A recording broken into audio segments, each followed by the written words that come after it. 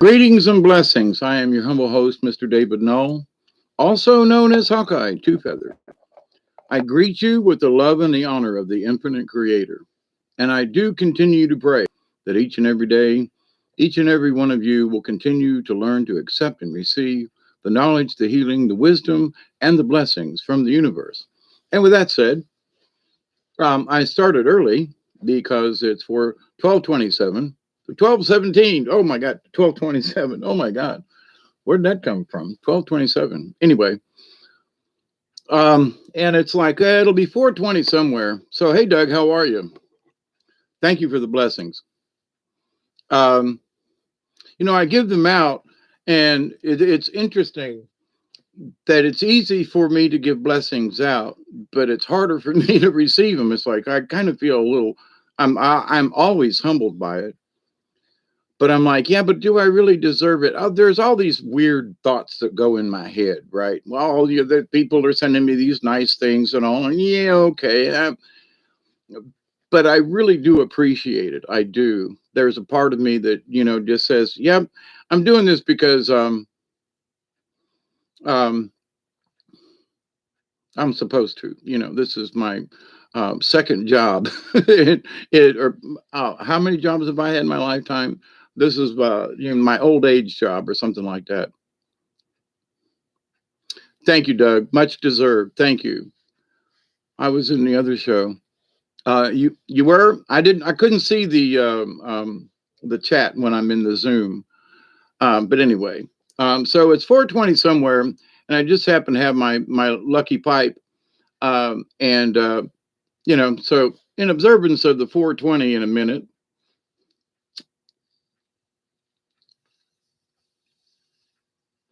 smoke if you got them. I can't read the chat. You do deserve it. One day I would love to come and meet you and spend at least one full day to learn from you, Doug. That'd be great. Anytime. I'm down here in the South. Let's go. Uh, Hi, Jody. How are you? Greetings, y'all. Right back at you. So anyway, to kind of sort of start this off,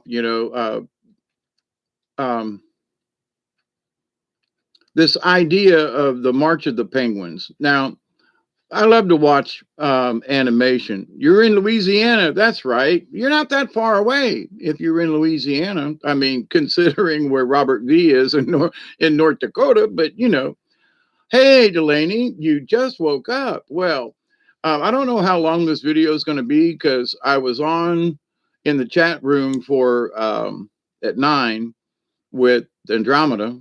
And then Robert and I had already scheduled a 10 o'clock show that didn't come on till 11. So I spent 45 minutes chatting with him, getting ready.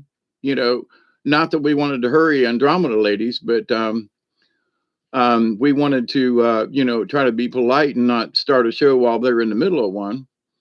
And so, I've been doing this for going on 4 hours now, and it's like.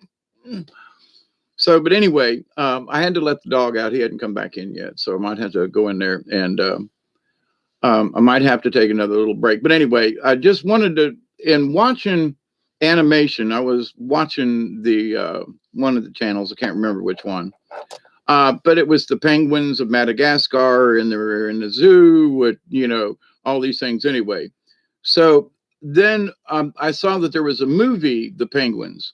And so I said, I don't think I've seen that one before. So in the beginning of it, it shows the penguins as little guys, right? And they're all standing in line and they're all going in the same direction and everybody's doing the same thing. And the one says the other, like, hey, what are we doing this for? Well, and the older one turns around and says, because we're supposed to, that's what penguins do. And so with that, I was like,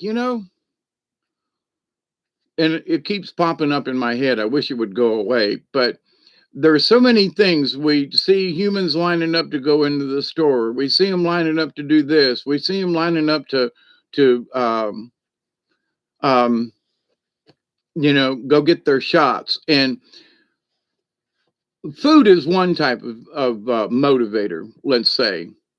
So in this thing, why are we all going in this direction? Well, somebody is supposed to know, where we're going.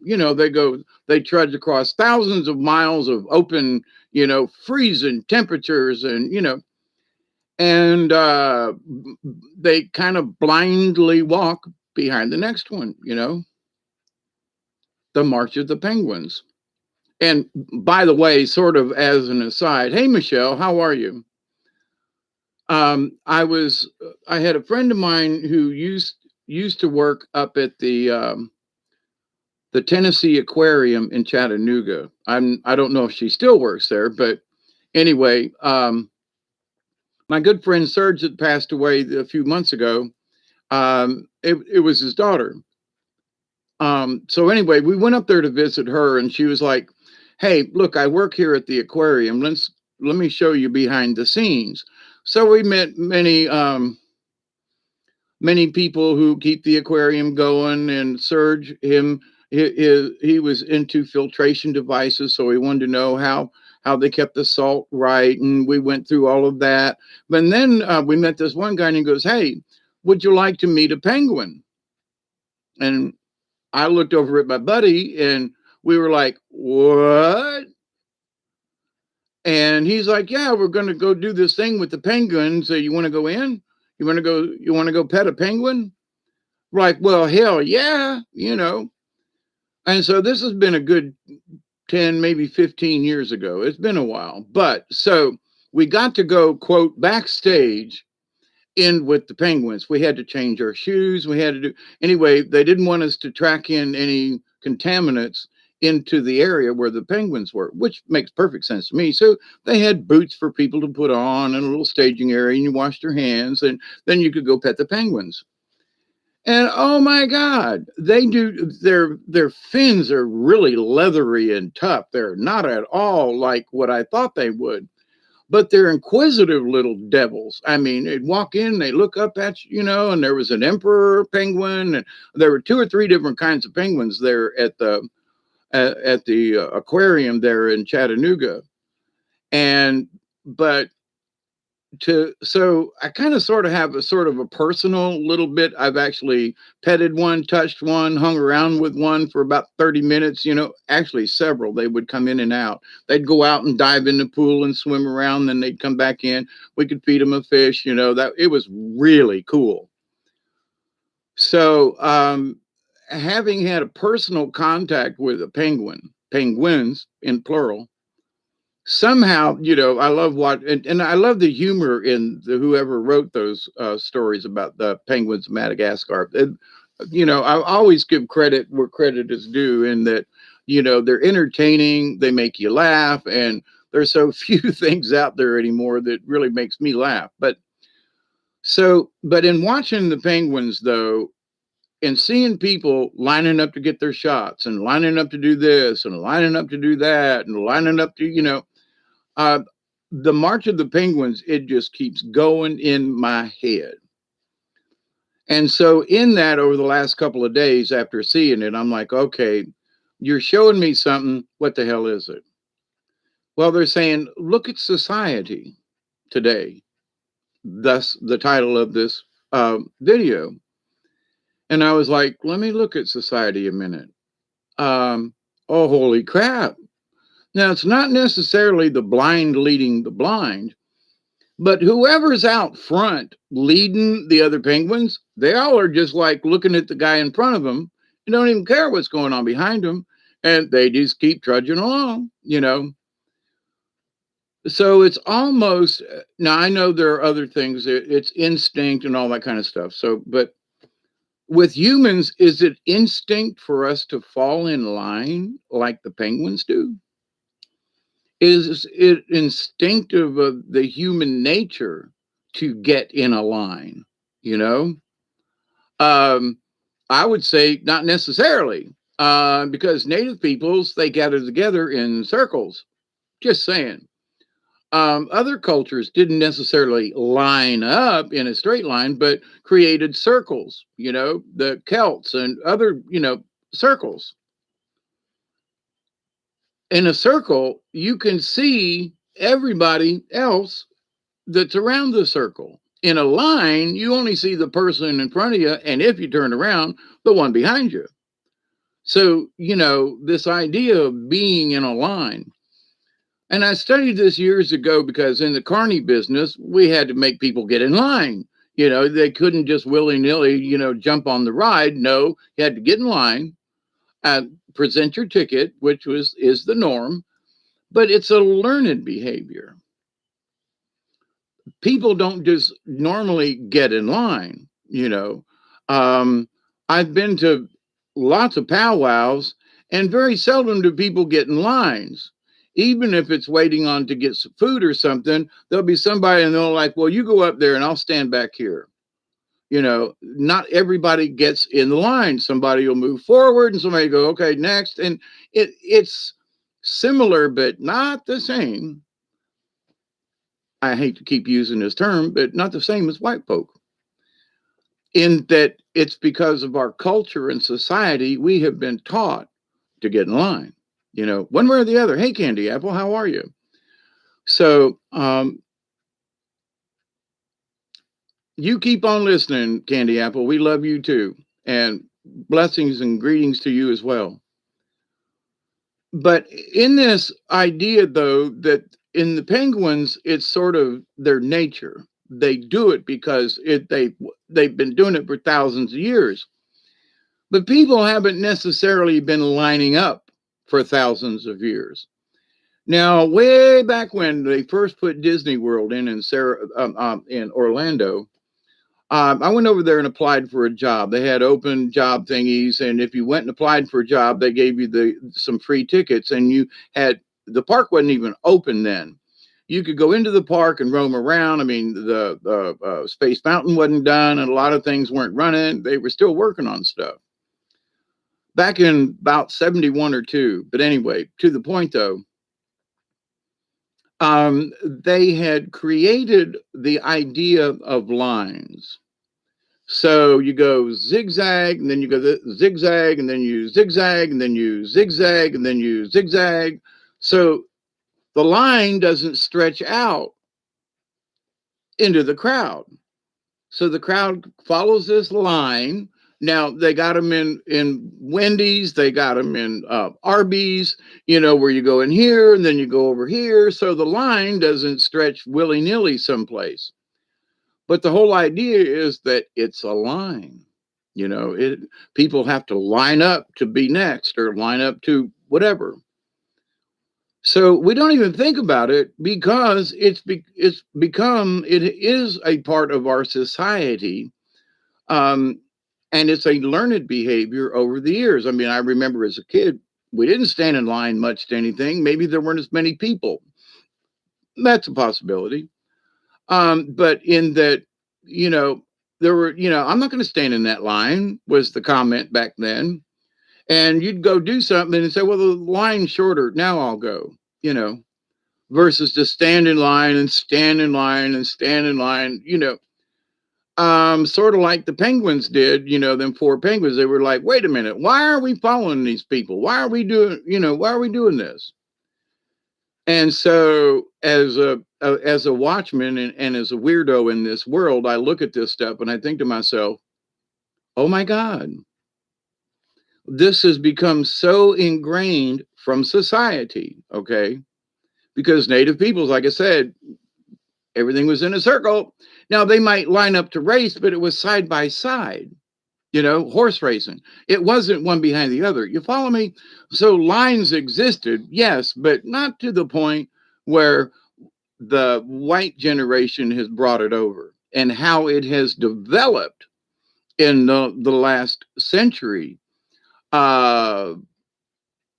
People line up to go into church. Okay, they're all want to get there, and the thing starts at 10 o'clock or in the morning or something. So there are people lined up to get into the church. All right, okay, but they're not following blindly. Okay, that's the point. So yes, there have been lines, and yes, people in front of the other and kind of thing. Yes, okay. But not as a general rule. Now everybody's lining up, lining up to get to the store, lining up to get gasoline, lining up to do this, line. And the biggest thing is about the shots. Okay. I'm just going to leave it there. That, now we following penguin after penguin, they're following the penguins blindly because they're told that's what they're supposed to do. I ain't doing it. Sorry, I ain't getting in that line. They're going to have to find me and hold me down.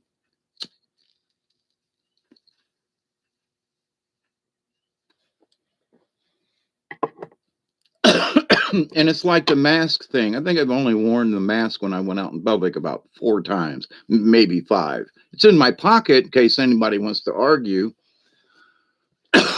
But since this thing started over a year ago, I barely wore a mask because I guess I'm that much of a belligerent son of a bitch, that but if somebody asked me one time, they said, well, aren't you worried? And I said, no, I'm not sick.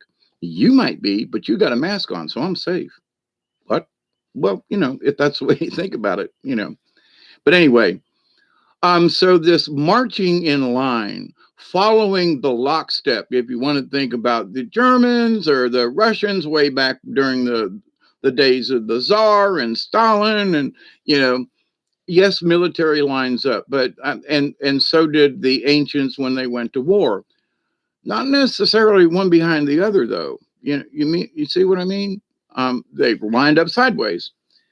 But to the idea, though, that we must be penguin-like in our following the other person has become a societal thing. It's not inbred in us, is my point about this. It has been learned, all right? So this is a learned behavior it's not just white folks anymore, but to my point about Native Americans and Native folks, they didn't see the need to line up. They go, okay, you go first. I'll be next. Okay, you be next. Yeah, okay. How about who? I'll be there in a little bit. Now that's how it works. When I'm at powwows, it's the white folk who don't know such things that make the lines. It's interesting. I've been watching this since I was a teenager and working on the carnival with lines of people around the rides lined up to get, cotton candy. So I've been dealing with people in lines for a long time. So, but I'd never thought of it in terms of penguins because you're lining up to get something to eat. Okay.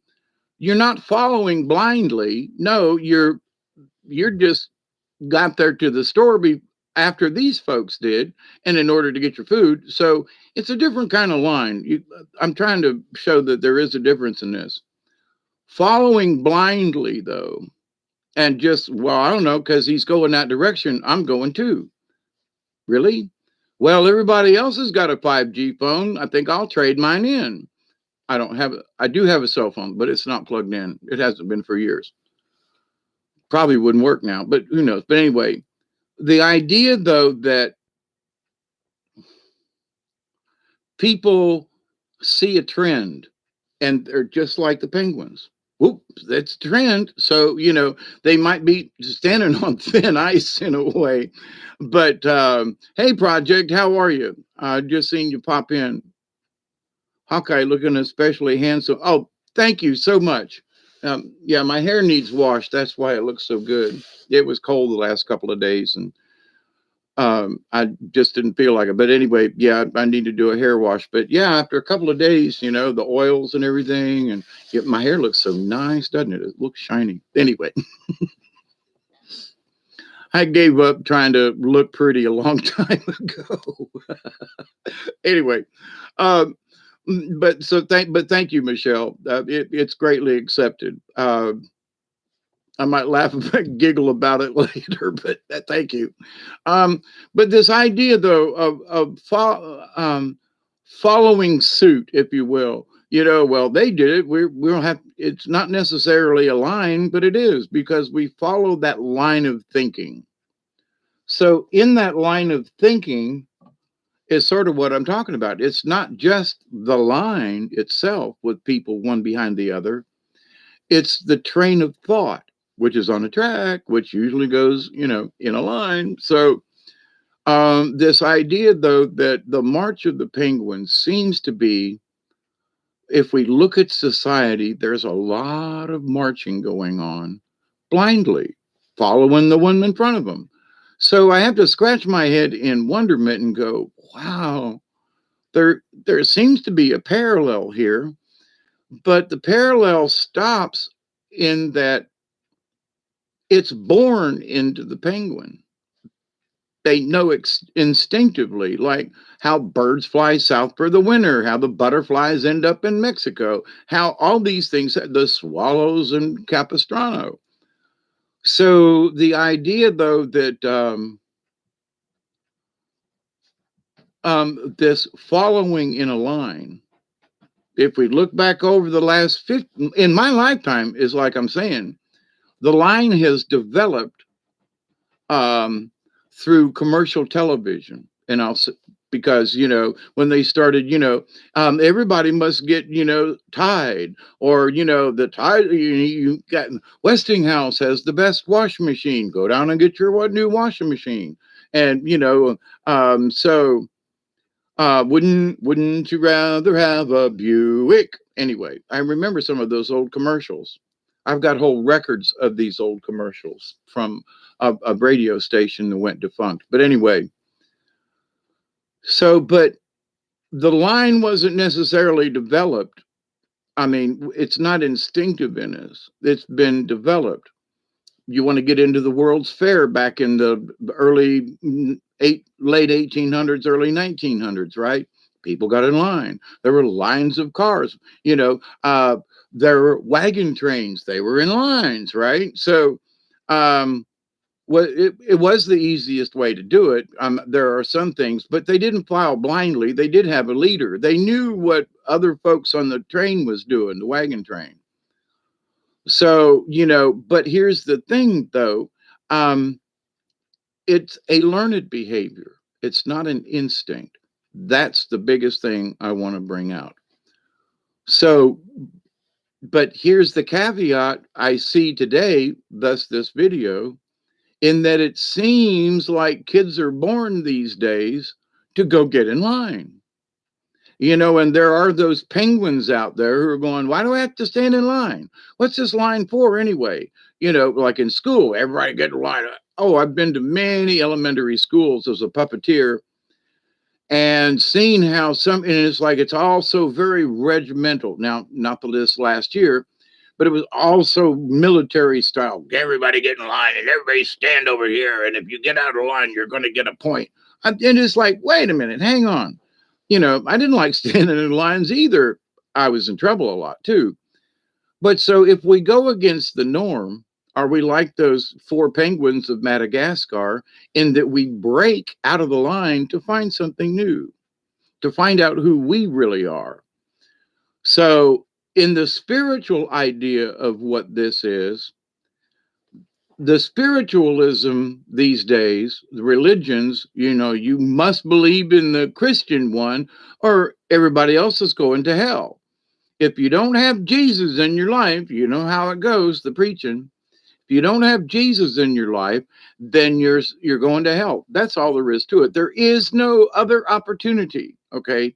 In the Catholic Church, if you don't do certain things right, you're not going to go to heaven. You could go straight to hell, but you're going to go to a place called purgatory, where you're going to have to wait until Jesus comes back to free us. Well, okay, but if he died for our sins, they don't want to talk about that. Then why am I going to purgatory if he freed me from my sins? And if I asked God for forgiveness before I died, isn't that supposed to count? No, you're going to purgatory. Well, okay. Now, that could be the prison planet. That could be the moon. That could be interpreted as a lot of alien kind of stuff that has been out there for a while.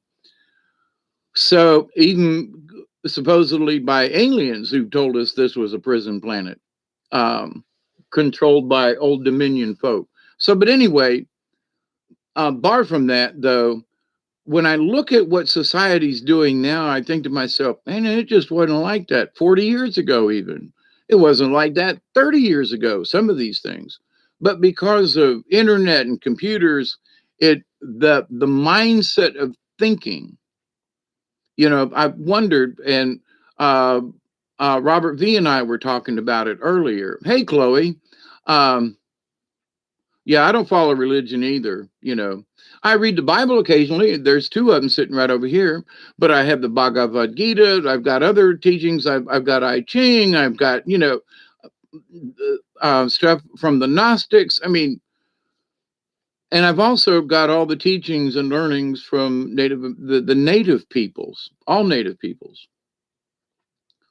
So, but in this spiritualism, if you don't have religion, pick one, then you're not going to heaven. So I've been condemned by a lot of them Christian folk. Dave's off his rocker. He's talking about the natives and he's talking about this. And, you know, once in a while he mentions JC and, but he's against the Bible. And, you know, yeah, because the Bible doesn't really give us,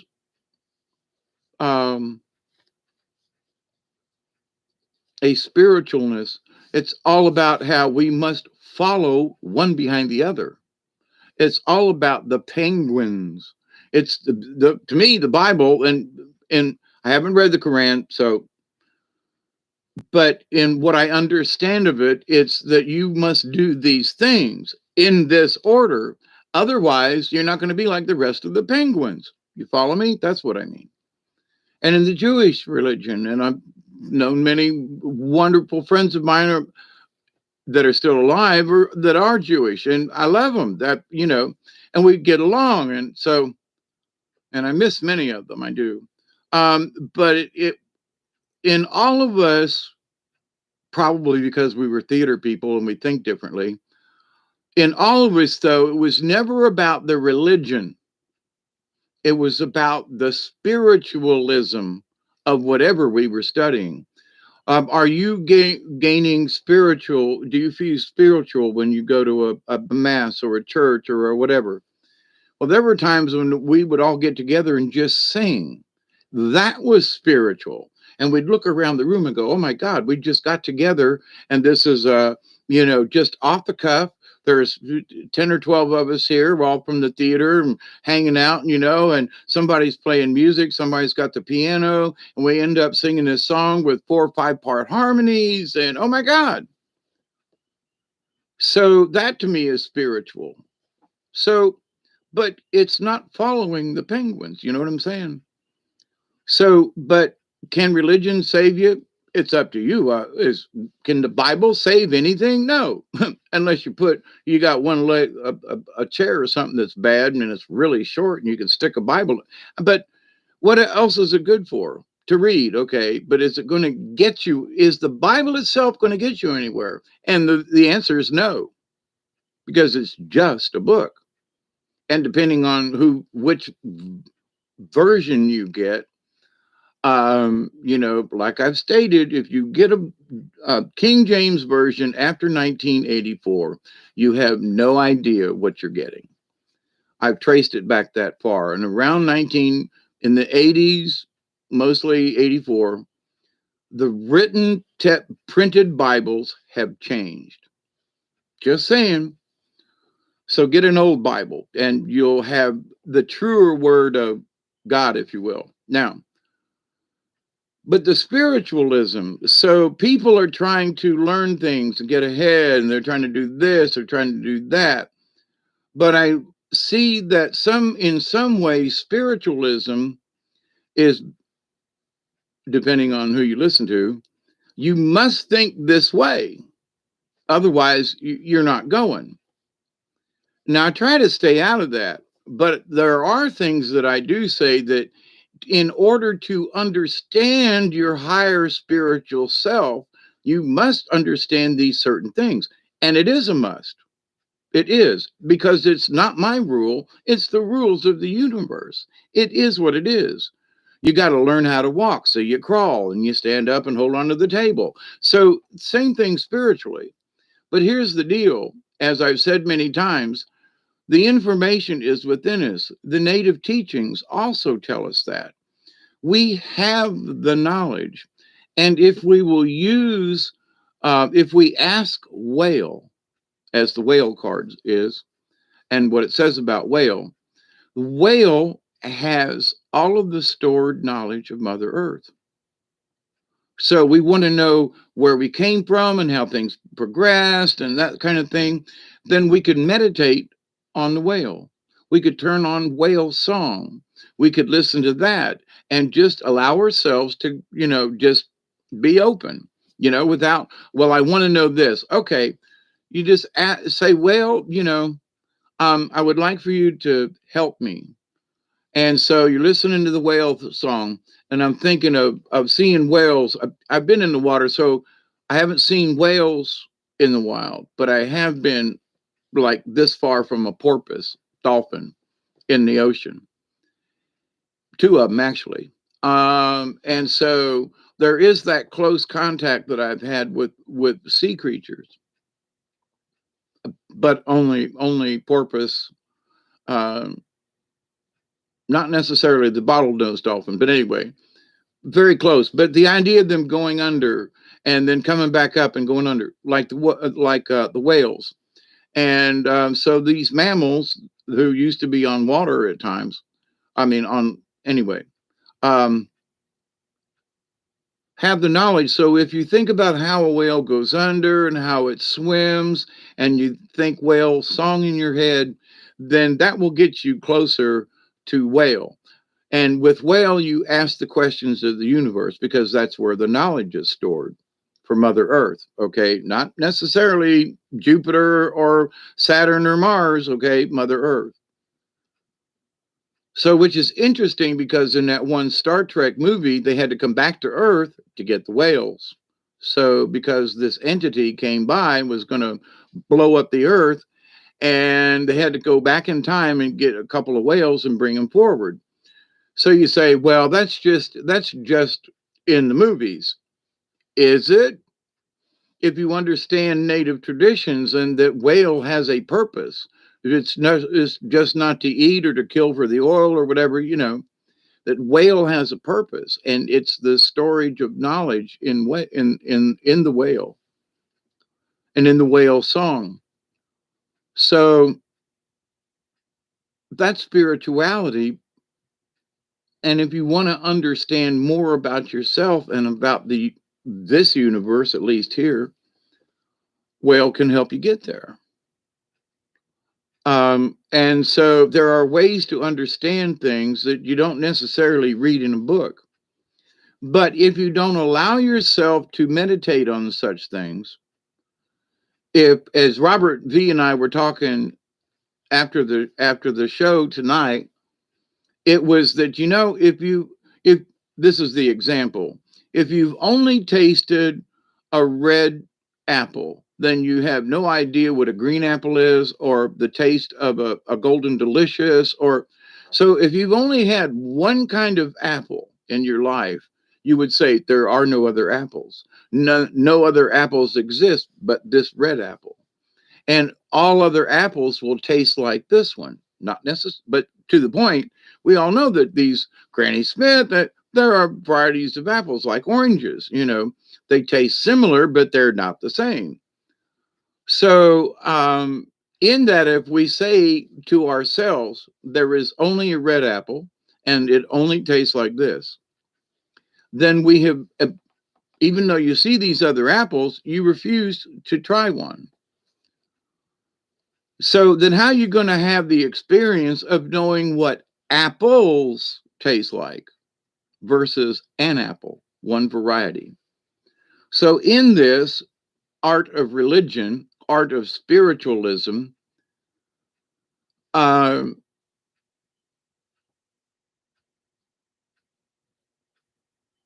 the idea should be open, and which I've done in my lifetime, to study all the religions. I'm still picking up things and stuff, and I go, well, but you know what I find is that it's related to this and it's related to that, and that's related to this over here. And so there is a commonality of all these different religions, and their aspects are love, honor, respect, you know, um, and humility, you know. So it's like, okay, there's 10 commandments, but 4 of them are about God. Just saying. Um, or religion. So, but the idea is but Spirit doesn't tell us you every Sunday you will show up and do this thing. Nah. Spirit tells us that when full moon comes, it's a really good time to have a dance or to have a drum or to celebrate the full moon because of the energy and it's daylight outside in the middle of the night. And so, but people say, well, they worship the moon. Scratch that. And Teresa, I don't know if she's still in the house, but I want to pick on her for just a minute. But it's only because we're so used to using these words. And there was something about a church or something that was built, and she made the comment that that's where they went to worship. And now everybody understands that, but I have issues with that word in that these folks went there to pray, not necessarily worship. I just want to draw this little tiny distinction. Okay. Uh, so to worship something is to like be devoted to it by all, anyway. But to honor the spirits and to honor it's an energetic place. But so we as a society have learned this word worship and we apply it to all the native peoples, to all the aboriginals, and that's not true. Okay. We go to a certain place to go to pray. Christians say, well, you're worshiping. No, we went there to pray. You're worshiping. It is not the same. It really isn't. So anyway, I just want to kind of toss that out there. But in this idea that spiritualism is not about worshiping anything, it's giving thanks to the universe. It's acknowledging I may not see the spirits that are around me, but I'm going to say thank you. I appreciate you for not, not kicking me out of the club. There's a lot of things I'm grateful for. And I acknowledge even the bad ones. And I've said this before because, there's good and bad. There's yin and yang. It's black and white. It's going to exist. It does exist and has existed in the universe for a long time. So, can we have, I'm taking this from the Bible, okay? In that after the apocalypse, the apocalypse, there's going to be 1,000 years of peace. And I thought to myself, and have thought, still do, why only 1,000? Because if there was no peace, after a while, somebody's going to mess up somehow. Somebody's going to want to take control of something. And I'm like, so why only 1,000? Why not 100,000? Why not 10,000 years or 2? Because in the universe, there is always this balance between good and evil. And if something's too good all the time, it doesn't fit in the universe as much as we would like it to. So, but anyway, that's a curious thought. And I've had to accept this because I'm like, no, we can bring peace. No, we might calm it down a great deal, but there's still going to be somebody that's going to murder somebody. There's still going to be some entity out there that's going to be, I'm speaking in terms of people, humans, hybrids, there's going to be some entity out there. Now, I don't necessarily mean ET, that's just going to want, going to get drunk, do something, So evil is not going to disappear, but it can calm itself down. We can get rid of the evil people that are trying to make the rest of us nasty. That's my belief. But does that mean that evil and people fighting will go away? No, because it's kind of sort of human nature. Now, I do believe that there are places in this universe that are lots more peaceable. But even if you watch Star Trek, with all the different entities, and people still have arguments, people still have fist fights, people still, just saying, even in a utopian society, it would get fucking boring. Hey, it's sort of like the Monty Python thing, um, where the one guy says, I'm looking through the room for an argument. What? An argument? Well, it's down the hall. And he goes in and, are you looking for him? No, I'm not looking for it. And they have this discussion about arguments. He wants to have an argument. So I think in the future, if everything got too peaceable, they would have people that you could just go argue with for the simple fact that, being blissful and everything would just get boring. I'm just saying. And I've thought about this a lot because, I'm back there in the days would give peace a chance. I'm still on board with that. But at the same time, they showed me that in this world, that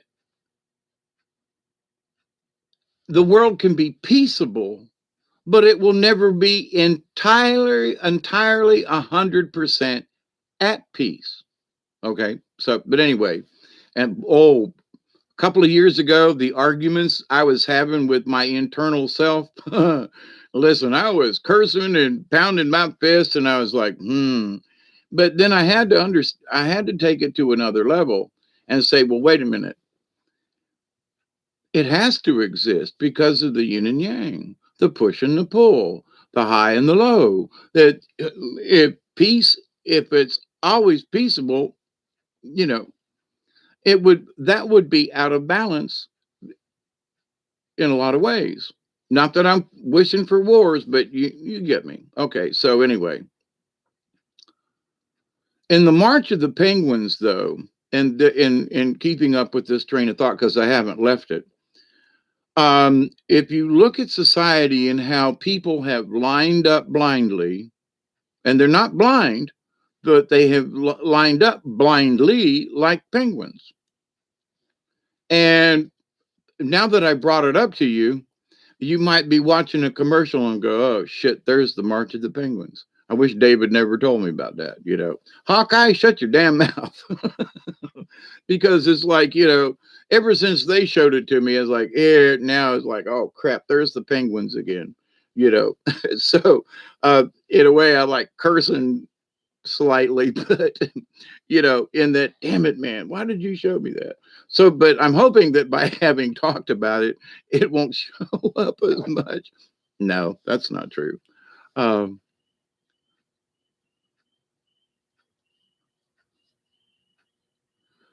Hi, David Castle. Good to see you again. Late night soul tribers are my favorite, I must admit. Thank you all. Doug says, religion needs the fear factor in humans to keep humans in line. There you go with the word line again. Agreed. That is why they say 1,000 years. I've tossed that over and asked the question to the universe, and they're going, after 1,000 years of true peace, it's gonna have to balance out. Okay. Now it doesn't mean that the world's going to go to war or anything like that.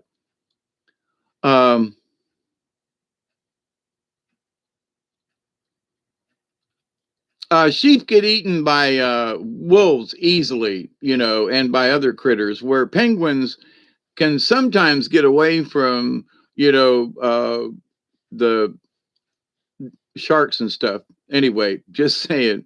Hi, Teresa. That was a good job y'all did tonight. But anyway, I'm now my curiosity was like, why 1,000? Well, when you think about the solar system goes through these changes every 1,000 or 2,000 years, it could be very simply that the solar system, the universe, and everything is that we're going to go through a period of like the age of Aquarius. But as we get out of that, then we may be, I don't know, I'm just throwing this out there, more influenced by the god of war, Mars or something, you see? So it may be that there's more to that 1,000 years might actually pertain to a period of time where we're fluctuating up and down in the universe. So just a thought. So, but I've asked the question a bunch, and they're telling me basically it keeps coming back because there must be balance. That's the answer. It just must be balanced.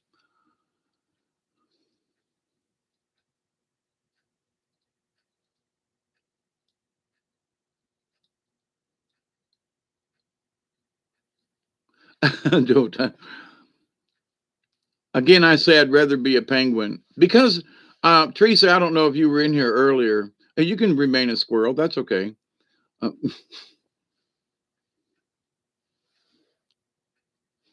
it reminds me of Jethro Tull. Lions and tigers who wait in the shadows. They're fast, but they're lazy and sleep in green meadows. Well, it's Bongo in the jungle. There's something about the squirrels and nuts or something anyway. Saving the raisins for Sunday or something like that anyway.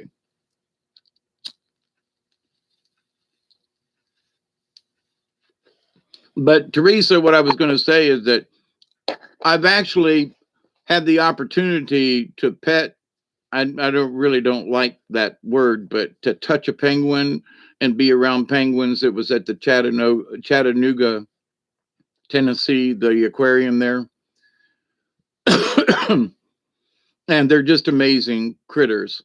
So that I have this personal association because um, I've actually, touched a penguin, felt and their flippers are really strange. They're really tough, like leather. Oh my God. And it's amazing. They flop them around, but they're not really floppy.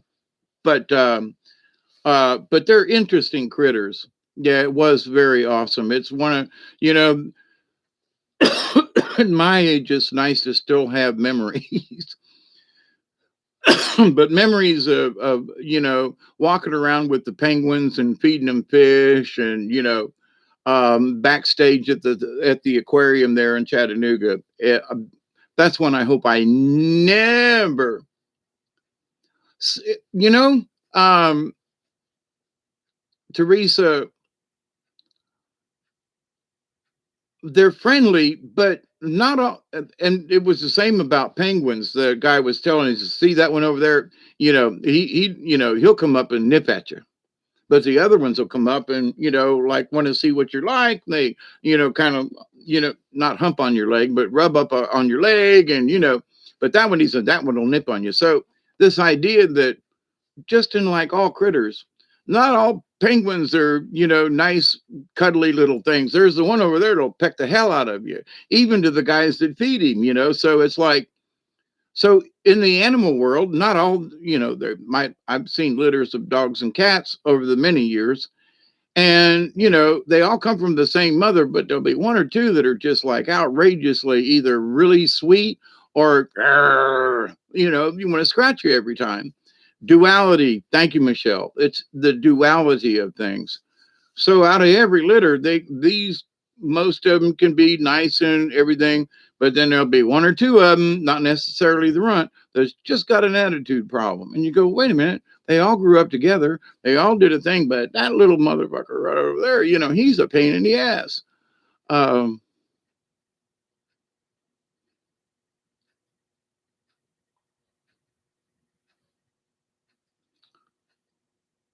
is that Rosicrucians, David Castle?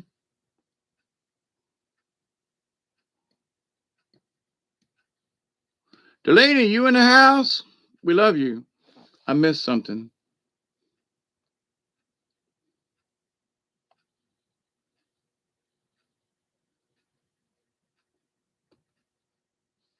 Yeah, this thing won't work. Whoops.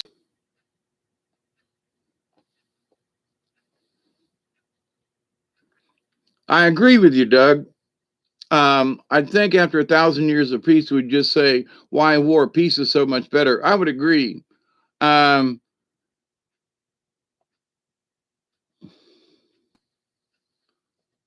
Let me make Michelle says, Doug, fear and guilt control matrix. You control the matrix.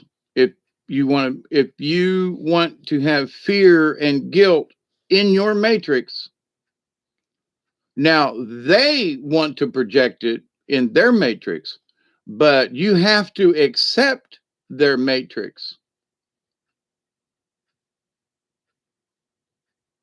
So, in helping to understand these things, there is the cosmic matrix of things that all things belong to, and then there is the construct of the matrix that society has put out there.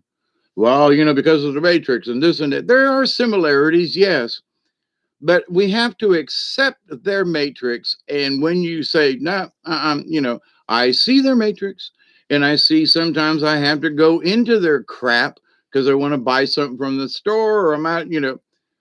But do I have to live in their, actually participate like 100% in their No, the answer is no.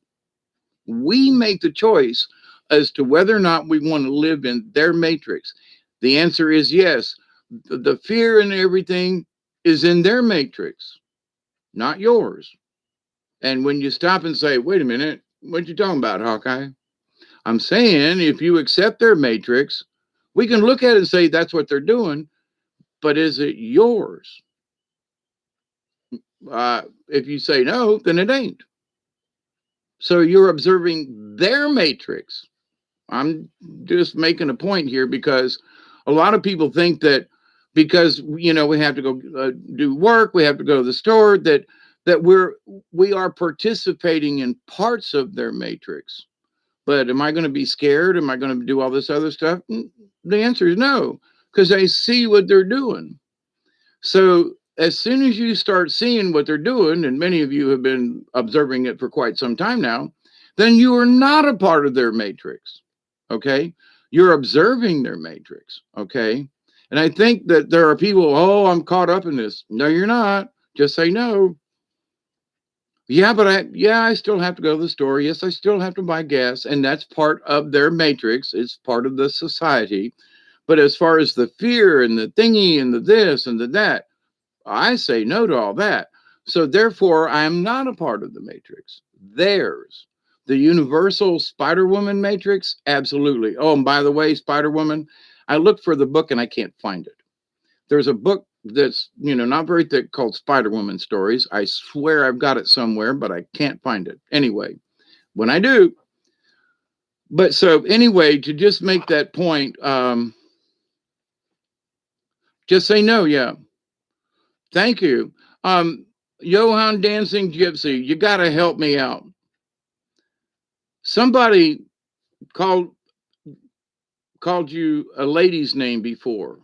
Now, I'm stupid. I don't know what names mean. Male or female, please, because I'm confused. Dancing Gypsy. Somebody said in another chat that I can't remember that, but thank you. Words of wisdom.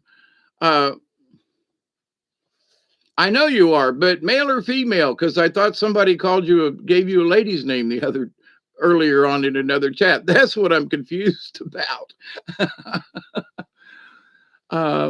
Texas breaking free business. So, yeah. And also in Mississippi and Pyramid. Yo, how are you? Maybe other. Oh, Doug, you're so damn funny. Pyramid 7. Well, okay, male, very. Okay, it's just that Johann, to me, I was like, well, thank you, Teresa. So I've been saying, Yo-Yo is woman. That's what I was getting at because I've been saying it's a guy, and my apologies. That's what I wanted to clear up. I was like, what? Wait a minute. The name, I'm thinking John. So, but anyway, thank you for clearing that up with me, Teresa. I was like earlier tonight. I was like, holy shit! I gotta straighten this out. I'm confused. But in the wisdom of things, of all the, I keep learning this. Robert V and I were talking about it earlier in the show, in that at the end, but we were talking about it before the show. In that back when we were growing up, if a show came on television and you missed it, This was before VCRs. I mean, this is before color television, even. But even with color television, they were just starting to come out with recording devices. Not very good ones, but um, I was listening to Janis Joplin the other day. Oh Lord, won't you buy me a Mercedes Benz? And I was listening to the verse, dialing $4 is trying to find me. I wait for delivery each day until 3. Oh Lord, won't you buy me a color TV? Now you listen to that song now and you go, what's that all about? Well, because back then color TVs were expensive and not everybody could afford one. So I was thinking, my, how times have changed, you know, where everybody's got, high def on a machine they walk around with, like Dick Tracy. So, but anyway, the interesting thing, though, is that in Janice's song, she waits for delivery each day until 3, with patience. Oh, Lord, won't you buy me a color TV? So, oh Lord, won't you buy me a night on the town? Now I want to now I want to finish the song. I'm counting on you, Lord. Please don't let me down. Prove that you love me and buy the next round. Oh Lord, won't you buy me a night on the town? Everybody sing. So, but anyway, yeah, that's a um but we had patience back then. If you missed a TV show, somebody said, "Oh yeah, well, I'll wait till the spring when when they have reruns." You know, when they still have reruns, but now, as Robert was saying, you can go on the internet and you can click on something and you can watch 3 or 4 seasons if you want to, of certain programs and things. So we have it instantly at our fingertips. People have lost patience to an unbelievable amount. Standing in line. Well, I'm going to call ahead. I'm going to order. They're going to put it out on the curb. Well, I'm going to, they don't want to wait. So, although they will line up for certain things, certain trends, we're all going to wear masks because we're all scared. Now we're going to put 2 of them on. Now we're going to wear 3 of them. I talked to my sister about this the other day. Now she's had breast cancer and she has a risk because of her all the radiation and stuff. But I was like, honey, you can't holler at the people who aren't diseased. If they're not sick, you're not going to get anything from them. Yeah, but they should wear a mask. If they're not sick, why should they wear one? You, on the other hand, should wear one because your immune system's down. But other people shouldn't have to wear the mask. They don't know that you've had cancer. They don't know that well, but they should. Why? So she had to stop and think about it. And I was like, I'm just leaving it there, girl. You know, but everybody else should wear one because of me. No, sorry, but that ain't the way it works. Not the way it's supposed to work. Now, should we be compassionate for other folks? Yeah, but she was getting in arguments and calling up, telling managers at a store or something, and calling up the health department and turning these folks in. And I was like, oh, whoa, oh no, hang on here, girl. You wear the mask, but you do not demand that everyone else should. You know. So, but my point to this is that she is the penguin. You know, sheep wander off on either sides. They have sheepdogs to keep them in line. Penguins do it on their own accord. Just saying, Teresa, if you're still here. uh, and oldie, yeah, 99 bottles of beer on the wall. Yeah, let's go into, one of these nights. I'm still planning on a hootenanny, by the way. There's still so many masks in Kentucky. Yes, I bet. You think Captain Trips was coming to visit? Good night, Candy. Sugar plum fairies. Never mind. I love people who come after those not wearing a mask. I'd be like, dude, get out of my face. Then I'd cough in their direction. Yeah, I always like, when I'm like, wipe my nose, But anyway, I've told people washing your hands is the biggest thing. If somebody's sick and they've touched their face and then you go get a cart, you're going to get, you could get more sick by touching a cart than standing 2 or 3 feet away from me, because if I know somebody and they know me, then we give each other a hug if we so desire. But there were some people early on with this that were absolutely penguins. And then over time, they decided to step out of line a little bit.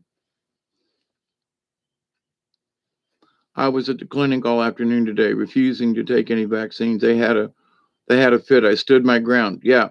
And you look at the person and you tell them, because there have been other folks that said this, you tell them, you ask them, are you 100% positive that you yourself, not the company, you, the person giving me the shot, that this isn't going to hurt me in any way, that it won't harm me? Are you willing to take the risk that you could kill me? I'm just saying, you want me to take the shot? You've had one. Okay, fine. But can you tell me you're going to be the administrator of this shot to me? Therefore, you're going to be the person responsible, directly responsible for my death or sickness if anything should happen. Do you want to take that risk? I want your name and your address, because if something happens to me, you're the person I'm coming for. They ain't going to give you a shot. I'm just saying, yeah, be strong. Now, I'm not going to the clinic or anything like that, but my doctor has told me, many years ago, and I've said this before, I'm allergic to them. Whatever it is, and I haven't had a flu shot in years, haven't had the flu. But every time I went and got my flu shots at CVS or the doctor or whatever, I always got sick, sometimes weeks, and even going into a month or so, like 6 weeks. Last time I was at the doctor, she wanted to give me a flu shot. I said, Doc, every time I get one, I get sick. She goes, so you're allergic to it, right? And I go, well, but she said, you're allergic to it, right, Dave? Oh, yes, doctor.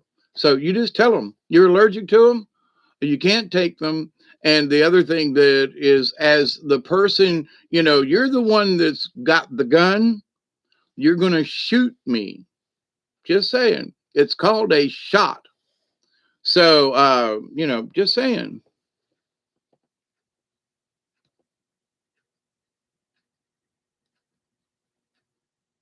Blood sugar readings 3 times a day on meter. Teresa, didn't they say the blood sugar thing, you can get a monitor that you don't even have to prick yourself? I'm just saying. But anyway, my dad did it once a day. He was diabetic in his middle 60s, 65, 66, and had diabetes when he died. And Michelle, you know, uh, could that have been an issue with Nate?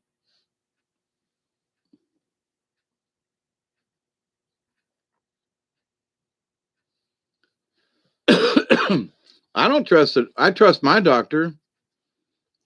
Yeah, Chloe, screw him. That's your body. Um, and we had our polio shots back in the day. We had to drink what was commonly called monkey juice because it was supposedly derived from some monkey serum or something. And that could have been all bullshit, and that was just the hearsay back in the day because we didn't have the internet. Um, but if you look at the person straight in the eye and said, "Are you sure this won't harm me? Can you guarantee your life for mine?" And if they say, "Well, no," then say, "Well, I'm okay," because I wouldn't give it to you because I can't say it wouldn't.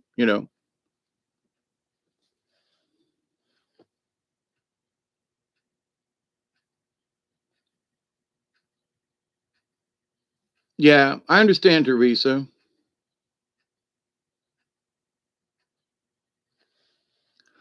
Well, Jody, it's in my public records, my medical records, which mostly public. But if you tell them that, and you could say, well, the doctor I went to is dead, and I don't have those records, but I haven't had a flu shot in years because I'm allergic to them. Every time I get them, I get sick. And my doctor, God rest his or her soul, pick one, and you can make up one. But here's the thing: it's your word against theirs. And if you say you're allergic, you know. When I was in the emergency room, they wanted to give me Valium, and I said, "No, me and Valium do not get along. Give me anything but Valium. Don't give me any Valium." And they gave me Valium anywhere. And when the doctor came in and saw that it was on my record, do not give patient Valium. Oh, he went nuts and said, "You get this person off this now." Anyway, uh, so there are those things that they will slip up on you, and that's the point. Too many doctors have slipped up on me. Here, take this new drug. That's what made me a mental case for 6 months, going on a year. I'm still recovering from it, from a medicine that a trusted neurologist said was good to go, Dave, and it almost killed me. Like I said, I'm still suffering from the side effects and issues from back then. So you just tell them, I'm allergic. You can't give it to me. I'll go into shock. No, I'm not having it. Every time I got the flu. Every time I didn't guess what, no flu. Yep. Yeah, pick one. Exact. I mean, but it's not in your records. Well, the doctor died, and I didn't get my records in time. I don't know where those old records are, but I can't have flu shots. And you know, they have to take your word for it. Otherwise they run the risk of killing you. You see what I mean? So, Doug. Oh, I love hanging out with you folks. I do. Uh, Hawkeye, glad it didn't turn you into another. Yeah, that was way, way early on in my life. But, actually, because the fact that I'm from Wisconsin and now in Illinois, my records never got handed over. There you go. That's all you got to say. Yeah, and see, I was in another state. I am born in Ohio, raised in Florida, and lived here. So, yeah, you can just say, I'm from another state. They don't have to.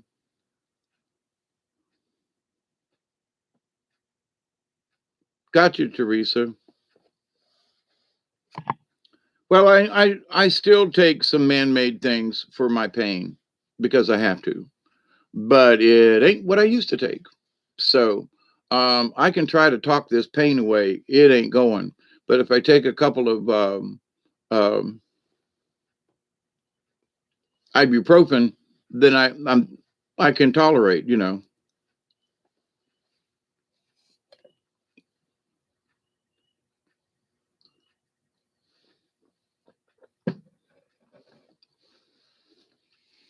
You know, I was just sitting here thinking about songs. Wisconsin.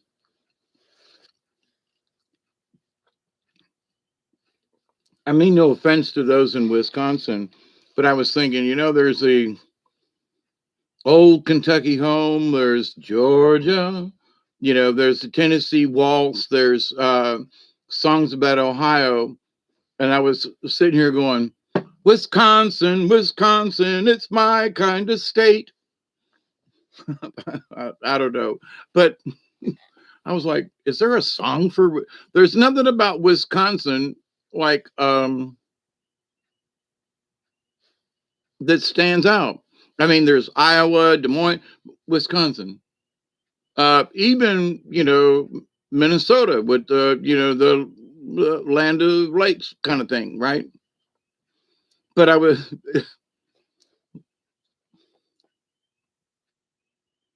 yeah, the compression fractures. Yeah, my lower back is where I got a lot of pain.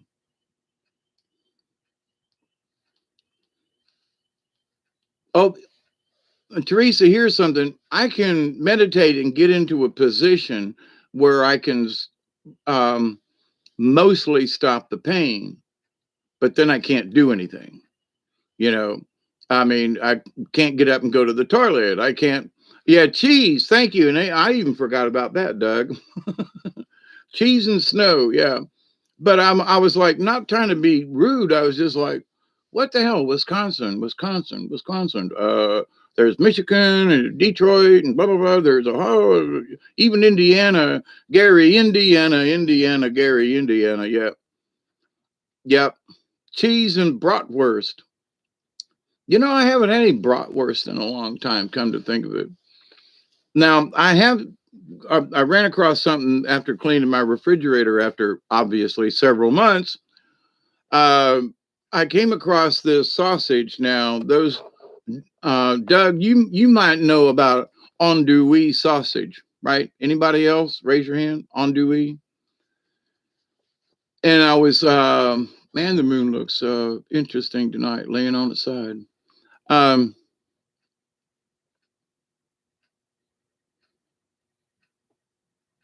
and it's a spicy sausage. It's a Cajun sausage, if you will. And I just got the regular, and it's pretty spicy. And then there's the really spicy andouille. Andouille is pretty good, yeah. And andouille, good. That's cool.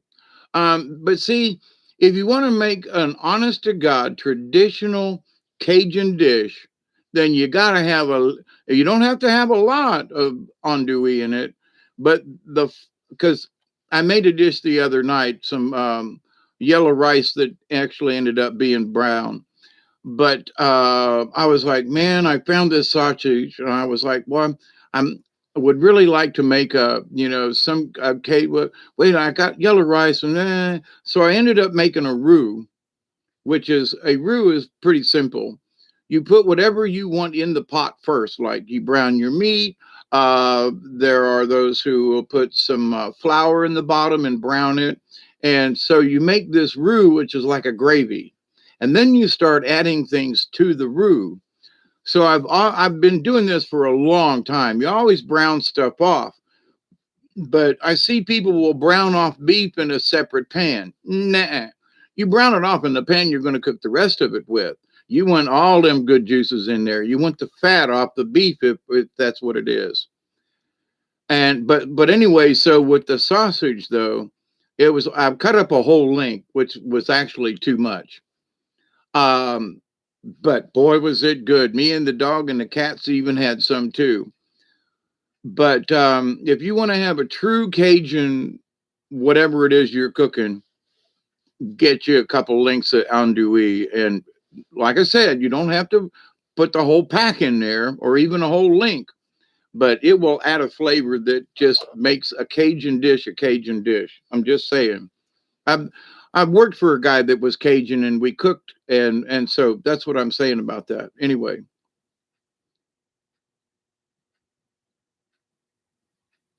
yeah, ibuprofen, Teresa. Yeah, yeah, andouille by itself.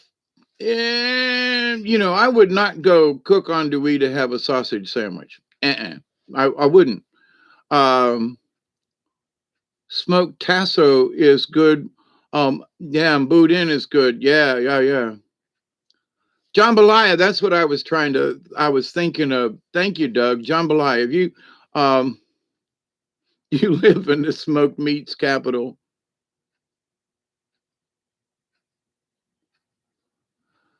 Uh yeah, hold that thought, Jody. I gotta go let y'all. It's been an hour and 13 minutes, and we passed the 120 mark. But I gotta go see if Duggar is outside. And also, I want to Jody, since you brought it up, I'll get a container, and I'll show you what the one of the Cajun seasonings is. So be right there. Be right back. Y'all talk amongst yourselves. Duggar, you out there?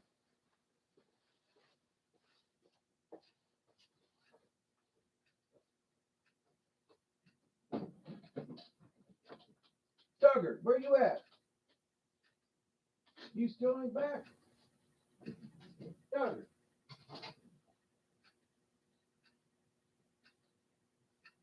there you are. You've been chasing around. Here, let me pee. You go inside.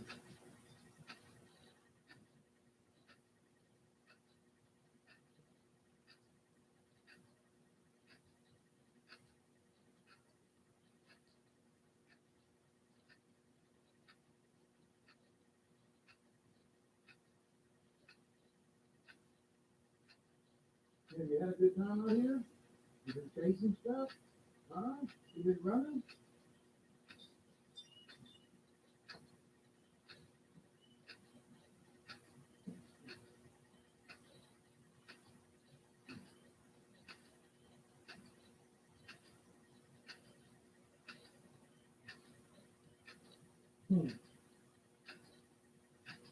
Somebody's knocked over the pan. Come on in, good. Good man.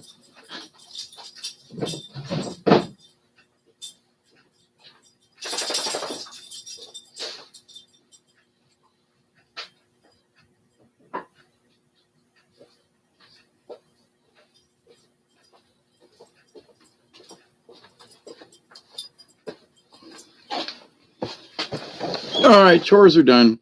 Okay, Jody. Ed's in the house. Hey, Ed. Jody, can you see this? It's backwards to me when I look at it. Yeah, Duggar does have a mind of his own. It's called Tony's. Tony,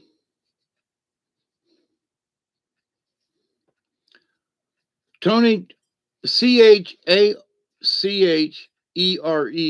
apostrophe S. Chachere's. Original Creole seasoning. Great on everything. So yeah, Duggar's back in the house. So if you can see that, but it's in a green and white. Now, this brand here, Tony's, they sell.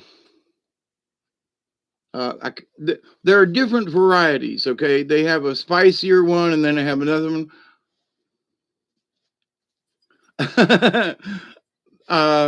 JoJo. Okay, made in Opelousas, Louisiana. I didn't.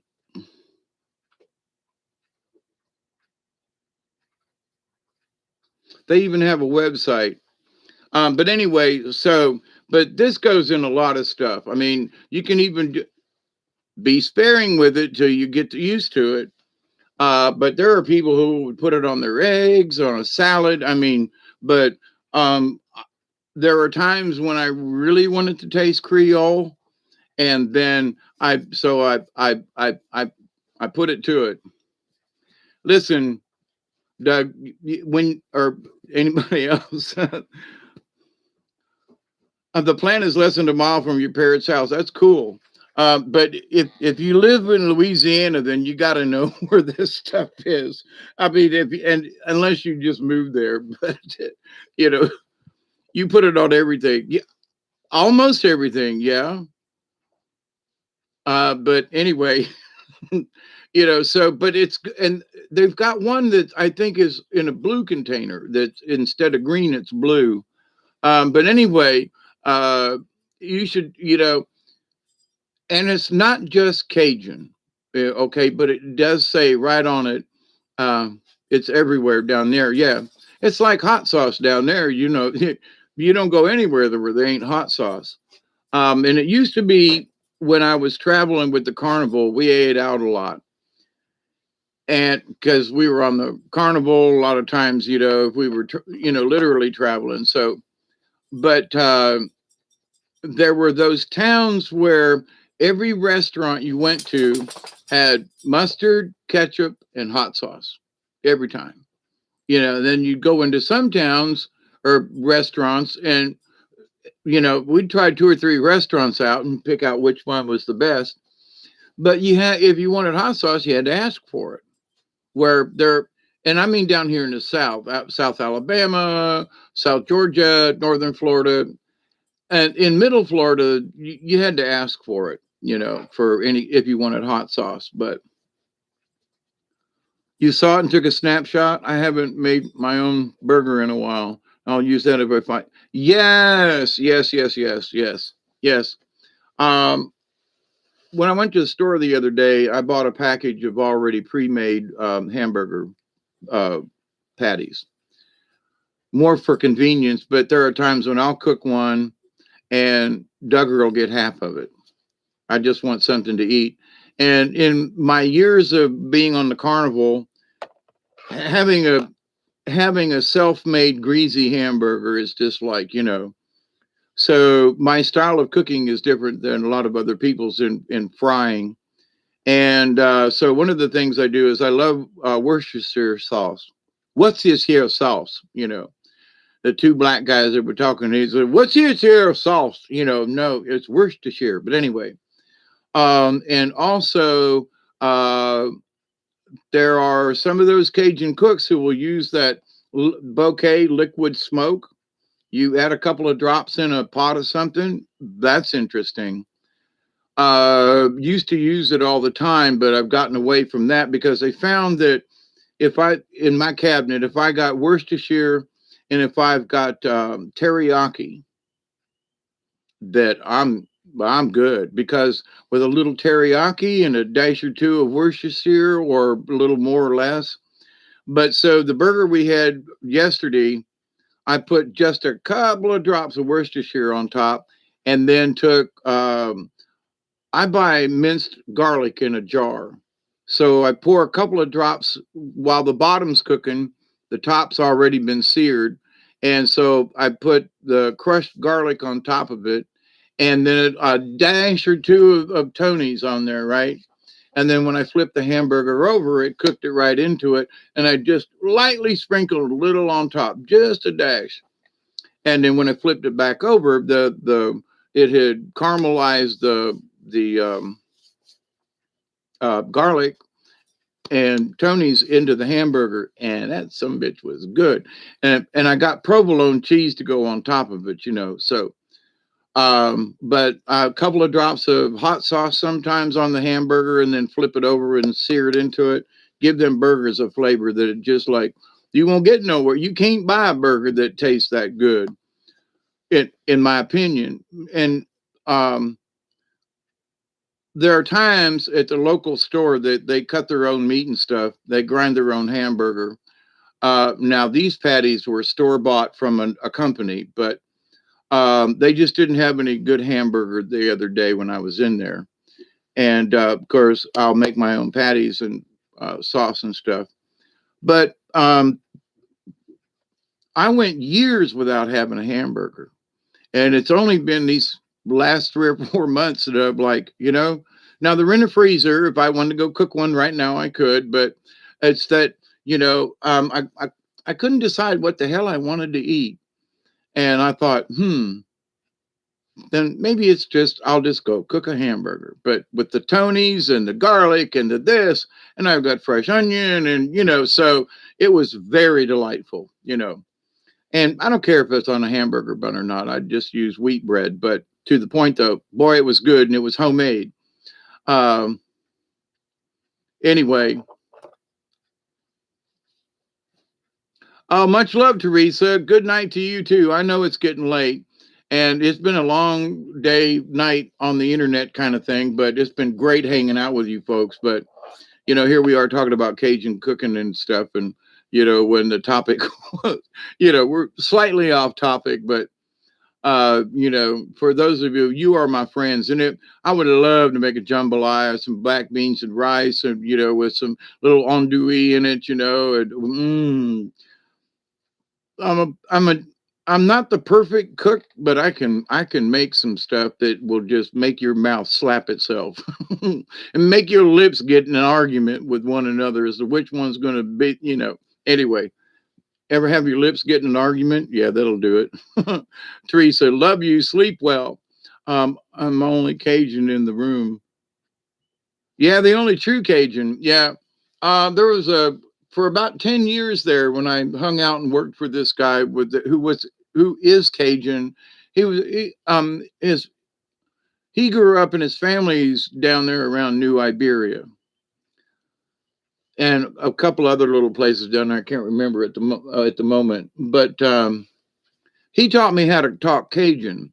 So I got a puppet. Now I haven't practiced in a while, but um, I was doing a puppet show in Tennessee, and I was this I brought this puppet out, and he's talking Cajun, and and doing his thing. Ooh, my goodness gracious me, Anyway, so after the show was done, there's some people, well, two or three booths down, right? And the wonderful people. I got to know them. Wonderful, wonderful people. I miss going to those things and being around the families. But anyway, made birdhouses of all kinds, right? So um, he's like, "Come down here. I want to talk to you."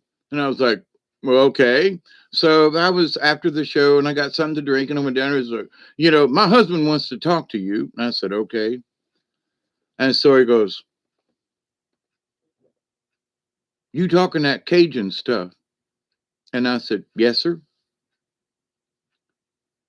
He goes, "Where'd you get that from?" And he had this really stern look on his face. And I was like, in my head, I was going, "Oh, shit," you know? And after about 2 minutes of like stringing me on and giving me these looks, and he couldn't hold it anymore, and he busted out laughing. He said, "I just want to tell you, Mr. Dave, that's the funniest damn shit I think I heard in a long damn time." And he was Cajun, and he grew up around New Iberia, and him and his wife had moved to South Georgia or something. Anyway, but they were up in Tennessee doing their thing with the. And I was like, but after that, we became good friends. I can't remember his name, but I remember him and his wife. They were just lovely people. But I thought he was gonna curse me up one side and down the other. He goes, "Man," he said, "you sound so much like a Cajun. I would have swore you from New Iberia." And I said, "The guy that I help cook with, he is from New Iberia." And he goes, "So that's where all these pauses and inflections on certain words." He said, "I knew it. I knew it. I knew you." He said, "But you ain't from Louisiana, are you?" And I said, "No." I did the same thing. I learned from a guy from Brooklyn in a play that I was doing. It was about, I was a mobster. And, I was, "Hey, Joey," and I was talking like this, like a mafioso. But I studied with this guy, and he was a cop in Brooklyn for 20 years. So we'd go over there and rehearse, and he would say, "No, it sounds, that word would be more like this, Dave." And I go, "Okay." So we practiced for like 3, 4 weeks with accent and rehearsals and everything. And it was a live dinner show that we did. So after the show, we're walking through the tables and saying hi to everybody and thank you very much for coming, all that good stuff. And this one whole table, they're like, "What borough are you from?" And I was like, "Excuse me?" And the whole table was from New York, okay? And they lived in the Brooklyn and in the Bronx, okay? And these people, they were like, "What street are you from?" And I was, and I said, I was in character when I was talking to him, and I said, "I'm sorry, I'm really from, South Georgia." And they were like, "What?" So I broke character, which we were done with the play. I broke character, and they were like, "You mean you're not from New York?" They were all laughing and giggling because they had taken bets at the table where I was from because of how I spoke. And I said, "Well, I learned it." And the woman was in the play with us. She said her husband over there, he was a New York cop for 20 years. I picked this up from him. I learned it from him. And they were like, "Man, you had us fooled. We swore to God you were from New York and from a certain location," because that's where I learned his dialect from. So, but anyway, I've had the opportunity to fool people like that by the word mimic wants to come out, but I take great pride in the fact that these people taught me how to speak in that way. But anyway, so in my puppet shows and stuff, I would throw in these accents to give the characters, different character, But anyway, it still makes me laugh all these years. I had people from New York City fooled, you know what I mean? I love it. I love it. Uh, I use garlic in damn near everything too, Doug. grew up in New York for 25 years, the last 16, and your dad's from Brooklyn. So you kind of sort of know what I'm talking about. We got a lot of parallels. Yeah, we do, Doug. Yeah, and if I could drive, I'd come see you. You're about 65 northwest of northwest. Okay, from New Iberia. Yeah. Okay. Well, you're damn near to Mississippi then, in a way, ain't you? And sort of. But anyway, yeah.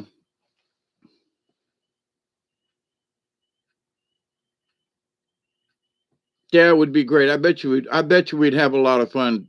Um, oh, then I got where New Iberia is wrong. Okay. I haven't looked at it on the map. I was thinking it was sort of down in the foot. But anyway, okay. When you worked Kearney, did you ever meet a friend of mine named Glenn Toogood?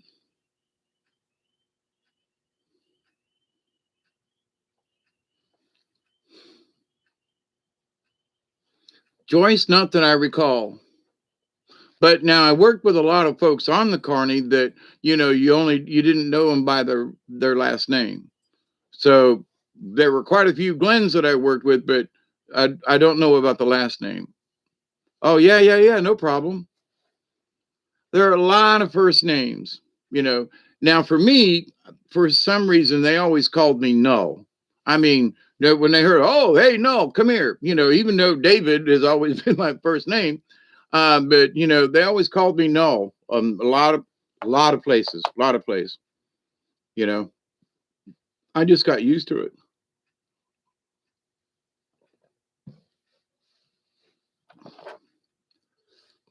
But anyway, so boy, I've gotten off topic again really far. We got into Cajuns and talking, and Doug, I'm gonna have to look on the map again as to where New Iberia is.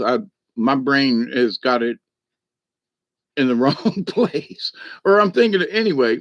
Yeah, I'm gonna have to look on the map again just to go. Oh shit, I know I was wrong. You live there, so you know I'm wrong, which is okay. Um,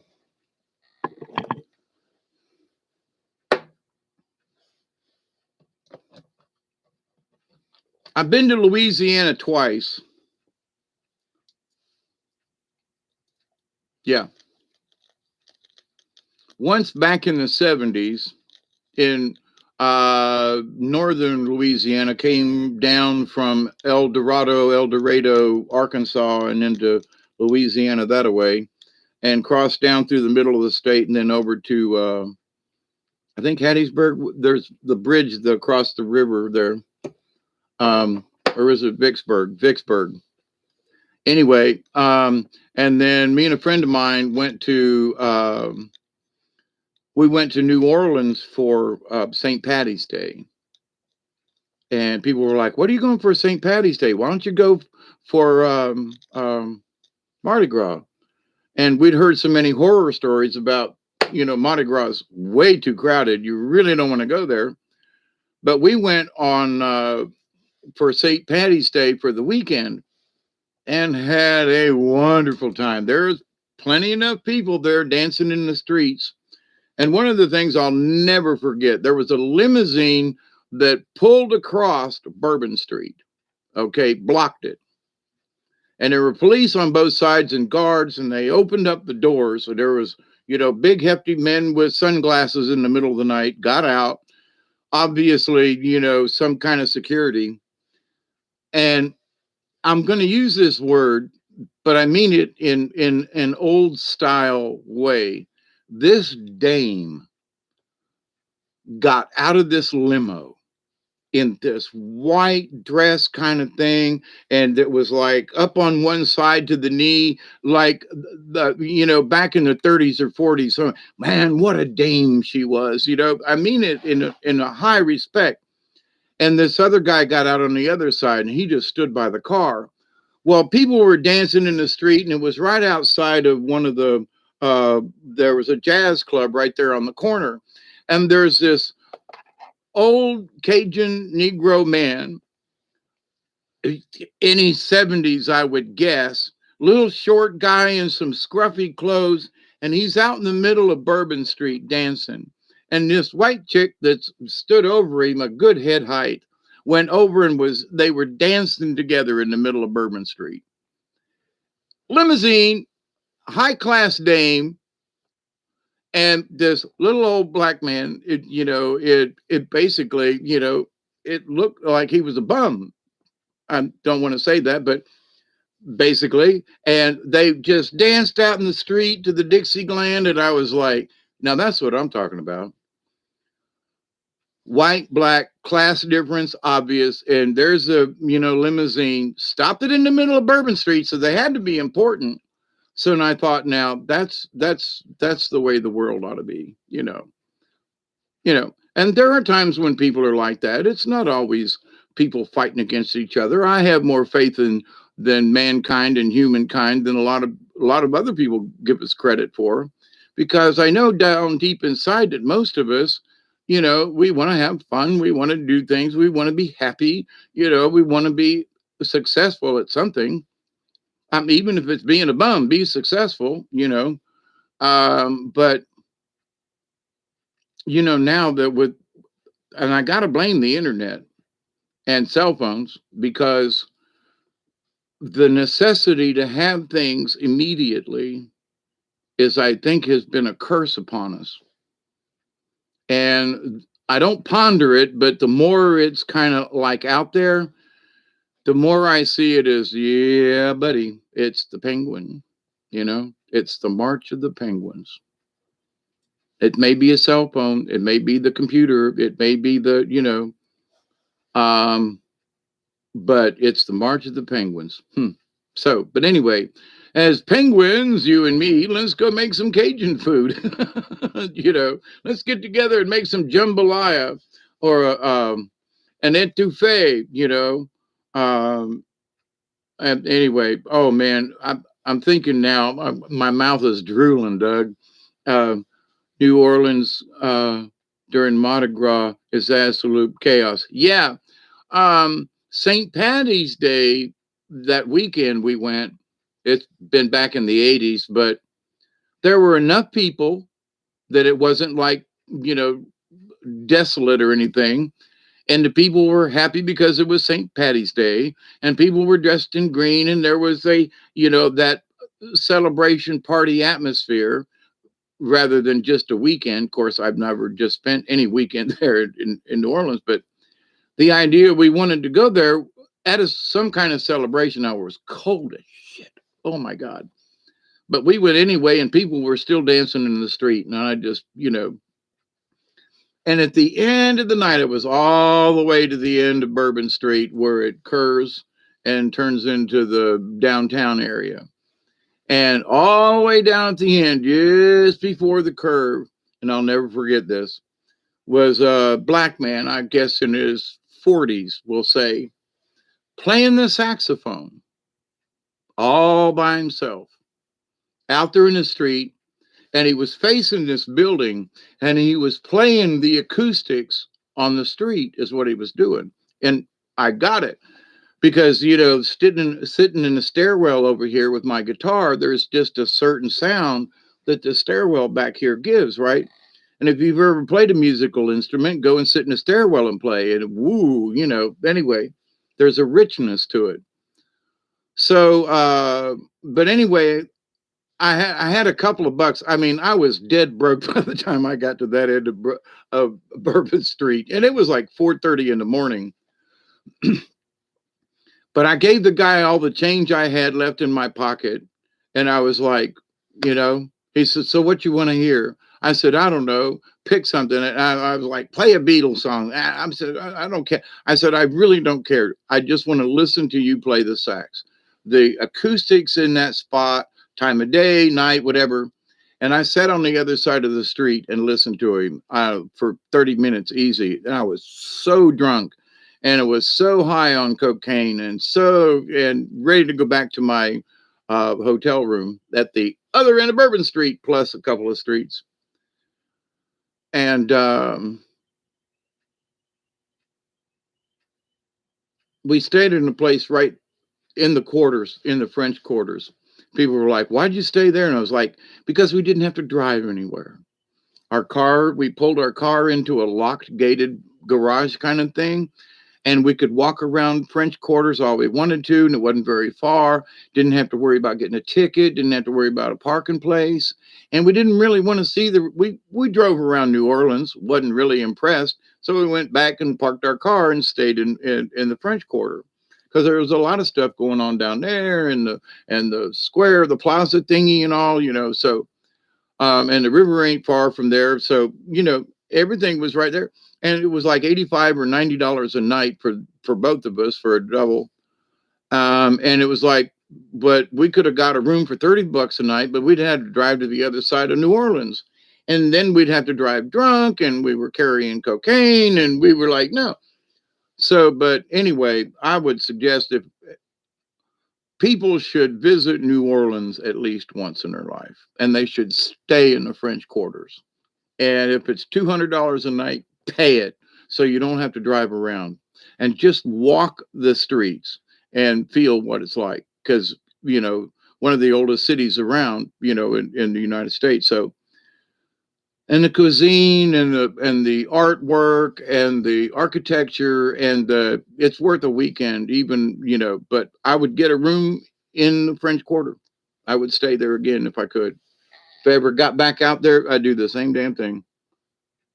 I wouldn't get drunk because I don't drink anymore, and I don't do coke anymore. So I guess I'd have to settle for coffee, which is okay, get pretty high on coffee. Might want to fire up a bud or something at some point along the line, but I don't know what the laws for weed are in Louisiana. But I remember that you had to do something really bad if you were in the French Quarters to get arrested for something, because people were doing all kinds of shit and taking off their clothes and whatever. And I'm like, so if I was to fire up a joint right now, would anybody really care? But anyway, now I'm just messing around with y'all. It's 1:59. It's almost 2 a.m. Yeah, I've had too much coffee now. But yeah. Central Louisiana. I'm going to have to find out where I went wrong with that, Doug. Weed's not a big deal there? Good.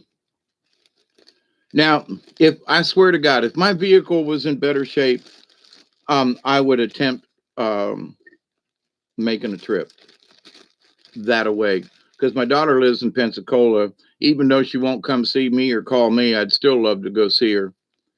Her nappy ass needs to get in a kayak.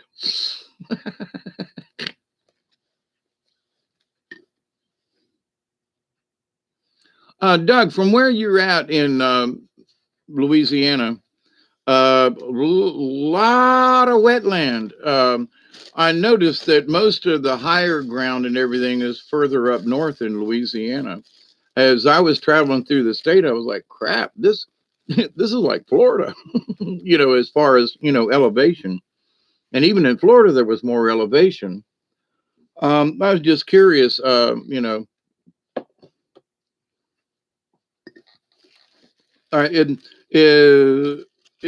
it pretty much bayou country? I guess you could say. We're further south. It's obviously bayou, but oh, did Amanda jump in? Hi, good morning, everybody. Good afternoon and good evening, as we would say in the trades. My hair is getting really long.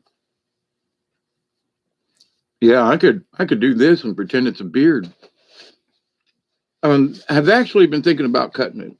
No particular reason other than it's getting really long, and sometimes it gets to be a pain in the ass, But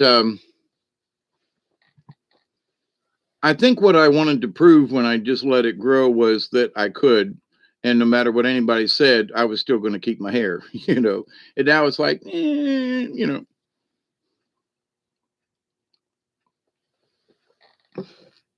And what got me was I was walking through the woods today with Duggar, and we've had 2 uh,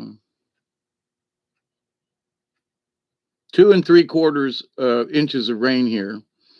The river only got an inch and a half, but my backyard is flooded worse than it was last week.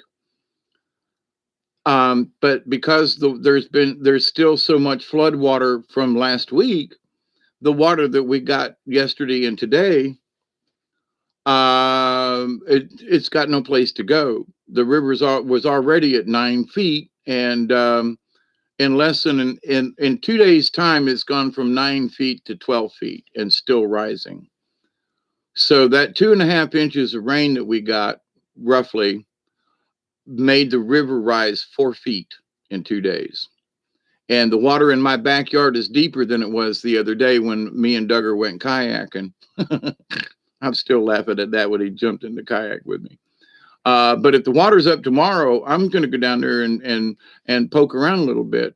But anyway, so in walking around though, I was walking through brush and ducking under trees, and my hair got stuck and came out, and I was like stuck to this tree with a vine. I didn't duck far enough down, and I was like, damn it, man, I should cut my hair, because I didn't ever have that problem.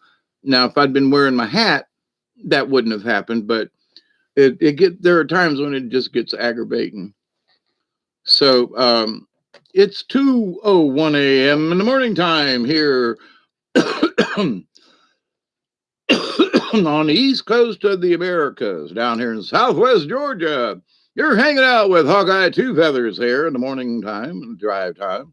And for those of you who've got it, smoke if you got them, because I'm going to let y'all go pretty shortly here and go get something to eat. I made a snack earlier, but I haven't really had supper yet. So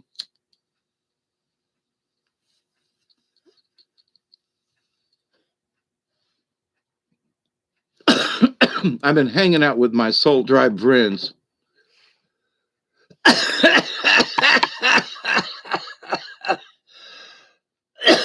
Michelle, I was thinking that, and you said it. 2 more hours.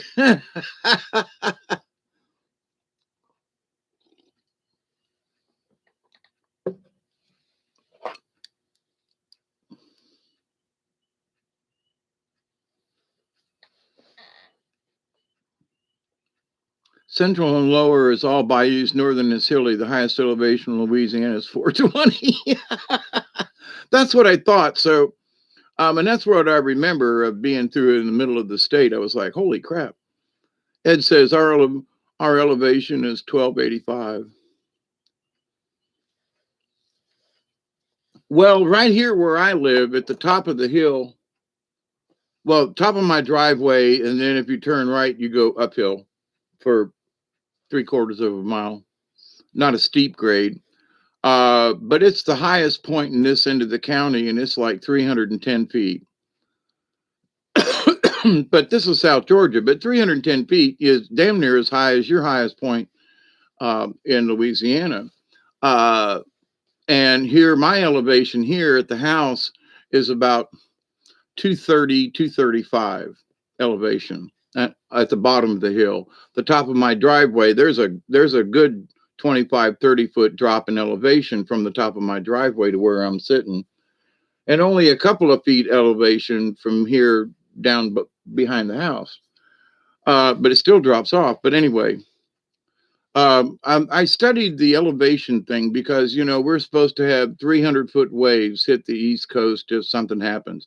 And then they changed it. Now it's 600-foot waves. Okay. So I thought, well, 300 feet, if I'm 300 feet above sea level and there's a 300-foot wave, but I'm 150 miles from either ocean, it probably isn't going to be 300 feet when it gets to me, I'm thinking. So, the fact that I'm, got the ocean to the south and to the east, I was thinking 300 feet, that's a crap load of water. But at the same time, years ago, I had this vision, and it's kind of come on me a couple of times since then, that my backyard was actually going to be, it at some point in the future, it was going to be like the ocean. And the ocean was basically there would be so much water that at the elevation in the backyard, that would be the elevation of the ocean, basically. And I was, these it'd be backwaters up here, right? Brackish water kind of thing. So anyway, and but over the many years of seeing it flood, there's been a few times when it was right behind the house, which still drops down several feet. So the house was never in jeopardy of river flooding, but we've had, because I'm at the bottom of the hill, I had the kitchen got flooded just yesterday. I had to vacuum out water from underneath the refrigerator and over in the corner. Now, where I'm putting the new porch, it has not leaked, and it used to leak all the time. If one corner of the house leaked, this other one did. But where I'm building the porch, it knock on wood, it has stopped the leaking into the house when it rains real hard like it has. So I'm like, well, so far, so I want to keep going with my porch and the foundation, and maybe I'll be able to stop the other corner from leaking. It was only a couple of gallons, but that's not the point. And I patched it up and everything, and it just comes. It's found a crack somewhere in the foundation. And what I found was that some of the trees that aren't really close to the house, are 20 feet away, easy. But their roots, though, has gotten and found little cracks in the concrete. And because I'm at the bottom of the hill and it's much sandier soil down here, you walk out in the yard and it's like a huge sponge. I mean, you gush everywhere you walk. And it's gushy. That's it. Gush, gush, gush, gush. And sometimes, in normal grass, not like anything special, but it is so wet. And just walking, you'll sink down into the yard that much, just by walking. And so there's a crap load of water in the ground right here. And so it'll find a hole somewhere. And over the years, the hole's just gotten easier and gotten better to get in. But it's usually it doesn't flood the kitchen every time. This has been an extreme wetter spring than we've had in a long time. I love it. I am not bitching. Oh my God, I love to see in the water in the backyard. It's cleansing, it's just glad to see the water back there.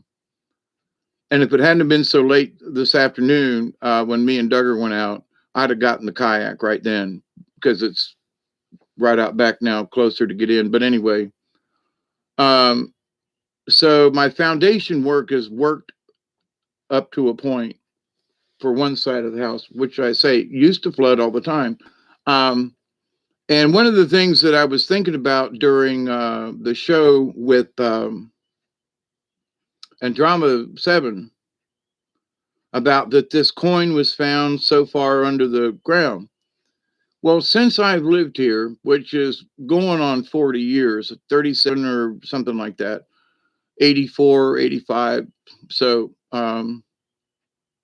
84 was when I bought the place. Actually, 82. Anyway, but it's been that I've had it this long. So anyway, but in that time, this used to be a wheat field. Now it's a forest, okay, with all different kinds of levels of trees and bushes and shrubs and grasses, and and it used to be a field. And living here, when I built this house, I built it on the ground, okay? And now the ground where the foundation was, the ground is now 2 or 3 inches higher because of the sand and everything and the sediment that's come down the hill after all these years. So there are things, when I was doing the concrete work, I found some glass, and I was like, a glass bottle from like an old green Mountain Dew bottle. And I was like, number one, and it was right near the door. And I was like, there's no way I would have missed this broken glass.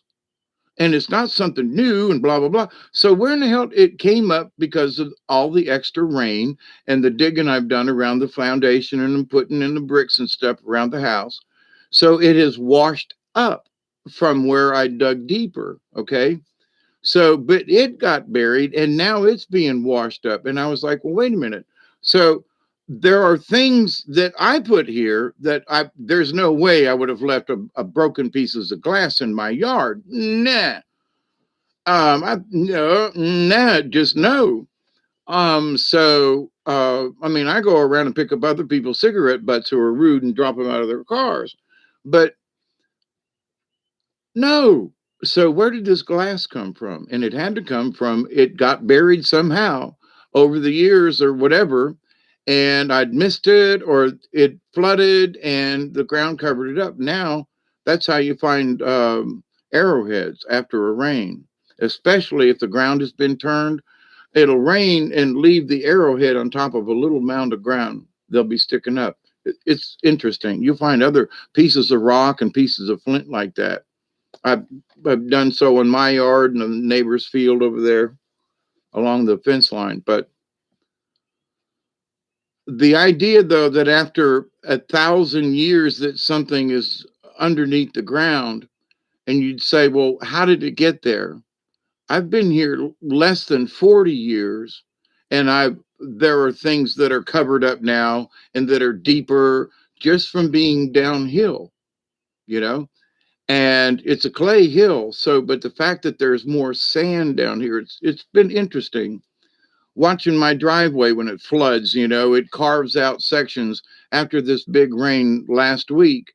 It literally went over pine tree roots, and on the other side, it dug it out. So it looks like a waterfall coming down the hill.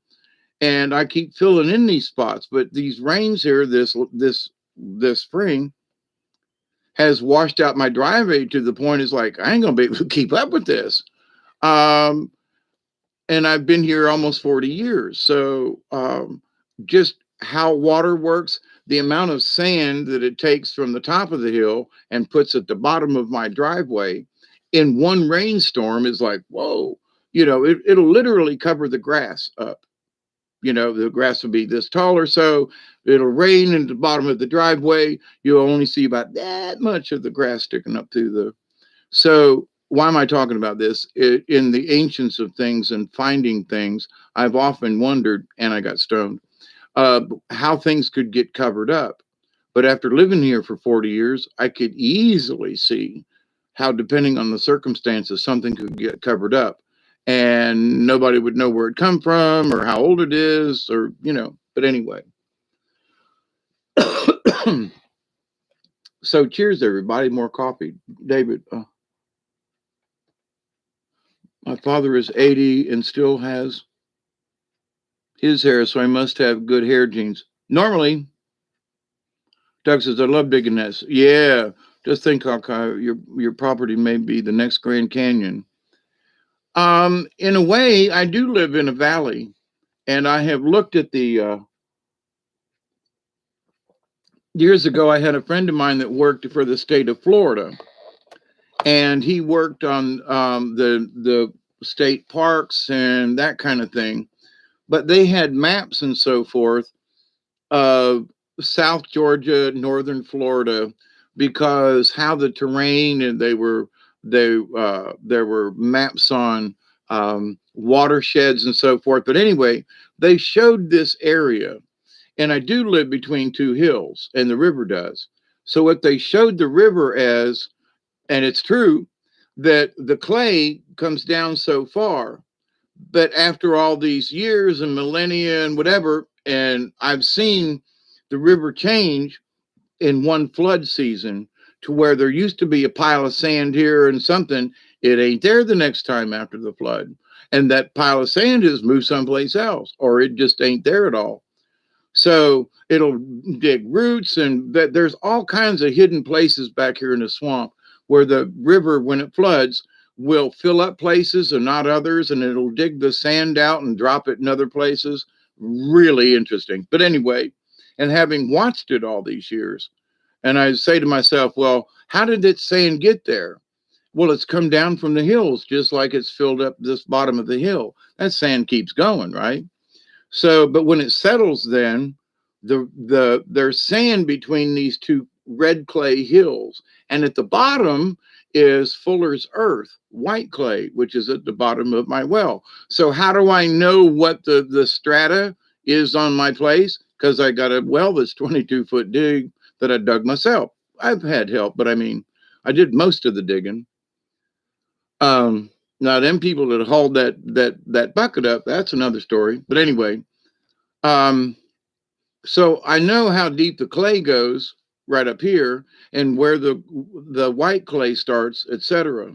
Plus, I've dug uh, several exploratory wells in my backyard because right now there's literally water coming up out of the ground in several places right back here behind the house. It's literally coming off of the hill and flowing into the back like little springs. So and all along at the bottom of the hill where the transition is behind, right, I mean, like right behind the house, 10 feet behind the house, it drops, boom, boom. There's water seeping out from the hill. And so, but down underneath that sand between these two hills, they showed a cross section of what the land actually looked like in certain characteristics along the big Ochlockonee, the little Ochlockonee, and I was like, oh. So I extrapolated that because they had maps right into Thomas and Grady County, which is just south of me, literally like 2 miles. I could figure out that if they're between two hills, I'm between two hills. Yeah, I could see. So it's considered a swamp if you look on a map right behind my house because it spreads out where after the bridge and the sand has distributed itself in all these weird and kinky ways, and every time it floods it changes. There are the basic banks and things, but banks will get undercut and then there'll be a sandbar further down. It's amazing, especially if there's a log if there's a log in the way, the sand will pile up over it a lot of times or right behind it. It depends on where it is. In a curve, it'll dig out a curve and that sand will be somehow deposited just south of it. Really strange. So the river in my backyard and also the big Ochlockonee, not far from here, the banks are a little different, but when you get south of me, it widens out into that same kind of floodplain, if you will. A lot more flat areas, a lot of sand, a lot of sand, a lot of sand. Florida kind of sand, beach kind of sand. And then you run into, actually, there are very few places that you run into clay. Uh, and the clay usually sticks out. You'll be going along the river and there'll be a high bank and it'll be sandy and kind of falling down and, a little crumbly, stable, but it's just dirt. And then you'll reach a spot where there'll be white clay. The whole side, the whole bank will be nothing but this obvious white clay. And that's the Fuller's Earth. That's what they dig around here for kitty litter and oil dry. In fact, that used to be the name of the place over there in Ochlockonee was oil dry. But down in Attapulgos, where the river is further south, it's a similar kind of clay, but they use it for a whole different purpose. And the same kind of clay, but further north, up towards Americus and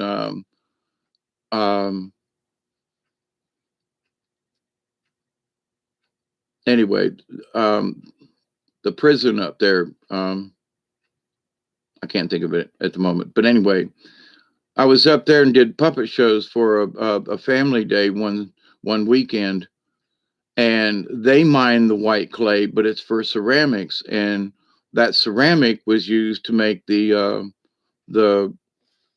parts of the space shuttle. The things. Actually, I have a tile from Ace.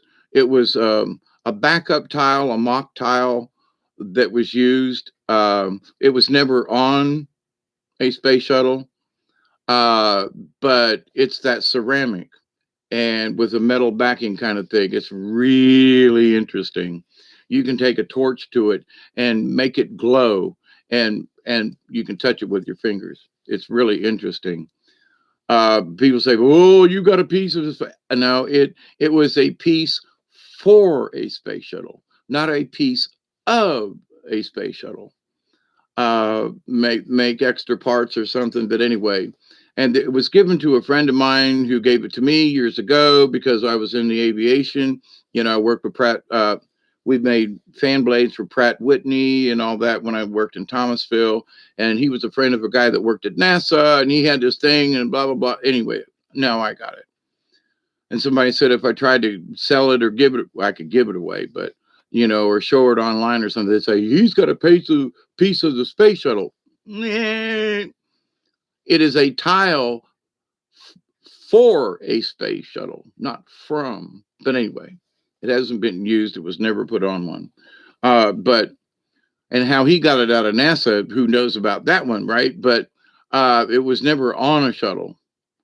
But it's some really interesting engineering, and to think that we've had polymers and those kinds of things. But anyway, here in South Georgia, and I think certain parts of Alabama and northern Florida is where this clay is.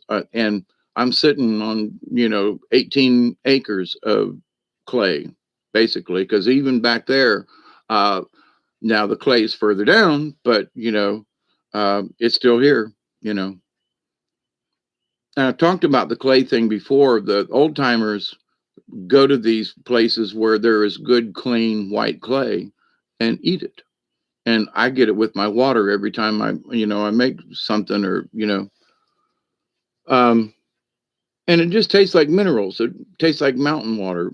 If you just pump with a hand pump, if you've been to any one of those places like that. Oh man, I missed it again. Well, we'll just have to make up for it. It's 2:23. I have a lot of scars on my head. 37 staples they put. Oh crap. Humpty Dumpty, you feel like that too, huh? I haven't had my brain rattled that bad.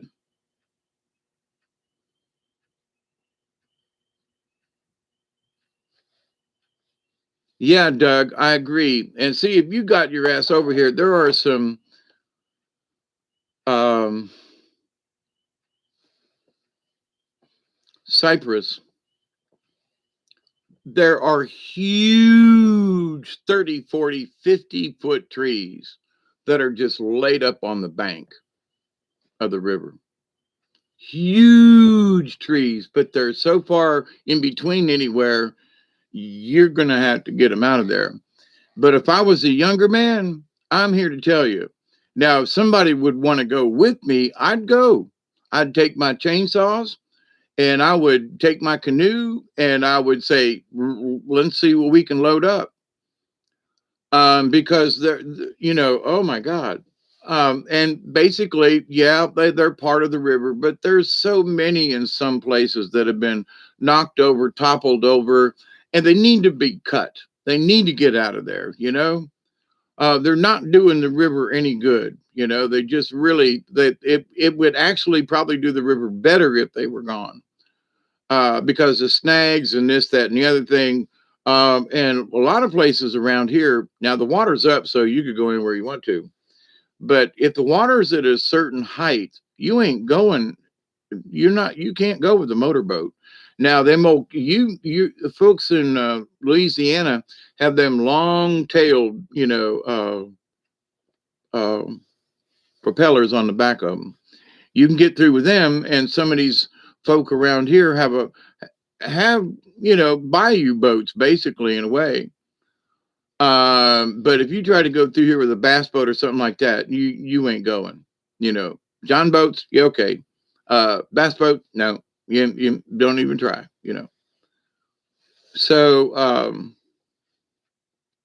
the river ain't for a power boat. Now again, if the river's up, but some of these people know how to do the river. They know where the snags are, and they'll slow down and literally they'll pull their motor up, go over, and then drop the motor back down.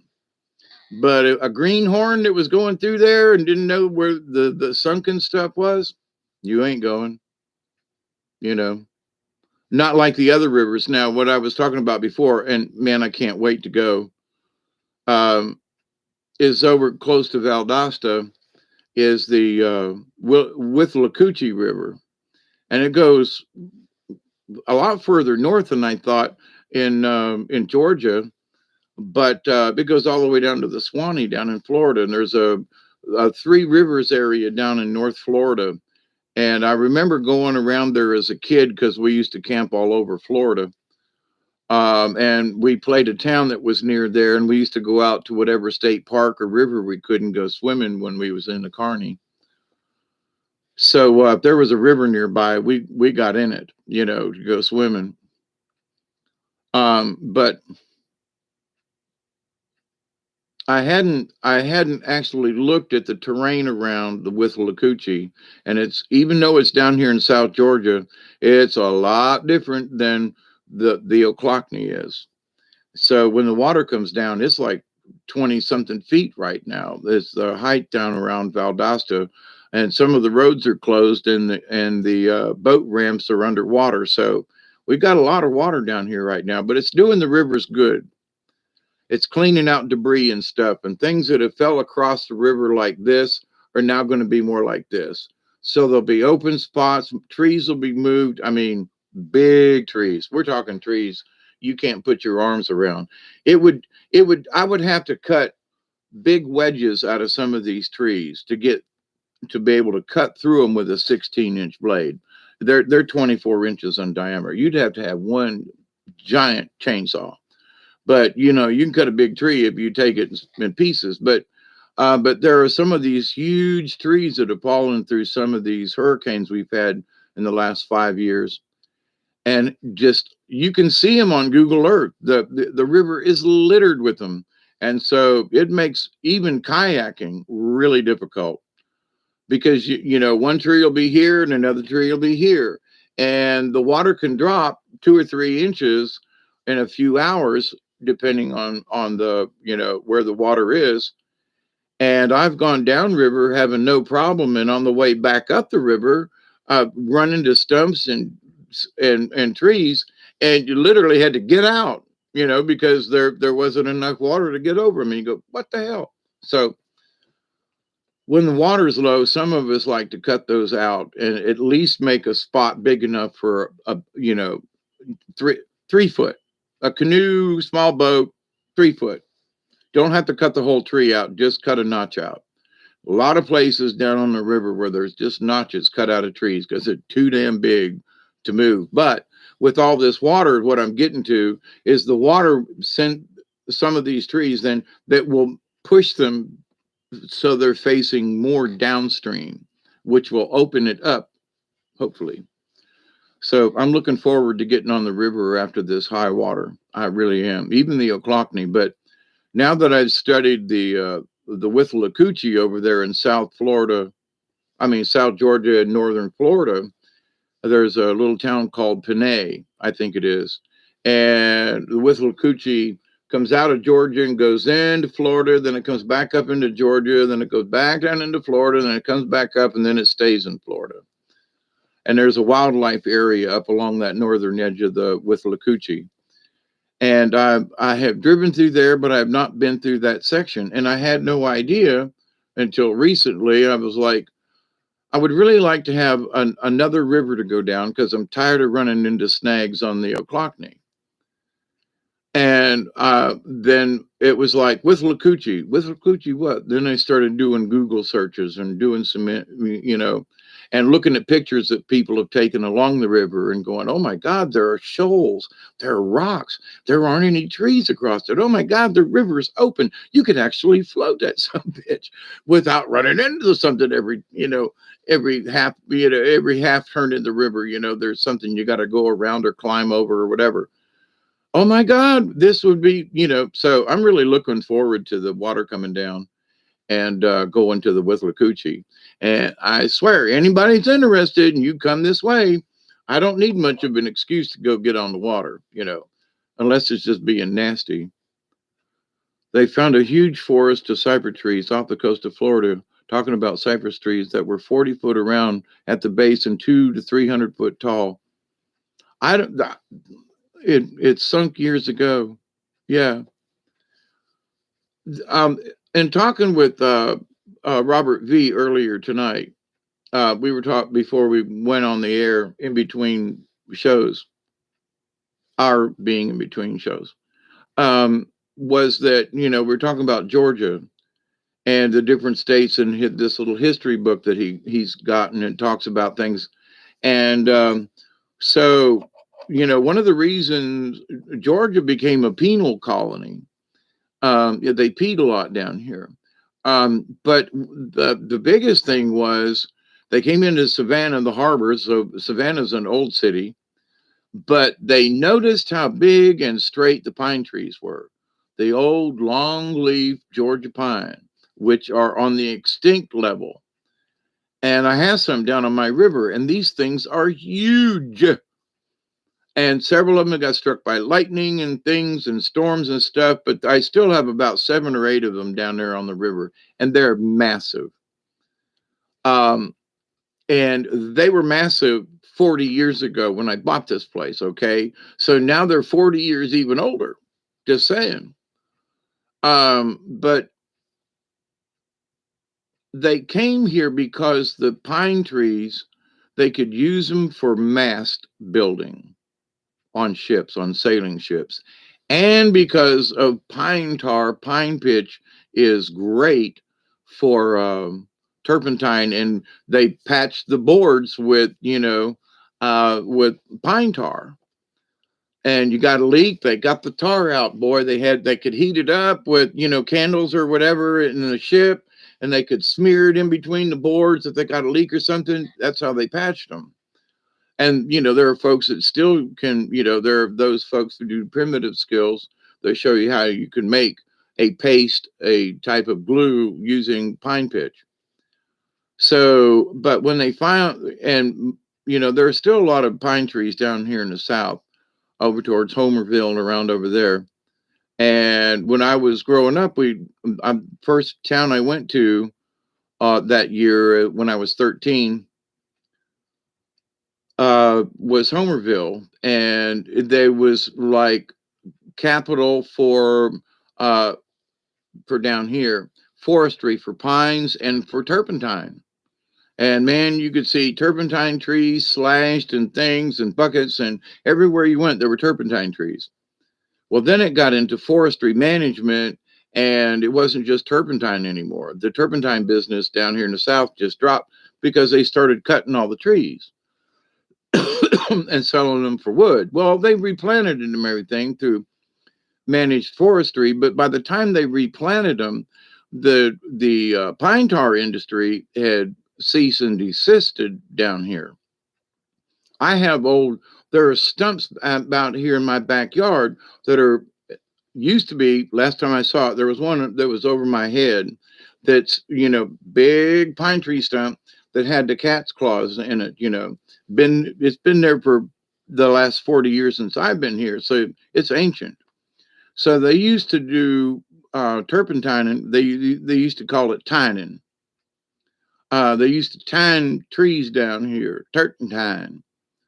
They left off the P, turpentine. And so, and people made extra money. They could turpentine their own trees, and sell it, make a little extra cash along with egg money. And, so it was a business all into itself for the folks back in the day because there was a need for it.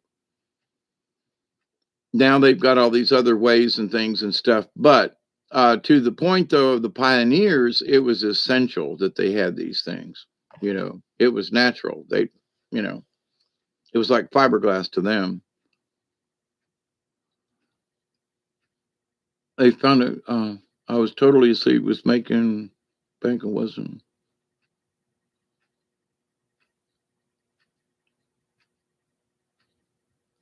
Yeah, there's reasons for everything that happens, even if we don't appreciate them. You know.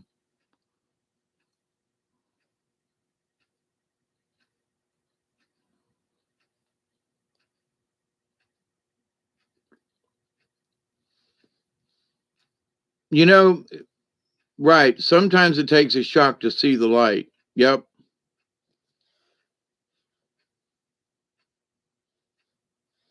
Doug, we'll see you. Thank you.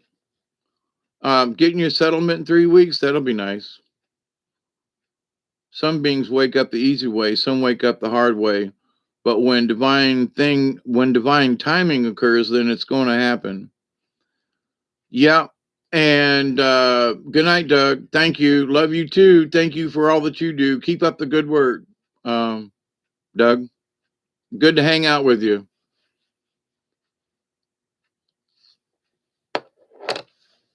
You know, this is a dumb thing, but like just for myself walking in the backwoods over all these many years, there are places where I have learned that are gushier than others. There's a little bit more clay or the ground's a little harder. And when you walk back there when it's wet, you don't sink up past your ankle. But there are other places you learn to avoid. But you have to walk through the places that you go up to your knee in to find out you don't walk over there. So, there was a true story that the guy next door, when he was alive, it was early on in buying the property, but I'd been all over these back 20 back here, right? My neighbors and everything, because we were still in negotiations as to which piece of property I was going to buy and my neighbor. So the water was up at least where it is now. And we were trying to get to the riverbank. And I told the guys, I said, ain't going to happen. Well, my drunk neighbor at the time was like, yeah, well, go down there. And I said, okay. So, I was good friends with the guy that owned the property. And so he knew if I said, hey, don't walk over there, don't walk over there. Because I knew where there were ditches and stuff, and everything was covered with water and you couldn't tell. But I knew because I'd walked the place so many times without water, there's a dip there, a low spot, don't walk over there. I can tell by the palmetto bushes. So anyway, we were walking in water that was like about mid calf, maybe knee deep sometimes, but not real bad, It and there were high spots where it was only ankle deep. So I'm telling the guy, I said, you're not going to get down there. I said, the water's too deep, you know. I said, but I'll point at it from here. We were maybe, 50, 75 feet away, And so I'm pointing, I said, see that tree and see that? Well, I'm going to walk over there. And I said, okie dokie. So I told him, I said, if you step over there, there's a hole. Well, I know what the F I'm doing. And he's carrying this bottle of Royal Crown, and he's all this. I've lived here. He did live there all his life in that area. Said he'd been up and down this, river, all blah, blah, blah. Okay. He took about 3 steps and went right up to his neck. And ended up going under the water that come. Blah, blah, blah. The first thing he said, why didn't you tell me there was a hole here? And the owner, who was, a whole head taller than me and much broader and a strong dude, this guy come out of the water because I was this punky ass hippie, right? He didn't know that the guy that owned the place was a hippie too. But he just didn't show it. But anyway, so this guy wanted to come up out of the water and swing at me, and he stood in between. He said, hey, he warned you not to go over there, but you're too drunk to understand. Well, you should have. And I was like, dude, here, come. Why? I knew right where to walk. So he stumbled and fell a couple of times on the way back. And I said, follow me, and I'll keep you in the high spots. And he wanted to go over here. He ended up going underwater at least once more, I think twice, before we got back up here. But there are some folks though that no matter what you do to try to help them, they have to fall in that hole because they need to know, And it's not, not to say, Ed, that this is your issue, but that was the guy wouldn't listen to me. I know more than you do. I've lived here all my life. How many times when's the last time you've been on the river? I know all about that. Okay. where I was, I'd come home from work and go down to the river, Um, and it's only because of all the trees that have fallen that I haven't been, that's my excuse. But to the truth, it's really difficult to get through my backyard now, where it was easy to traverse before. So I got to go back down there and cut some oak trees up, and at least cut holes in them so I can get to my old trails. Because there are trees down everywhere this way, and they're so big it's hard to climb over them. And oh man. So, but anyway, that's for a little later on this spring. I'm going to go down there and open up some of these trails. I gotta get back, be able to get back down there. So whether I dispose of the whole tree or cut a hole through it, I'm gonna get my trails back. So, but with this flood though, it might change things around, and some of these trees might get moved this way or that way. Who knows? But and sometimes we got to get stuck in the mud to find out how to get out of it. I'm remembering one time down in Tampa before I moved up here. It was down around Skipper Road or somewhere. They was opening up this new road, and it was okay on both ends, but there was a section in the middle that was really muddy. And I'd gone down at 1.5 miles, 2 miles or something. It was a little, it was Florida sand. It wasn't really, gushy, slippery, slidey stuff. Driven it many times. Got down to there where there was a clay mixture in with the sand.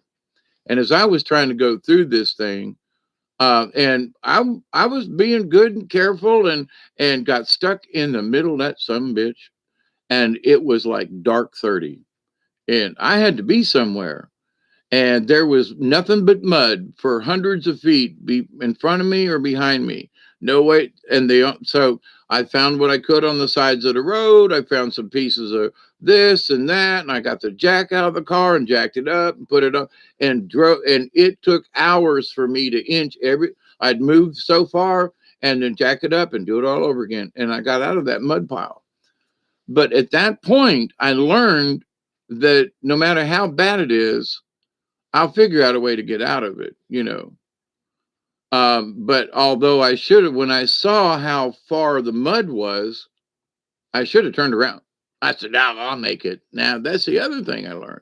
So I had to get stuck to learn maybe that's not such a good idea when you see mud like that, to try to drive your ass through it. And now I turn around and go, not today. Maybe tomorrow when it dries out some, but not today. So, but all those things, had I not got stuck, I wouldn't know that. I wouldn't understand the muck thing. I mean. So we learn by even the baddest experiences. I lost a potential job that night by being late. All of the above. So, but did I learn from the experience? Yes. And to this day, I was like 20 years old before I moved up here, 19 years old. I can still see that patch of road. Now, it's been paved over and probably a 4 or 6 lane highway now. But back in the day, though, it was, there was swamp on both sides of the road, still is. But I still remember that stretch of what is now a highway.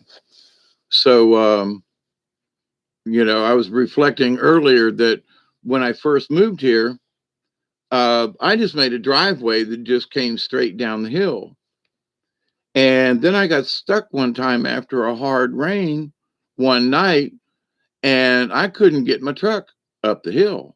I got it halfway up the hill, and it sunk up to the axle on my own property. And I was like, some bitch, it's hard clay, but if it rains enough, that hard clay turns to mush. And so it took me hours to dig myself out of my own property. Now, there wasn't any grass or anything. I mean, there was a few weeds. It was just clay. So over the years, though, and it didn't take me long, because that also created a direct line like a river straight to the house. I was like, well, that's the shortest distance. Oh, yeah. But then when it rains, that driveway turns into a river. So I moved the driveway. So now you go over to the fence line and drive up the fence line. So that water that comes down the hill, down the driveway so fast, ain't headed at the house like it was. So, but it took me the first year or so to live here and to watch how the patterns of the water coming down the hill to realize, oh shit, I need to put something between me and the house. I put the house here and I'm not, I ain't moving it, but I can do something with landscaping, which I did from the house uphill. So when the water comes down, it doesn't flow directly at the hill. I mean, at the house, and it flows. I've got it so where it mostly goes to the either end of the house, this side being south or the north side. So it doesn't flood at the house. But like I said way earlier on, in that when the hill gets water in it, like it's got right now, there's water just flowing out, and I mean in a steady stream. It's not a spurty kind of spring, but if you put your hands there, it'll fill up in a minute or so. It's flowing water out of my hill, but it's what's up here on my hill. It's on this side of the road. So whatever water has fallen ain't coming from a neighbor. It's coming from my piece of property. And because the road divides, stops any top water from getting on. It's further uphill. Now there's groundwater deeper down that comes from further up the hill across the road and behind my neighbor. But it's been real interesting to watch how water pressure, how much rain will affect, the hydrology of the land. Having watched, it looks like hard clay, but when it rains, there's a lot of sand that comes out of that clay. And I mean hard clay, it pickaxe when it's dry, it's tougher than concrete. I swear to God, one of the reasons why it's taken me so long to dig this foundation over here on the edge of my house is because it's in Georgia red clay. It's hard as shit. You don't just dig it with a shovel. You chip it out and you beat it and you chop it and you beat it and you chop it and you hit it and you beat it and you chop it, and then you dig it. But but to the point though, Ed, all of this is, if I had not done these things, I would not have the experience. When somebody says, "Oh, we can just get a shovel," go here. Here's a shovel. Have at it. 10 minutes later, they come back and they go, "I can't get through the hard pan." I was like, "Well, I tried to explain to you how to do it." "Well, this is too hard." "Well, I thought you said it was going to be easy." "Well, any place else, I could just dig a hole." Well, not everywhere, anywhere, because red clays down here in South Georgia. I just happen to be on the side of a hill, that's red clay. Now, the interesting thing, though, is over all the years of it draining, there are grass in places, and I haven't burned up here on the top of the hill, and I'm really thinking I should this year, at least in places. But it's got a really good coating of leaves and pine needles and that kind of thing. And so it is, over the years, has created a better soil, and it keeps the hill from the sand from literally being, running downhill. And the interesting thing is that when we were in a drought and the grass dried down so bad, when it rained, it was literally all across the yard and up the hill. It was literally washing the hill out. Yeah, I mean, you could physically see the dirt in the rainwater as it came down the hill, because it'd be like this deep. And you could see the sand down here at the bottom of the hill, after a good rain. And so it's not red anymore. It's white clay. I mean, it's white sand. Out here in the driveway, there's sand, when it should be clay. Cognitive dissonance occurs when you surpass someone's limitations and their ego tries to protect them. Hardest thing you will ever do is to try to prove to someone that they have been fooled or lied to. Absolutely. Rip flip-flops. I lost a pair and I went walking through some I couldn't dig it out and couldn't find it ever again. Yes. I did one of my earliest videos years back. I was like, I did a video, something that is along the lines of flip flops in a hurricane. And you know you're a redneck when flip flops in a hurricane. And it was one of the hurricanes a few years ago, and every place was flooded. And here's this redneck in cutoff shorts, no shirt, with a beer in his hand, trying to walk through the water, that was almost up to his knees in flip flops. And they showed this thing on the news, and I just started laughing. And me, I chose it as a subject of entertainment, flip flops in a hurricane. And no, you don't. You find some other shoes to wear, even if it's your damn good dress shoes, and no flip flops in a hurricane, That's just sorry, you know. But to your point, Jody, yeah, it's one of the things I've learned. I don't go in the back in flip flops. There are people who showed up here and said, let's go on a walk. And I go, you got any other shoes in that? No, these flip flops will be fine. They get about a third of the way down there, go, I wish they'd brought some real shoes. Try to tell you. But sometimes the best wisdom, there are people who just ain't going to listen, even if the hole is right in front of them. If you walk anymore, you're going to step in that hole. No, I got it. I know what I'm doing. Boom, and then you end up helping them out of the hole. So I don't know whether it's ego or the fact that they just really think they got this. They really think, of course, now that could be ego. But there are some people that I've known who weren't necessarily egotistical in that way, but they were maybe oversure of themselves. Like, well, I've been in the woods all my life. If I'm following somebody else in the woods and they've been there before, I listen to them, you know. I pay attention. I ask them questions. How's it? Blah, blah, blah, blah, blah. But as far as people coming to my place and go, well, I've been on the river before. Have you ever been in an area like this? Well, it doesn't matter. I've been on the river. And then they get down there and they go, wow, this is really different. I've never been on a section like this. Okay, thank you very much. I'm not trying to be an asshole about it, but I tried to tell you, and it's not because of my ego. It's because of my experience. I've lived here. I've been down here. I've walked this.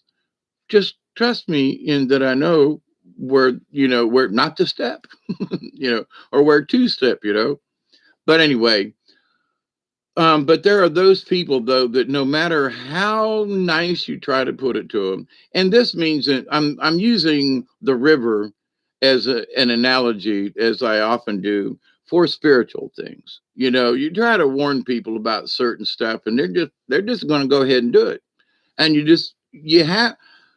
Oh, it used to frustrate the bejeebers out of me. People ask me for advice, and I say, "Look, I'm just gonna be the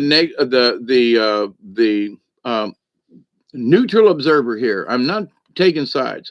This is what I see. Y'all been with me long enough to know this is what I see. Now you got this and you got that. Now, what do you think you should do? Well, blah, blah, blah, blah. Well, let's discuss if there's another option. There's always another choice you could make. So, but then in trying to help them go through their problem, they end up finding some other dipshit way of making themselves look even more foolish than if they'd went along with their original plan. It's like, and so you didn't listen to me at all, did you? I mean, well, I tried to take your advice, but it just didn't make sense. Okay. But now afterwards, you look back and go, sure wished I'd have listened to him. But they were it. All I did was give them choices. I didn't say you should do this. I would suggest strongly, like, this might not be your best avenue. Maybe you should look at this one. And here might be a third alternative. But are you sure you want to do that? That's been my method over many, many years. So, and it used to piss me off, And so this idea of just and I think that helps me in a lot of ways, in that I have freed myself up from that burden. And I've told you all this many times. I have these conversations, we have these sessions. It's given freely. I expect nothing in return. never ever have I ever expected anything in return. Now there are times when I've had said, well, I need a prayer for somebody, but mostly when I do this, I'm just really stoned and want to have somebody to talk to. And there's truth in that. But there are a lot of times, as Robert V and I talked off camera before we started tonight, was that there are times when Spirit says you just have to be there. You got to do this right now, whether it's in the middle of the night or whatever. Michelle, 4 more hours. So Ed says, I've been stuck in the mud lots of times, but always had 2 sets of chains on. Yeah, well, there are times when down here, we don't use chains. I don't know hardly anybody that uses chains. If you're going to go through the mud a lot, you have truck tires. You have tires for it. Or not to go down that damn dirt road after a hard rain. The way today, but that's in learning.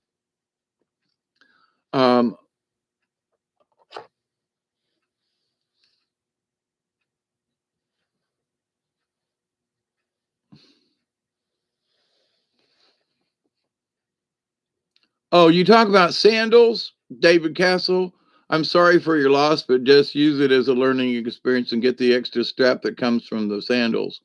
Yeah, okay. Speaking of which, let me tell y'all, if you want to do that kind of thing,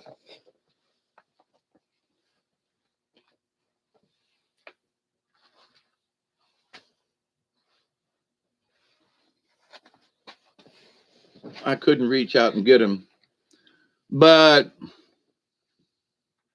this kind of shoe is my boating shoe, and it's got netting here. They're like $10 a pair when you can find them at Walmart or somewhere. You can buy really expensive pair, but I've had this pair here for several years, and I mostly, and you can see I got river mud on them, but they got traction on the bottom, so you don't have to get anything to stick in your feet.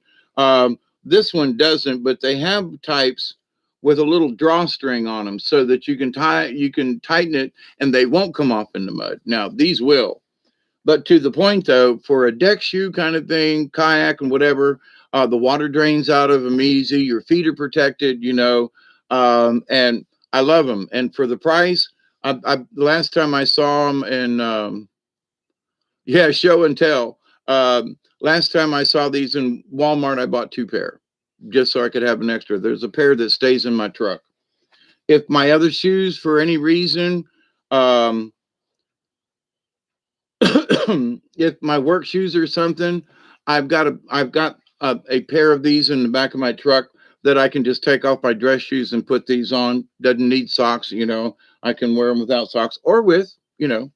And sometimes, like when it's cold outside and when I go on the river, sometimes socks gives a little bit of extra. Um, but they're comfortable and they drain and all that good stuff. So anyway, but that's my take on that. Yeah, they work really well. Aqua socks, yeah. The Pixie songs.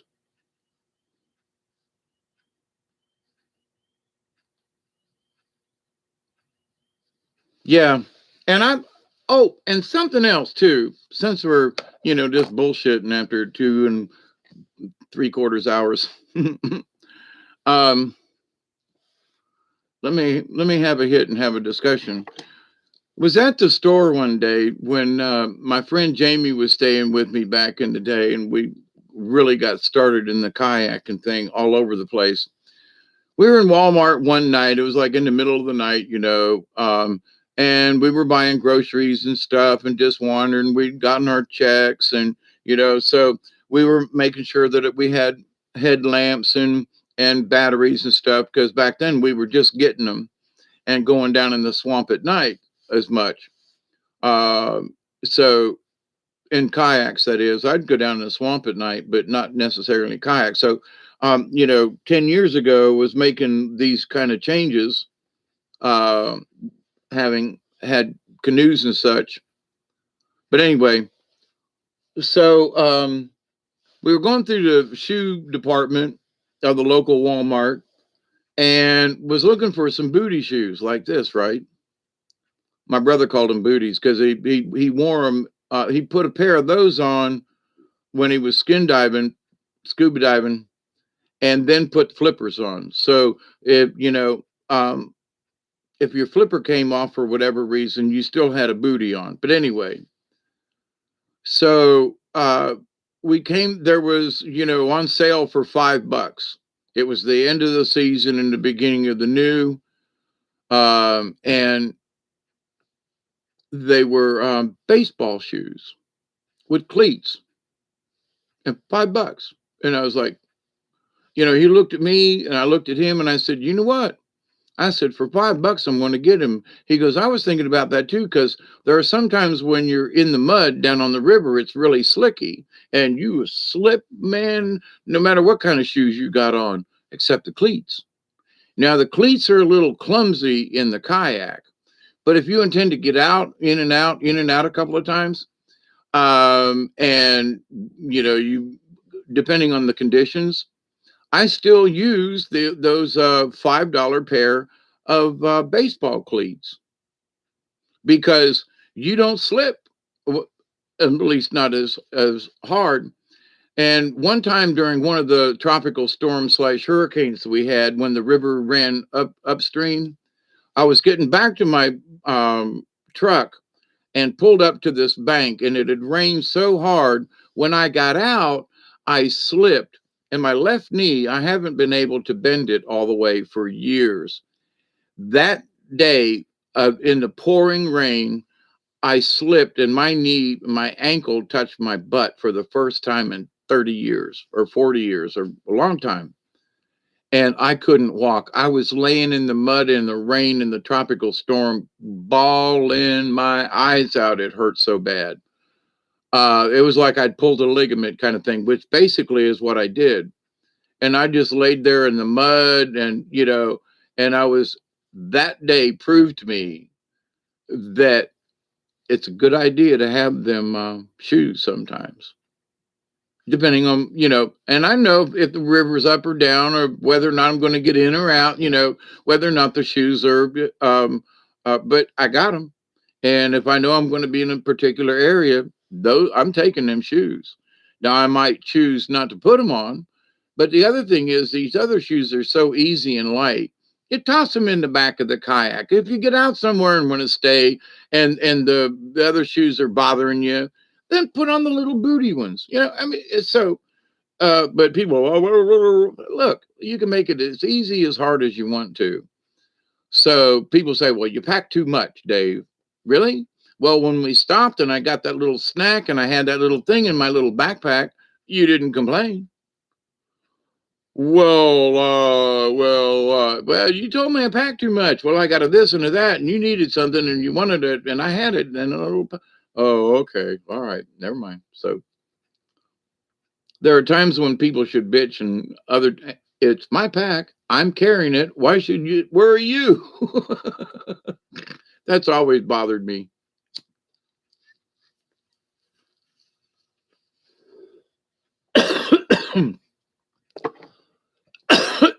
Now I have to be honest, brutally honest. There are here in my older years, and I think it's because of the headbang and all I take too much. But sometimes, and I guess it's because of all the crap that I've come across in my travels and going down the swamps and mount. I mean, if I was closer to the mountains or could drive there, I'd be doing that too. But I know how to act in my terrain, from practice and falling and getting your ass creamed and landing in mud, and spending 3 days on a river when you only were expected to spend 3 hours, I mean, there are those things that happen to you. That was one of them days I wished I'd had my cleats on, was that when I fell and hurt myself on the river that took me 3 days to get it out of. But see, even that though, is it Ed? Um, Yeah, I was pulling the canoe over a big tree, and I was standing, heavy duty rope and everything, but I lost my footing. Actually, the rope did break. That was the other thing. But as I was portaging over this huge tree, I mean a big tree, it was waist high when I was standing there. So I got picking up the kayak canoe and gear in it and putting it over and then pulling it over there.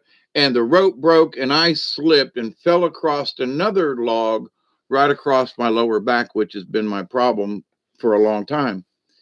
So not only did it hurt before I fell, it really hurt after, and I couldn't move. And now I'm stuck with gear on the other side of this tree, and the canoe kind of teetering somewhere in between, and I can't move. My little dog Sasha was just going crazy, licking my face, and you know.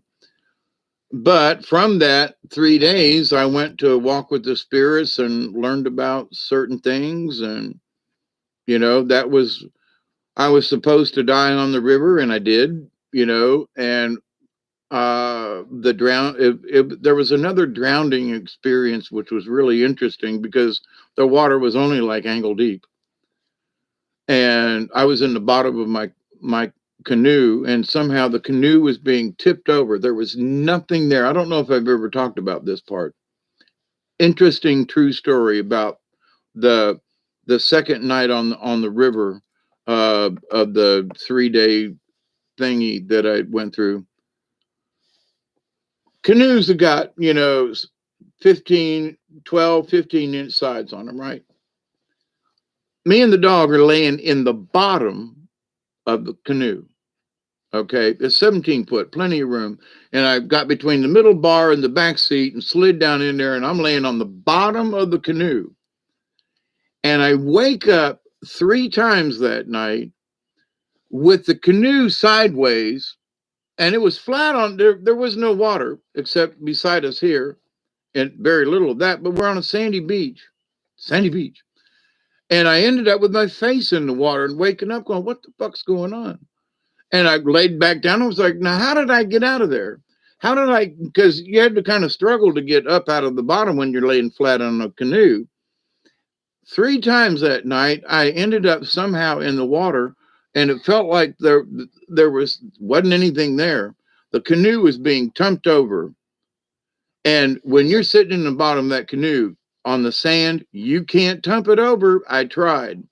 I could not reproduce what happened. So I was like, that was the same place on the river where I almost drowned a couple of months earlier. It was this time of year. High water. This time there was damn near no water. It was low water. A trickle in places. Seriously.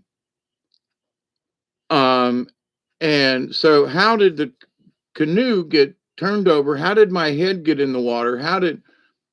I still don't know. It's still a mystery, but it felt like there was some kind of being, because I could sense it, but that had picked up the sides of the canoe and was turning it over like that. And I was being tossed onto the water side.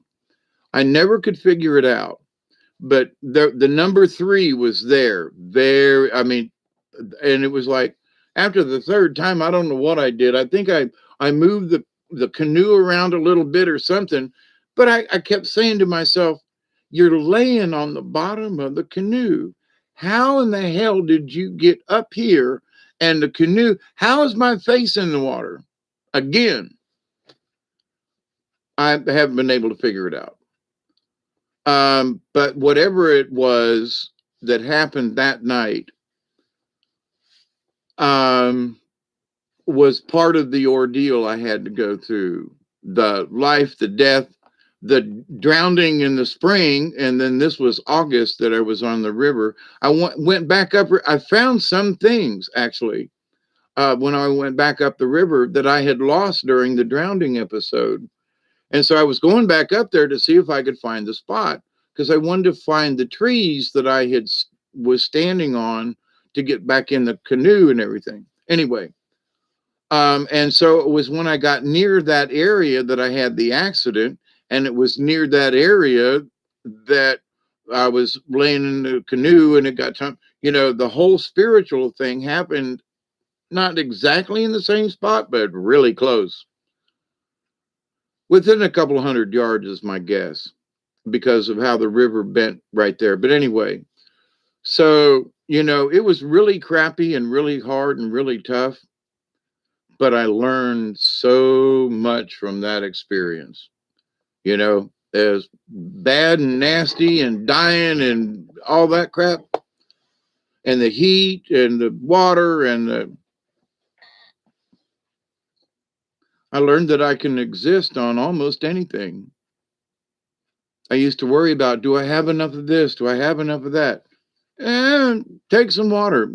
I have gotten by 2 days on 1 quart of water in August during dog days when it was 102 out. Yeah. So did I learn anything? Yep.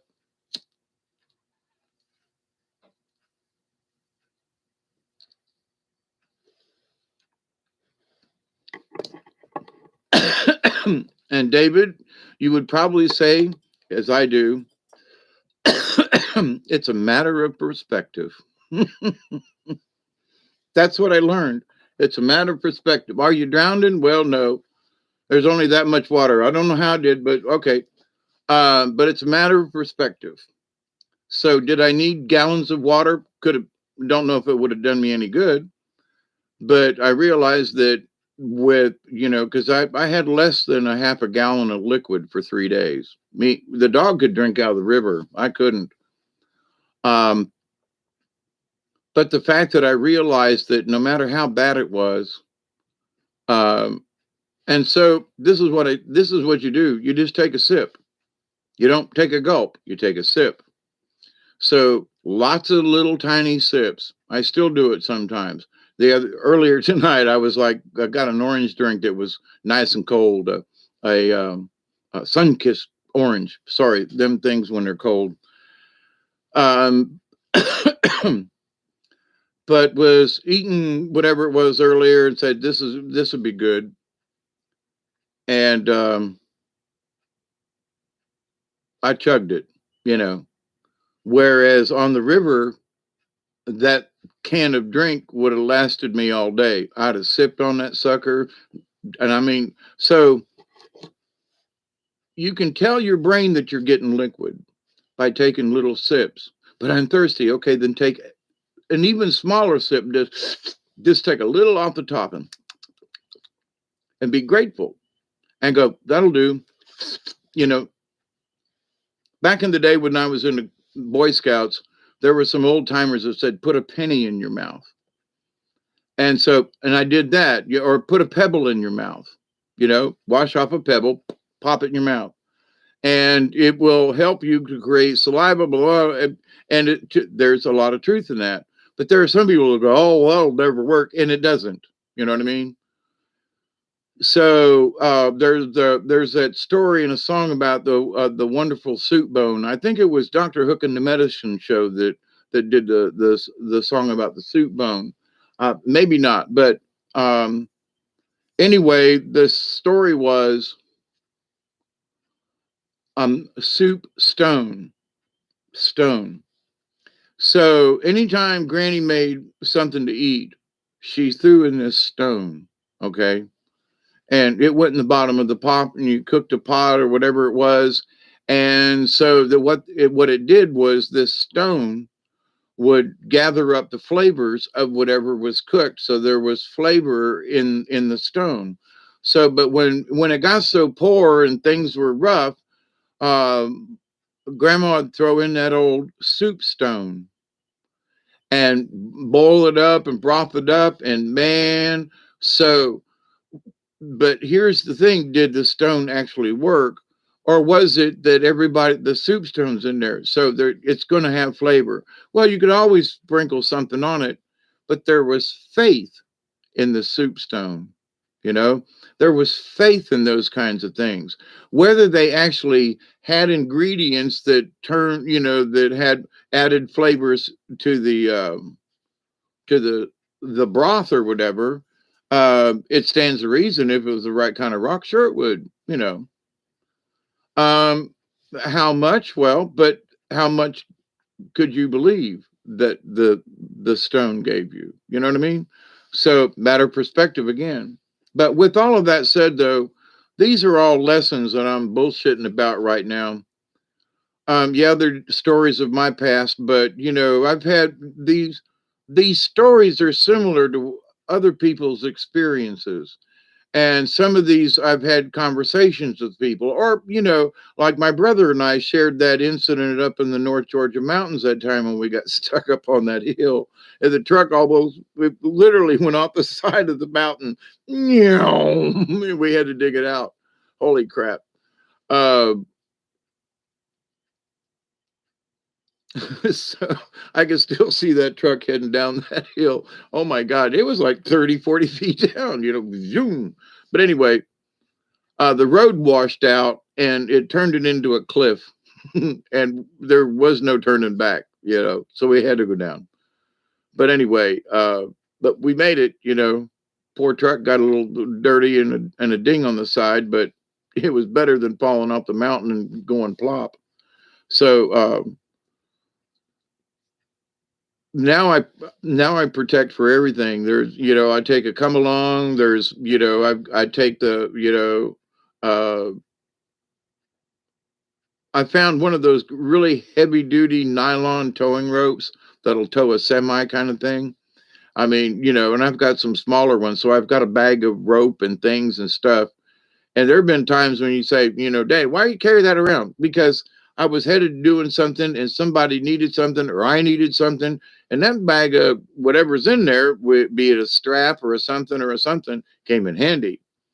And who cares if I drive around with it in the back of my truck?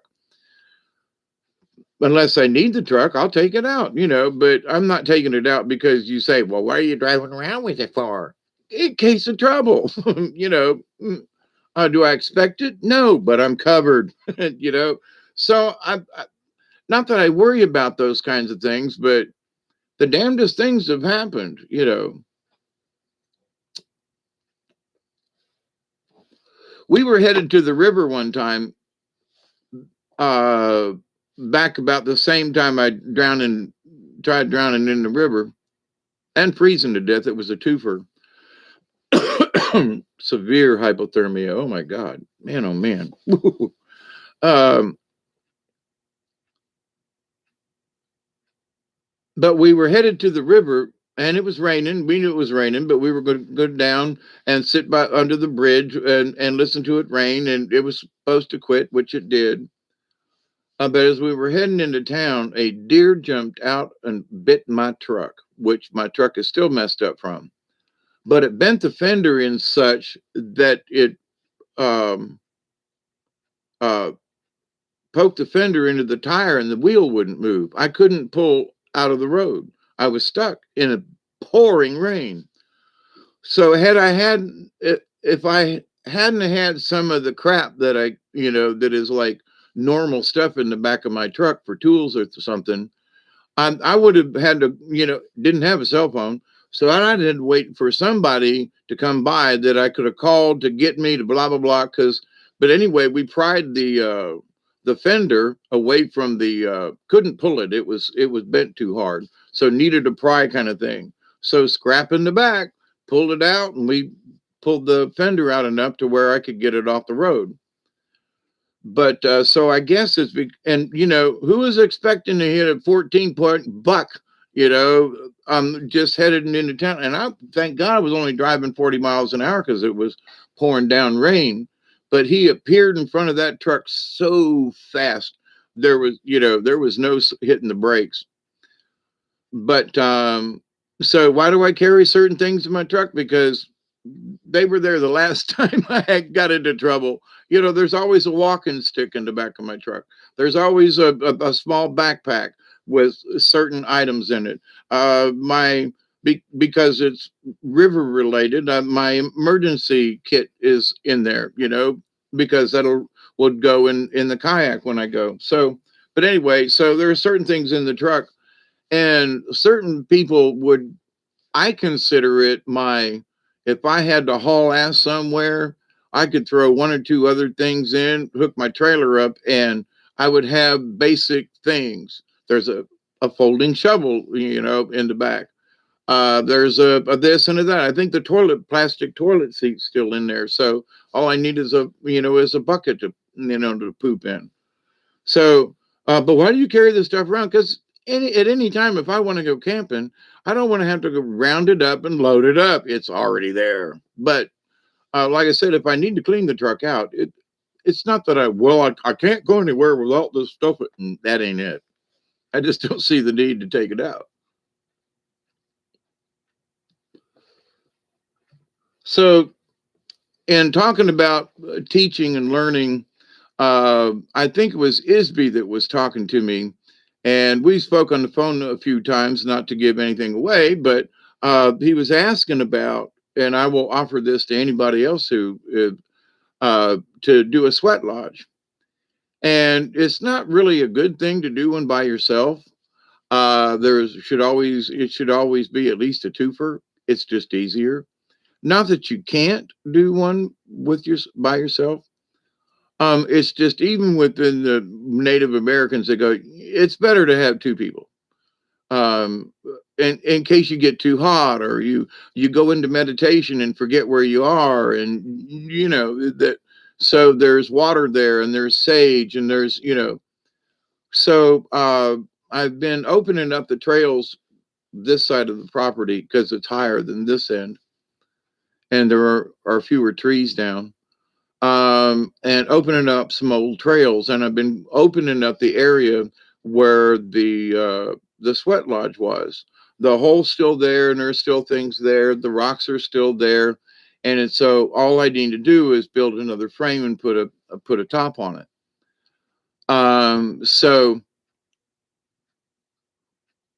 in doing that, I really want to do another sweat lodge. However, I'd rather not do it by myself. So Isby and I were talking. I said, well, if you ever come and you want to do a sweat lodge, I said, part of the ceremony, and this is if there's one already built, then you have to skip that. But if you truly want to do a sweat lodge, then to be involved in cutting the trees and tying them together and making the dome and making the lodge itself is part of the ceremony of the sweat lodge.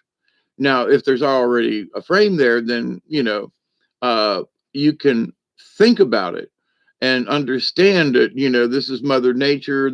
It's tied together, they're looped together, and after a couple of years, this one deteriorated. Only the hole and some plastics left behind, and it reverts back to Mother Nature. It's not a permanent structure, not supposed to be. Now, there are folks who make more permanent types of sweat places, like a sauna, but a traditional, Native American is that, there are some who are so strict that if they did a ceremony, if they did a sweat for a particular reason, they would take it down after it was done and wouldn't allow anybody else to use it because they'd make them go lash their own and make their own. And because that ceremony, they didn't want any residuals left in the trees or whatever you used to cover it with to go into somebody else's ceremony.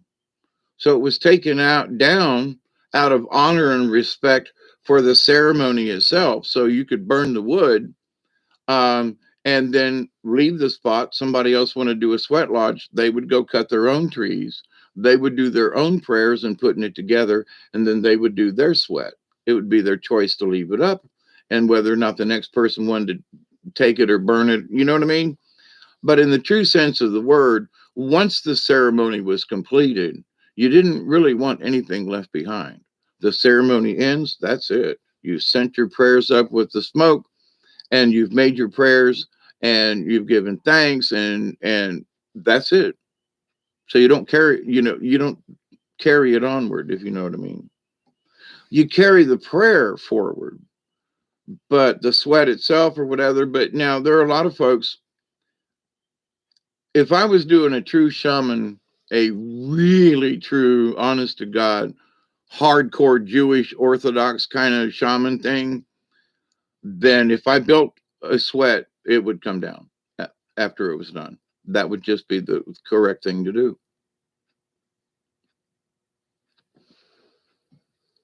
Respecting the past, meaning the ceremony's over, to the present, which is it being used now? No, to the future that someone else may uh, may not want to use that. They may want to make their own.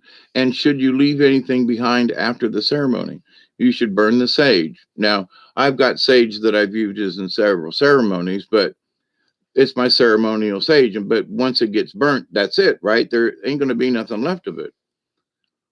So, although it's used in several ceremonies, it's a bundle of sage. I don't want to burn it all. And now there have been those times where I had to burn the whole bundle, and it was a big bundle. And they told me that nope, this bundle has to be completely burned. It has to go all the way. There must be nothing left. And it was a full moon ceremony. So, but what if I'm just doing a small ceremony, and I like this bundle that's sitting somewhere nearby. I think it fell on the floor. Yep. I light it. Come to think of it, why not? Why not? You might not be able to smell it, but our prayers will go up with the smoke. And technically, I should light this with matches. To be really, and if I were doing a ceremony out in the woods, I would have a box of matches I'd have the lighter for a backup. But what I would do? I would light the match with the lighter and not the sage. Interesting.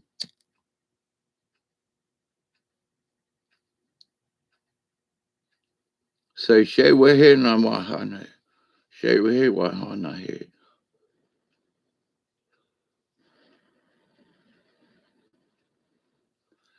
I'm bringing you all into my ceremony. Washenahe wakanehe.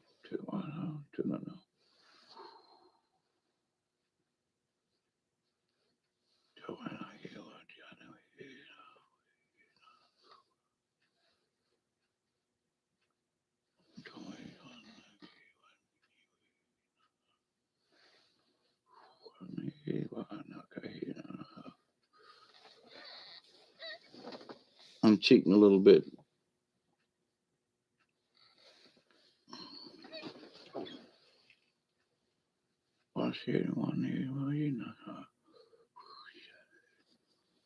To the up,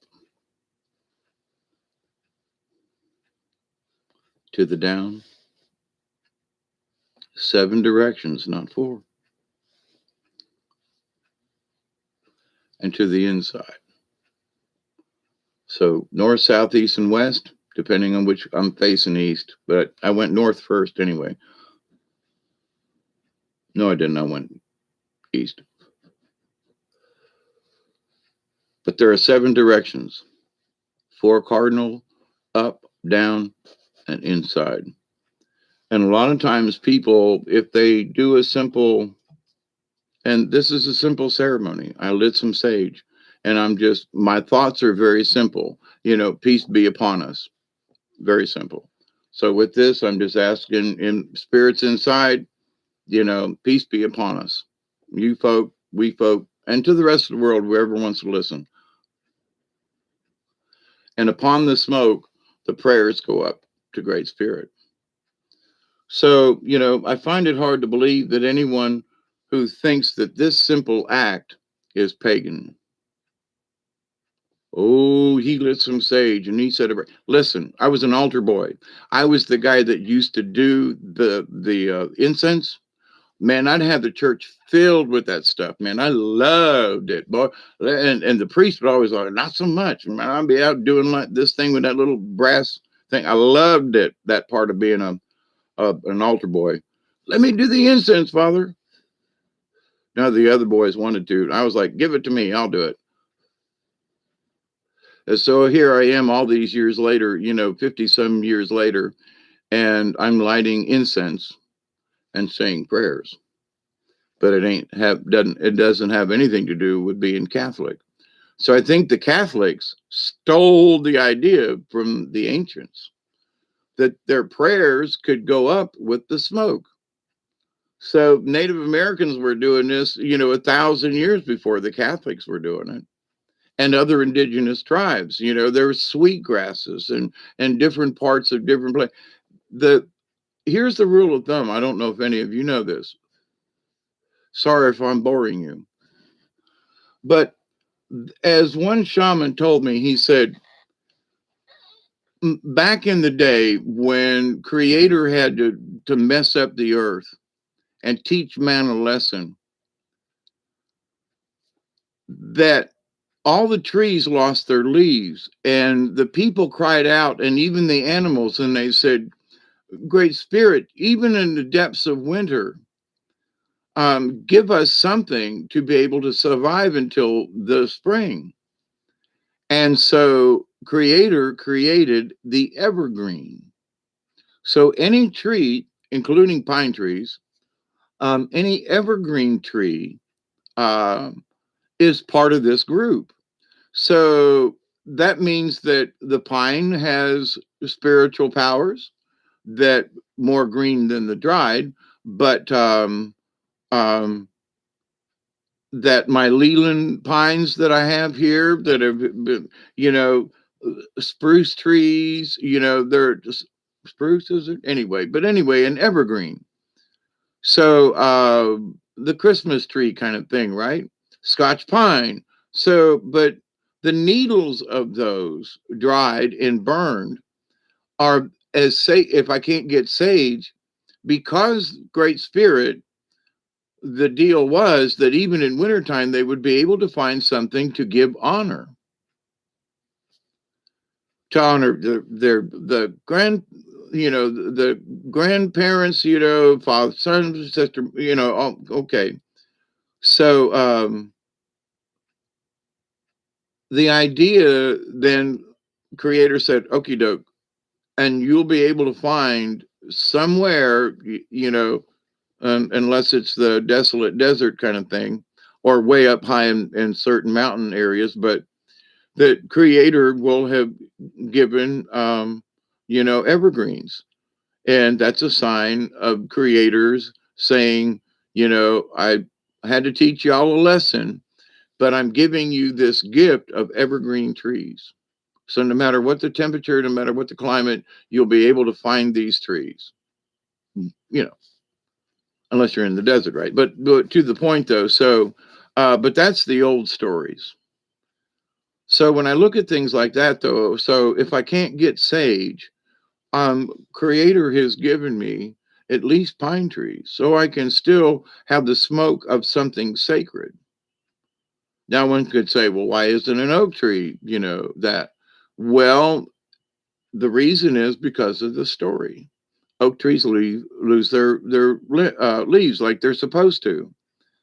The evergreens, though, are the special to Creator because of an ancient deal that he made with mankind. So whether you want to believe it or not, it's a damn good story. And as far as the idea now to native folk, it's sort of they know this instinctively, That's an evergreen, it's sacred. Now all things are sacred, but that one's a little more sacred because it's an evergreen, Whoops. And there is no mistake about it or anything magical, in the sense that if you follow a tradition, then if you don't have sage, find an evergreen. Or sweet grass or something like that, So depending on your area. But anyway, my idea, and speaking about what you can burn, and what is sacred, supposedly, although, like I said, everything is sacred. The prayers go up with the smoke.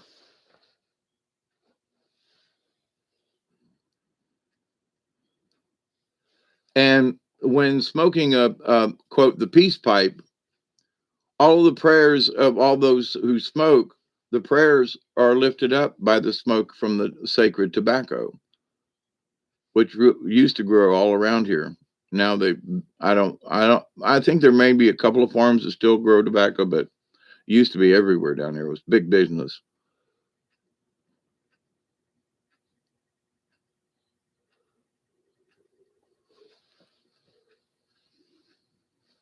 Yeah, I've been told to get my drum out too, and depending on how the weather is the next day or two, I need to go and do a fire, and I might do it kind of sort of live fire with the drum, and not necessarily a ceremony, but a drumming because we need it. The mountain goats, no children. It's funny about manifesting bad things into your life by thoughts. I used to listen to it during my second divorce. Understood. The mountain. I got it. One time I spent 3 days on a lease. It was a 2-hour job. Boy, been there, done that. Lost money. Oh, goodness gracious. Have done it before, and the circumstance end up 3 days later, you're still working on the same damn thing. I understand that one there, Ed. Boy, do I. When I was in the business, I didn't lay carpet. I could repair it. I just wasn't into laying carpet. Too many other people that did it and liked it, That was a pain in the ass to me. But anyway, I laid a lot of linoleum in my day. And I had a really big room, and somebody moved a refrigerator. I told them, I said, don't you dare move that refrigerator. And they got it stuck in the linoleum before the glue had dried. They wanted to move in so bad. And holy crap. But anyway, 321. I'm fixing to cut y'all off because I've been on here now for almost 6 hours, going back to 9 o'clock, and it's 3 o'clock, 3:30 now going on. So I love you all. I do. And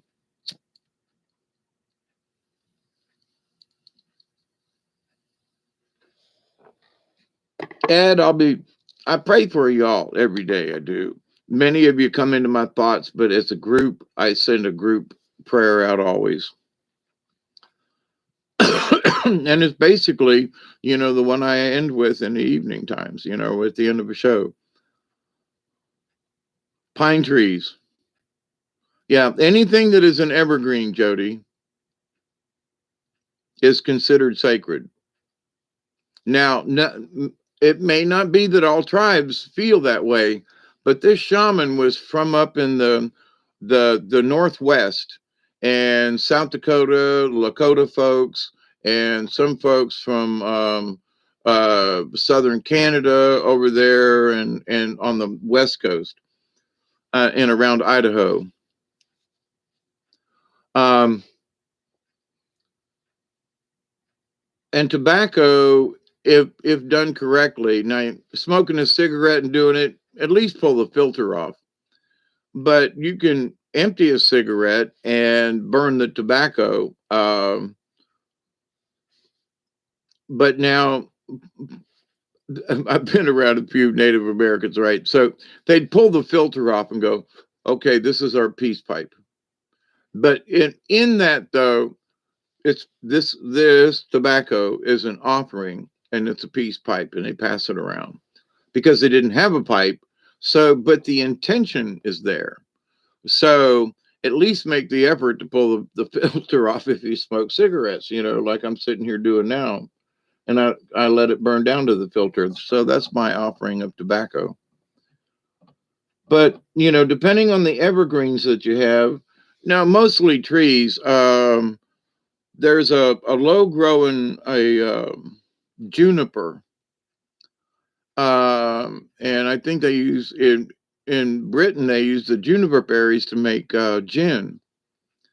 I'm not sure of all brands, but junipers don't get very tall. Now I got some boxwoods out here that they're kind of evergreen, but they're a shrub. That's not. that's not really counted. You know what I mean? And there are certain shrubs that are evergreens all the time, but it's more of the pines area, you know, but or the junipers. I'm trying to think of anything else. I got a book on landscaping with all the trees in it, but yeah, uh, certain shrubs. Nah. Now there are certain shrubs that are there that have a juniper kind of. Uh, she loved to smoke her pipe. Yeah. Oh, you like my glasses? Yeah, I got these as a lark, and they're colored sides and stuff like that. An artist friend of mine that lives in Moultrie, if she's still alive, we're both dragons. She's 12 and Libras at that. But she just took part of her hair and painted it purple or blue. Sometimes she couldn't get purple.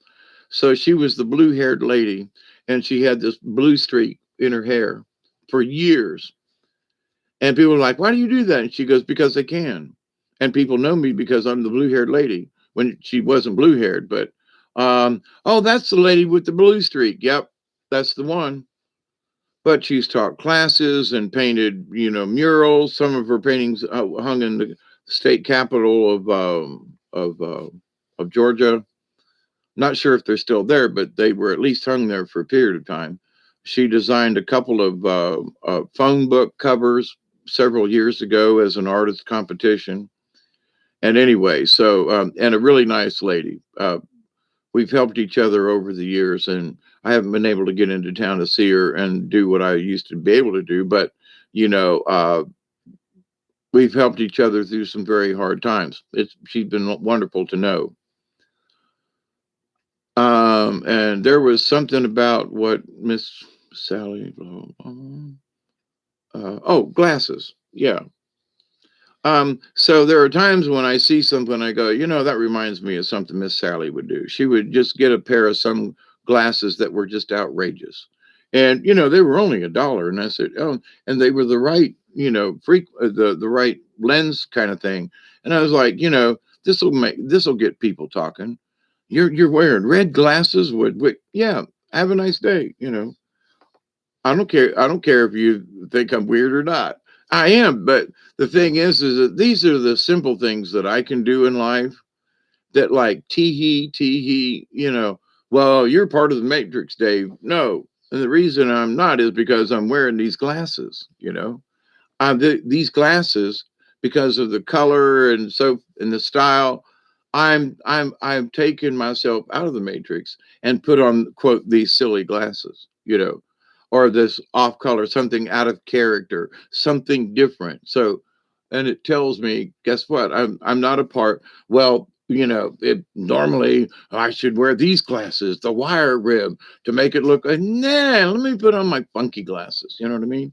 Sort of like an Elton John in a way. You know, why did he wear all those glasses? Because he could.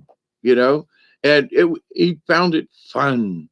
You know, and so in a similar way, you know, if I'm in town or something and I take my funky glasses, people look at me and go, yeah, you know, I don't care. It's all right because they I've changed their point of view for the day. Didn't have to say a word. Hi, how you doing? You know, but I got my glasses on. So wow, that guy's got them weird glasses on. A lady would wear those, not a guy. But I'm not trying to be a lady. I'm just wearing these glasses. You know, it's my statement for the day. You know, it's my I'm not in your matrix.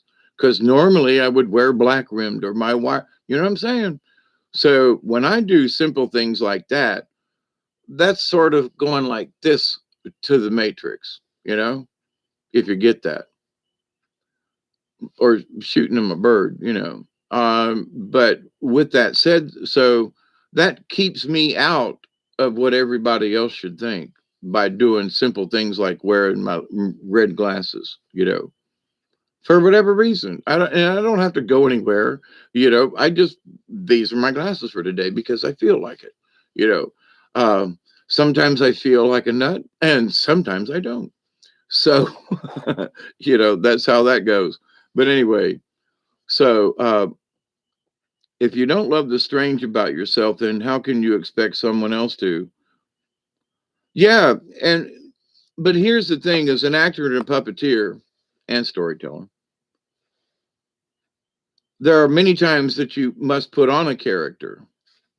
But in learning about that, I've also learned, I guess, what Miss Sally did with that little blue streak in her hair. I'm doing it because I can, and just so when you look at me, you'll never forget me. I'm the lady with the blue streak, and people around Moultrie and places, that's the lady with the blue streak, isn't it? Yep. It's like, Miss Sally. Yeah, I used to work on her house, and I built frames for her, which is all true. Replumbed underneath her house and fixed her furnace and worked in her attic and replaced windows and painted and a lot of stuff. Built shelves that are she still brags about the shelves I did. And they last I heard, after all these years, the shelves that I built close to 20 years ago, she said I never had to repaint them. All I have to do is wipe them down. That's how good a job I did. Like 3 coats of enamel, sanded down, beautiful shelves. And she wanted them white with a Boy Scout blue in the background. It's really a great combination in her house. But it cost her a lot of money at the time for me to do the work that I did. But after all these years, the work that I did 15 years ago is still, it looks just the same as it did 15 years ago. So there's something about doing good work.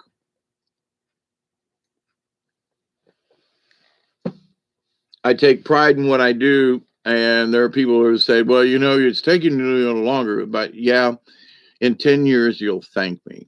And they go, what do you mean? Because I'm taking my time and making sure it's done right. If I just went over this and that and blah, blah, blah, you'd be pissed in a couple of years. I'm going to do this. And all you're going to have to do is just wipe it down and, keep the cobwebs down. And that'll be that. If you want to repaint it, it'll be up to you, but you won't have to, And knock on wood, 15 years later, that's the truth. So I built a roof on a trailer, and I put a new roof over the top of a double wide. And the guy was he was like, man, $9,000. I was like, yeah, but most of this is material. But I designed and built a roof over an existing mobile home and extended all the pipes and everything, and decked it, tar paper, shingles, four nails, not 3. And what a lot of people don't do too is, and if anybody gets a roof done with shingles, asphalt shingles, some of these roofers, there's a plastic thing on the back of every one, and that's to keep the tar from sticking together in the bundle. In order to put them down correctly, you must take the plastic off of the tar before you nail it to the roof. A lot of contractors do not do that. The roof that I did, even through several storms and a small tornado that was like a half a mile away from them in Cairo, none of the shingles came up because we had taken all the plastic off. And when we nailed it down, the tar on the backside of the shingle adheres to the top of the other shingle. If you don't take it off, they just flap. So it's not put on correctly. So, but anyway, I saw the person a couple of years after he put it on. He said within 6 months, our cooling and heating bill, because he was a heating and cool man, he said within 6 months, we saved $1,000 in our electric bill. He said, which was normally $250, $300 a month. So in about 6 months, he said, I saved $1,000.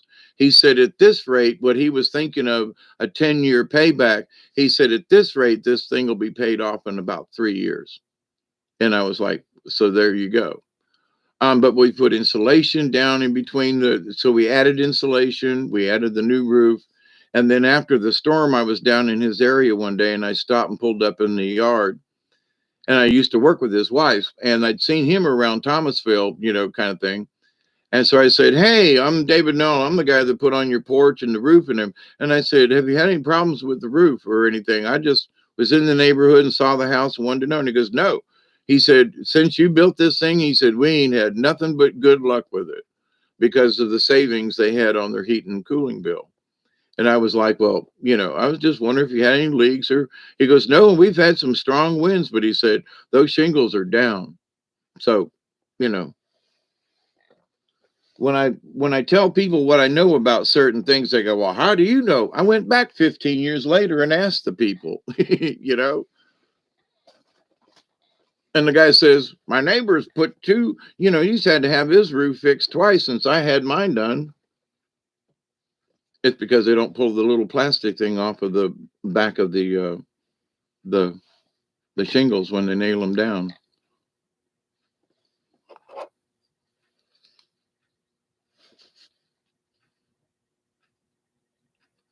I like swamp spruce. Yeah. Now here's something that I've kind of the holly tree is an evergreen, but it isn't, it's a shrub kind of, at least the hollies we got down here. And there are several places along in the property, like there's one at the north end of the property, and there's holly trees at the south end of the property. And not any other holly anywhere near about. It's really interesting that there's a holly tree north and south on at the river where the property line is, or really close anyway, close enough. 20 feet's close enough to me. It's that, because if depending on the weather, whatever, well, there's the holly tree. I know I'm on the north end anyway, but I would worry, not worried, concerned, wrong word, curious as to whether or not how um,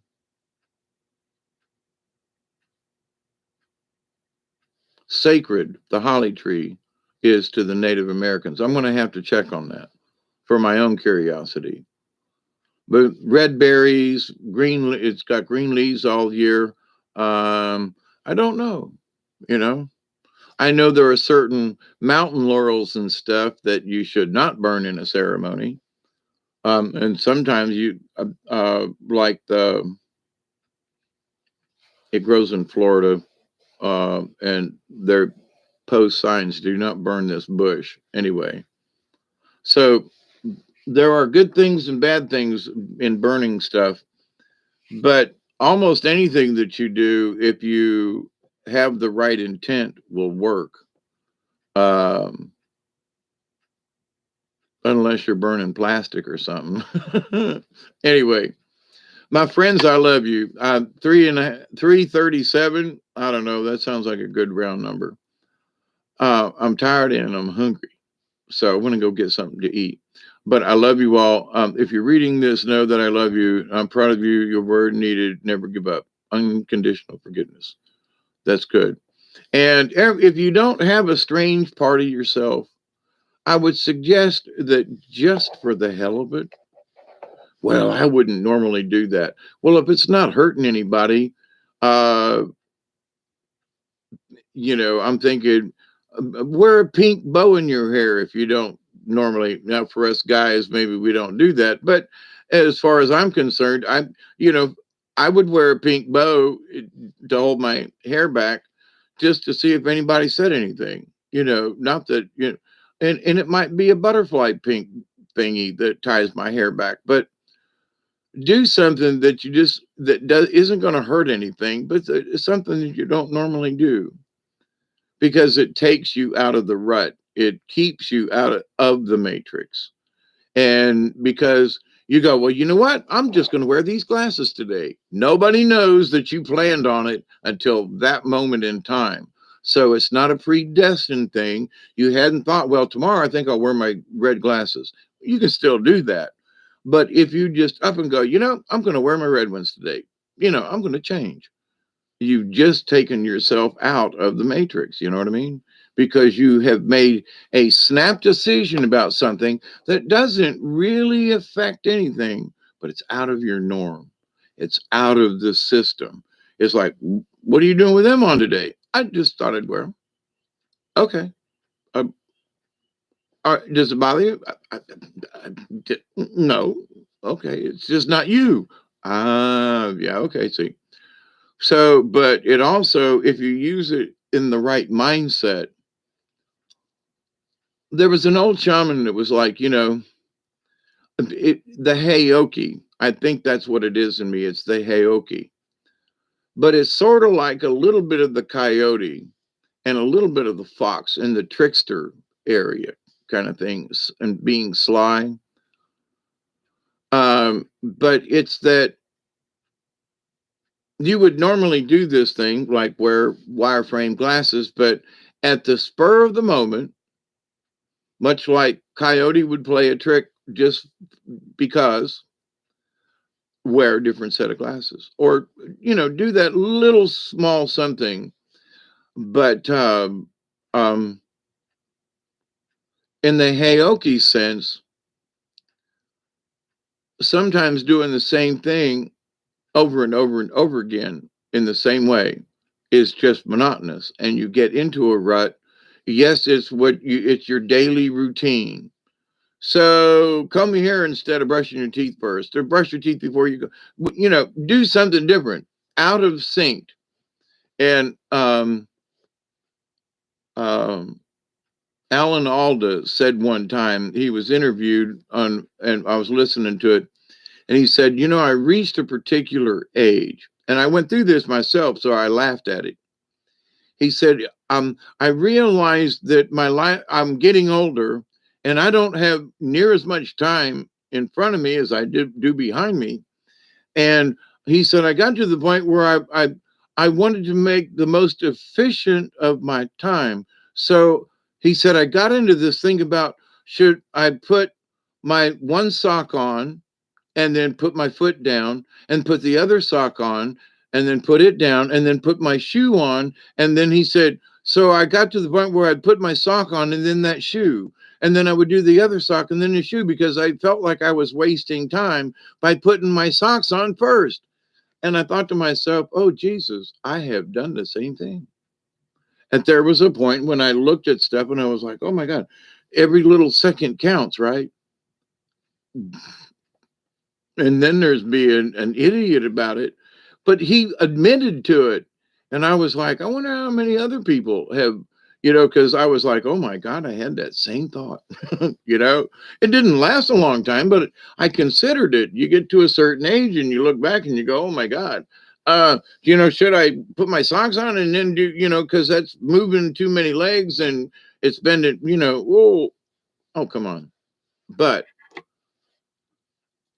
I think the lesson is that when you consider time in that to be more efficient with the less time that I have versus, if I could live another 68 years, okay. I'm sure I would have an opinion, about something, but um,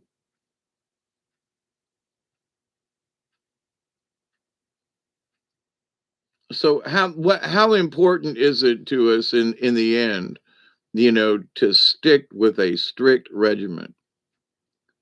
To some people it works, but the thing is that in that though, is it that ADHD that I must wash my hand 10 times, go around the room, and there are those, but I've met people very similar to that, and I had become that in certain ways myself. And I realized, what the hell are you doing? What are you doing? Well, you got to do it this way every time. Oh, no, you don't, you know. Um, and so you're going to wear the red glasses today, but I normally wear the so, And then you get to work, for example, I'd get there, decide to wear my red glasses, for example, and there'd be a big Ford meeting with the engineers or something, So there'd be big muckety mucks that I'd have to attend a meeting, and I would have to wear my glasses. So I'd always got looks, and and guys would go, it's just his way, you know.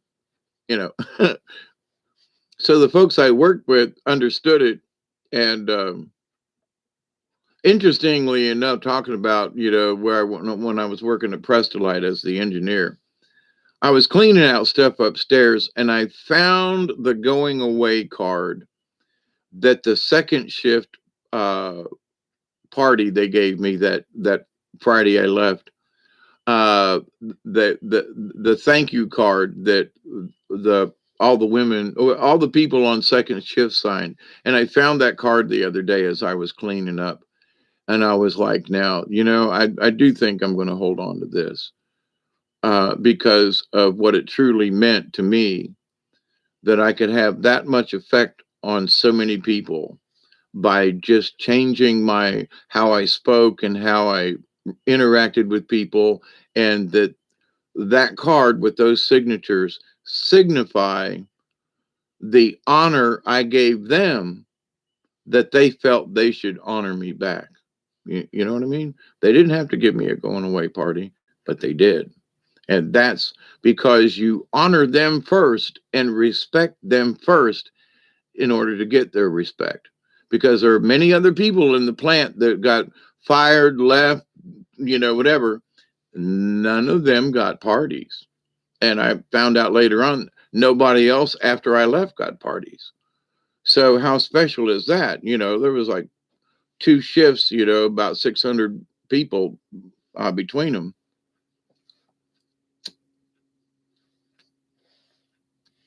And they planned it for 2 weeks without me knowing. And even the supervisors were in on first and second shift.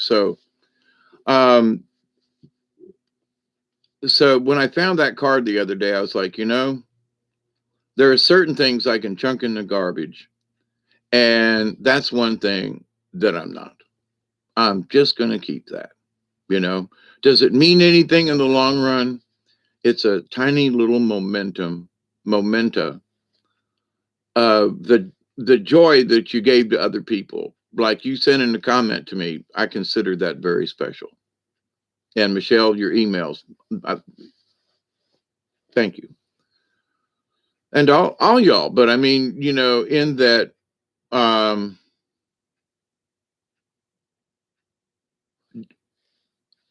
in my understanding of myself, my self-worth, if you will, my question always is, I try to honor everyone, even folks I don't like. I try to honor everyone, and in that, give them the respect that they should receive. They might not actually, deserve it sometimes. Not that I'm talking to you. I'm thinking of some other folks, but I still give them respect to show that are no grudges and there's no animosity. And well, if that's the way you want to be, I respect that. What? You're not going to argue? Nope. So, in that, the only way that I can receive true honor is to have given it. And that's just one card with all those signatures. Several of them folks are dead now. Just reminds me that it can be done. It's not, look how proud I am. I am proud of it. Don't get me wrong. And, it's like it's like a double gold star or something. But it's a reminder that by being honorable and respectful, these folks felt the same and showed it to me. And it can be done. It's a reminder that through good words, through good deeds, through honor to other people, even though we have never actually met, these people I hung around with every day, right? Went out on the floor, we talked, And so fixed their machines, helped them when they needed problems, and changed my attitude. And that's my proof that it can be done and that I did do it. Now, that's my own personal achievement, but what I'm more reminded of is that this is proof that it can be done, not just by me. It can be done. That's all. Now, you can believe me or not, but I got signatures, you know. So, um, and I'm not trying to blow my horn about this. I'm not. It's that other people take what I've learned, you use it for yourself. I've already achieved this point. You see, I've already got this card with signatures. I'm good.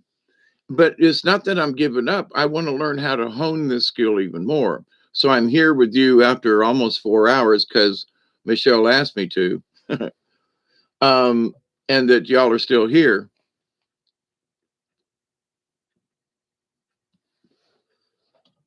But it's the idea that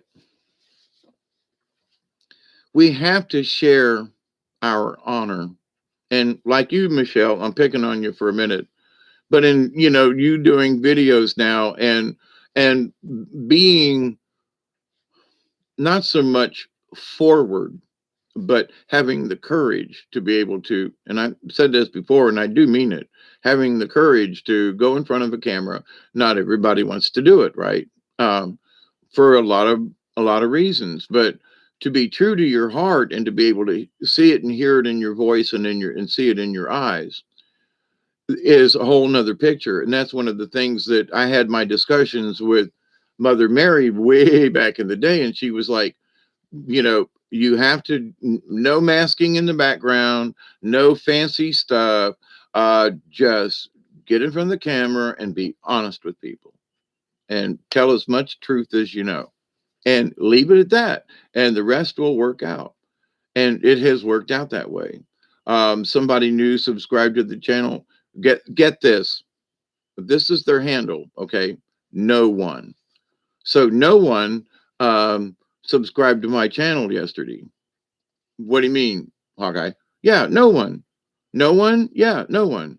Well, if no one subscribed, how did they subscribe? Well, their name this is a who's on first kind of thing. So no one, I loved it, I should send them a message back and say, thank you. I love it, the parody of things, I guess.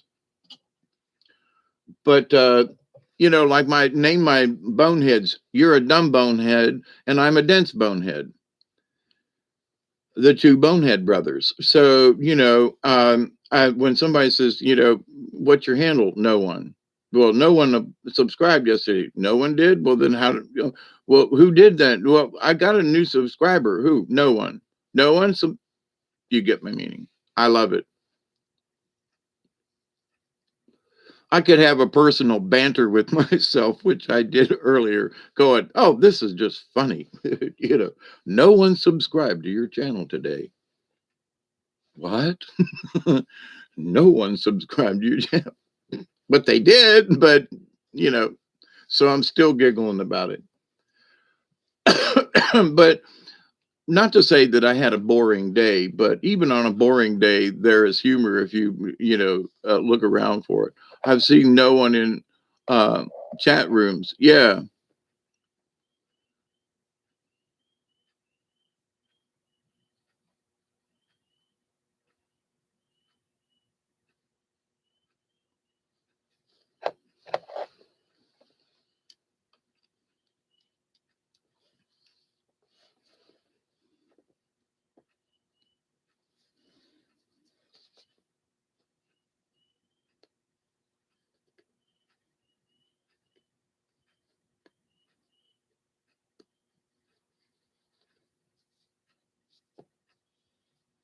Yeah, I'm not going to read all the chat, but to the point, David and Michelle, we have all done this before. And what it takes for us to now there are, for all y'all, not just me, but all y'all. Because I think about this and it's like, I honestly don't do this for myself. I don't. I get in here and hang out with you guys, and sometimes I have a topic, and sometimes it just goes, from Cajun food to, I don't know, whatever, pine trees. But in that though, um, it's the communication between us. It's sometimes I'll blurt out something profound, and somebody, that's wisdom for you or something like that. But in the spiritualness of it, it boils down to the courage that you, I guess, the word muster, that you muster, you get Colonel Mustard and you get some courage. But that people who haven't done this sort of thing in a previous life are very flighty about spirituality in this life. Okay. And you probably, and I don't want to say a ditzy blonde, but just kind of in that way. And not all blondes are ditzy. I don't mean that, but it's the caricature of the ditzy blonde. And it could be redhead or, I know some redheads who are really ditzy. So doesn't matter what color your hair is. And, there are men that are that way too, by the way. It's not just women. But my analogy is, though, that people of certain spiritualities, they're just ditzy. I don't think they had a spirituality much in a previous life because they really don't care. Now, but to the same point, people like my good friend Big John, that I've talked about before, people of his age group do not have the same idea of spirituality that he does, nor do they want to. They just aren't interested. And, there are folks like my friend Miss Emma, who's 12 now, I think, or 13. I don't think she's 13, but anyway, um, she's got more wisdom in her than some people I know that are my age. So it's not about an age group or the color of their hair or how big or small or, but they have a spirituality in them that other folks their own age and just don't, it's just not there. They go, what? And whether you talk about God or spirit or create, it doesn't matter. They're just not interested, you know. And going to Catholic school now, a lot of people didn't know how much I was actually kind of sort of praying on the side, if you will. But I was always at mass. I was either an altar boy, or when they turned the stage around, when they turned the altar around back in the '60s, I became a commentator. And sometimes 2 or 3 masses every Sunday, I would be reading the gospel from the pulpit, seriously, as a teenager. And so I got into understanding this, and people back then were going, you read the Bible better than the priests do. Let him do it. So they were always there were folks that were always volunteering me to read the gospel at mass. And I found out that I really liked it. So here I am all these years later, in a way, um, speaking the gospel of spirituality, the true Christ consciousness that never left, it's always been here. And so when, this expectation of when Christ is coming back, I did videos a couple of years ago and I said, um, if Christ came back right now, who would believe him? Who in this realm would believe that it was him? Period. That he came in on a cloud? No, he's an alien. Well, maybe he was an alien to begin with. Oh, well, we can't go there. Holy Jesus. But why not? We have to understand this much bigger picture. But in the spirituality of things, I've seen some people, I can't say that they don't have a soul, but they ain't an ounce of spirituality in them. It's a cell phone, it's a app, it's a this. They are so distracted that, and they don't want a clue. Well, how do you think spiritually? Do you ever go out and, well, who needs that? And blah blah blah, and go away, leave me alone. Okay. F you, you know? Felix Unger. That's an old joke. Neil Simon wrote the play and some of the episodes of The Odd Couple, the original one. But in the play, there's a line, and I can't remember the other guy's name, the Jack Klugman character of Felix is the whiny guy, right? So, hey, Jack comes in and he goes, here I see you've moved all my stuff, and I see that you've written this note and put it on my pillow, and it's got F you. He goes, well, now what did, he got all pissed off about the F you, the note. And he goes, what's that stand for? And he goes, Felix Unger. And, and the laughter ensues, F you, blah, blah, blah. And so, but anyway, so there are times when somebody says, F you, Oscar, thank you much. You're so smart, Michelle. You know all those little trivia things. I have forgotten more than I can remember, but,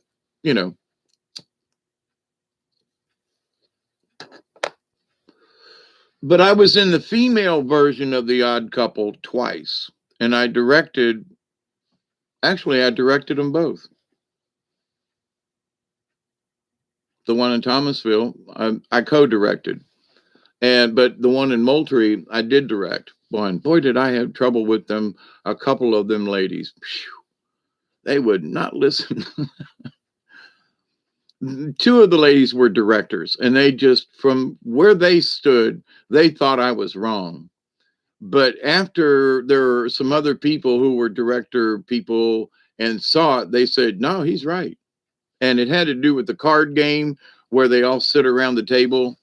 It was very hard to block that scene because there's, two people on each side and the person at the back, and they all have to be seen by the audience. And it was really difficult to block that scene. And so I put their chairs where they needed to be. I directed each one of them and how they should stay out of the other person's line of sight to the audience. And I, went through each one of them and showed them why. I stood over on the other side of the audience and said, I can't see your face, look this way, blah, blah, blah. So, but these ladies argued with me, well, you don't know what you're doing. But in the end of it, it was like it was a big hit. But I played Manuelo. Manuelo was the one guy, and Jesus. So I played Jesus twice in the female version of The Odd Couple. I just always, that's just been a personal funny to me, he. Not that was my intent. It was Jesus. And we dressed up in our ice cream suits, and we're very si senor. Me and my friend got a big laugh when we did it.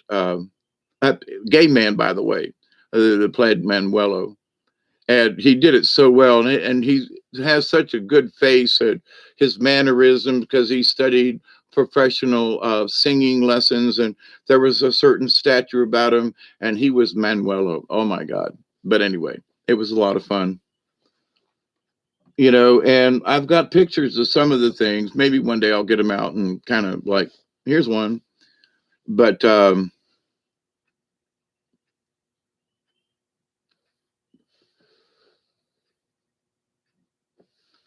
there are people who ask me, haven't you wasted a lot of time in your lifetime doing plays? And I say, I don't think so, because I've been in over 85 plays, directed several, have been in plays that I directed. I rewrote Dickens, and we did a stage version which had 31 scenes in it, if you can imagine that, of Scrooge.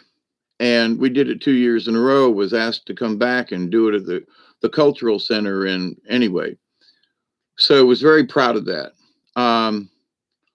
But rather than feeling egotistical after it was all said and done, I felt very humbled that I could pull it off versus look at this great thing that I did.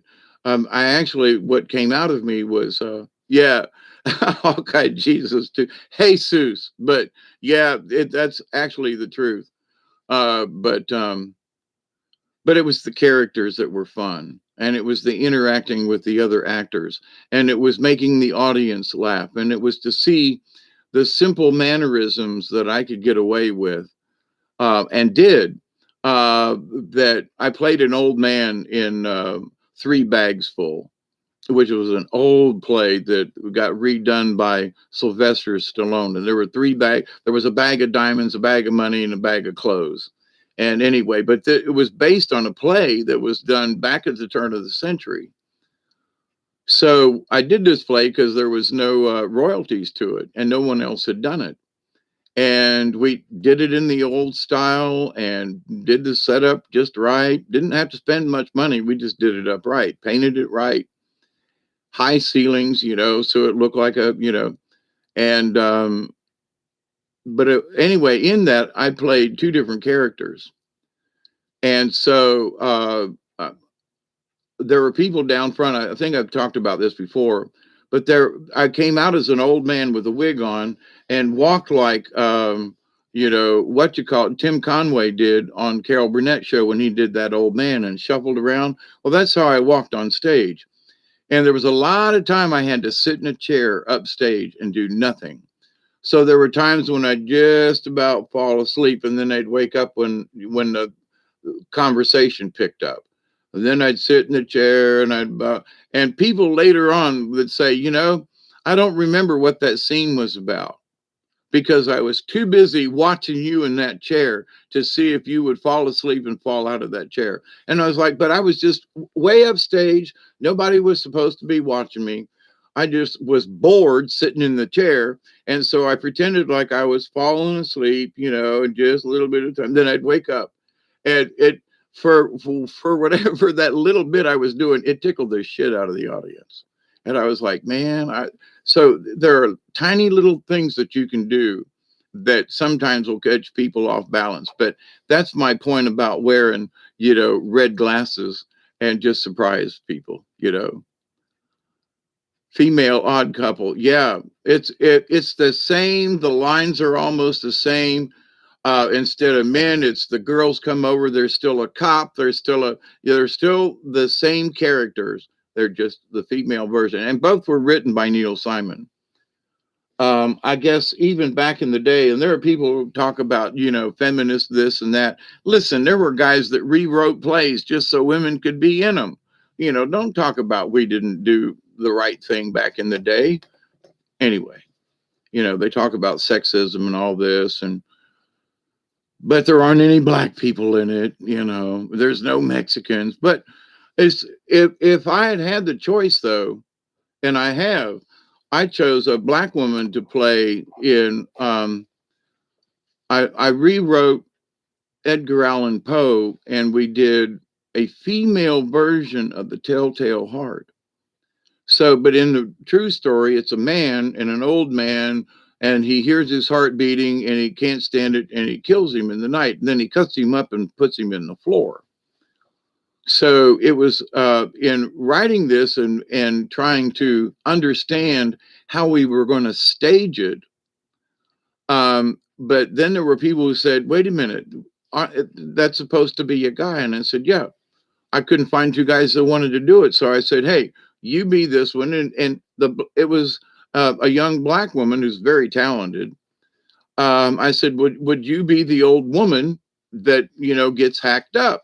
And all she had to do was lay on the bed kind of thing and groan once in a while. But that was it. But she agreed. And people say, you used a black lady? And I'm like, why not? Does it matter who it is that's there? So, and this same black woman was used in a couple of other plays, and to where it could have been a white girl. So, but the idea that, they're in Thomasville and with the Tallahassee set, Tallahassee Little Theater and FSU, and a lot of the black folks came out of Florida A&M. So we tried our best to incorporate, if you were talented and we could fit you into the character, I didn't care what color you were. There was even one time we dressed up this one young lady as a boy. We pushed her hair up under the cap, and we just said, it'll work. Um, and she ended up being one of the ruffians on the street or something in a scene. But I'm a girl, so do you want to be in the play or not? Yeah, okay. Just put your hair up, put your cap on, and we won't tell anybody. And nobody knew. So and she got to be in the play. So to me, that was the most important thing. But anyway, so I've had a wonderful opportunity to work with some absolutely wonderful, talented young people and some old people who didn't know they were talented and brought that out of them. There was a gentleman down in Tallahassee, and he came up to Thomasville. In fact, Three Bags Full was his first time ever in acting. And afterwards, he told me, he said, "You've given me so much confidence because you believed that I could do it when I didn't believe it." And then he got involved with, he did several shows in Thomasville, but then he got involved with the Monticello Opera House, that group, and he did several plays with them and really blossomed. And one year when I was having trouble paying my land taxes, and I'd gotten behind, and it was like $700 or $800 to bail my ass out, I got a phone call from him from Tallahassee, and he said, "I want you to stop work," because posted it on my Facebook. I said, "I'm stuck. They're going to auction my house off, my land. I don't have the money right now." And he said his mother had passed away, and she had been to many of the plays that he was in, that I was in, that we were both in, or he or me, and she always loved it. And she said, he told me, he said, "My mother said that I, meaning me, had given her son one of the greatest gifts." And he said that when she died and left me money, he said, "Of all the things that she thanked you and loved your plays, and she's passed away, and I've got extra money." And he said, "I just want you to know, I paid your land tax for you." And I cried. So you never know what you do when you do it, when an angel's going to come out of nowhere and say, "Look, here you go." And so, in talking about honor and respect, I know I'm yakking about myself a lot. Hello, everyone. 8:30 p.m. here in Melbourne. Hi, Gaza. How are you? It's 4:28 here in the a.m. Gaza. I'm on the East Coast. Yeah, there you go, David.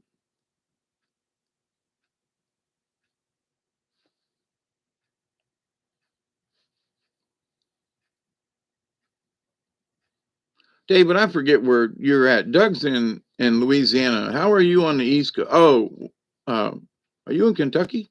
Anyway, um, don't let another being's limitations limit your options. Yes, stay open minded and be the perspective the Creator wanted you to be.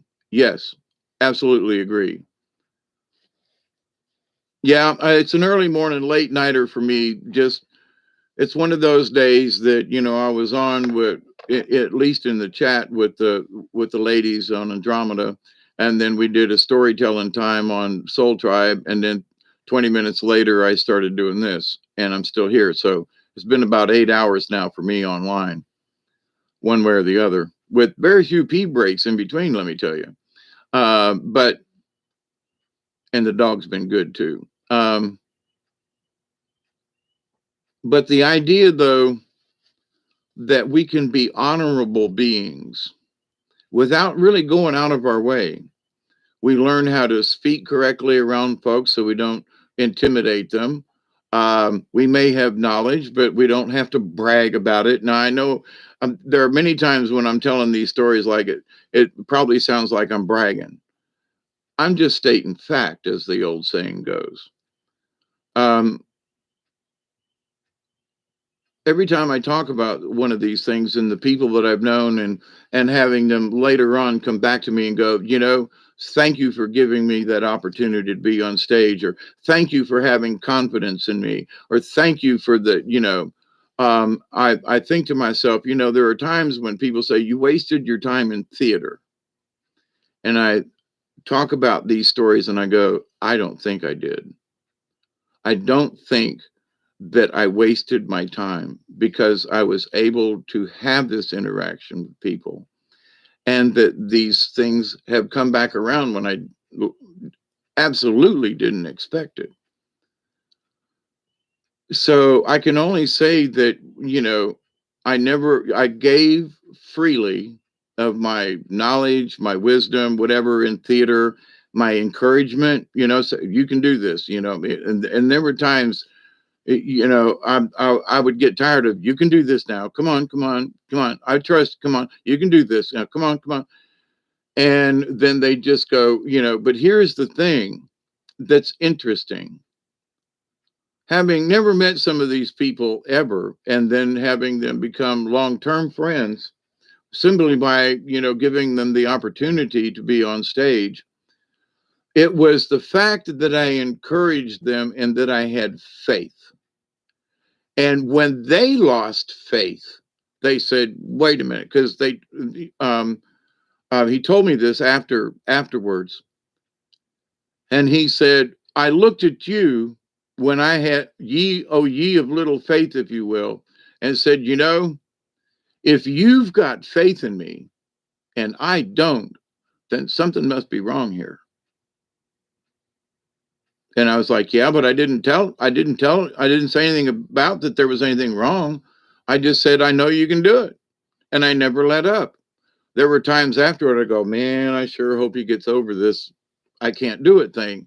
So, but in that, by having excellent confidence always that they could do it, and being patient with them and honoring them, that they said, he believes in me so much, I got to believe in myself.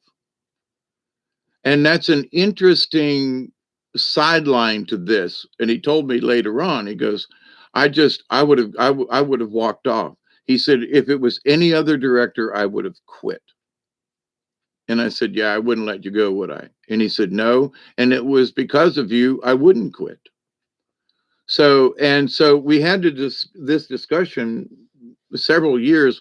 We were smoking a joint after a play, and I was down in Monticello, and we were chatting on the back porch after it was sort of a wind down, not really a party, but an after show get together, cast party, if you will. But we were just sitting around and chatting, and he brought it up, and I said, well, and the fact that I'd went down and had been at the Monticello Opera House a few times, and I ran their lights for them a few times, and did a couple of stand-ins for a one-night performance kind of thing. And the fact that they could trust me to do that, was something that they were like, we don't just trust anybody to do this now, Dave. You understand it? And I go, yeah, I know. And when I worked at Tallahassee Little Theater, there was a really rough director there, and I did all the lights, like 60 some odd lights, and it was a tough ass one. It was a 2-story set, and it had to be lit so that the upstairs and the downstairs could be lit without any noticeable shadows. It was tough.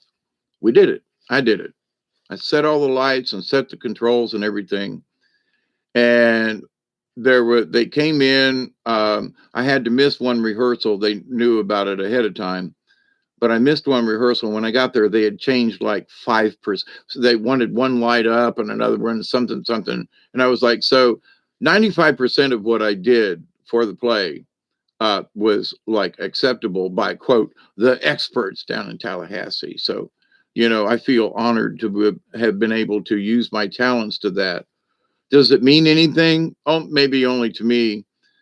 But what it means is that there are people who don't know you, that if you do a good job, you do an honorable job, you are respectful, that when you're through with your job, you might not get any respect during it because they were all the time bitching.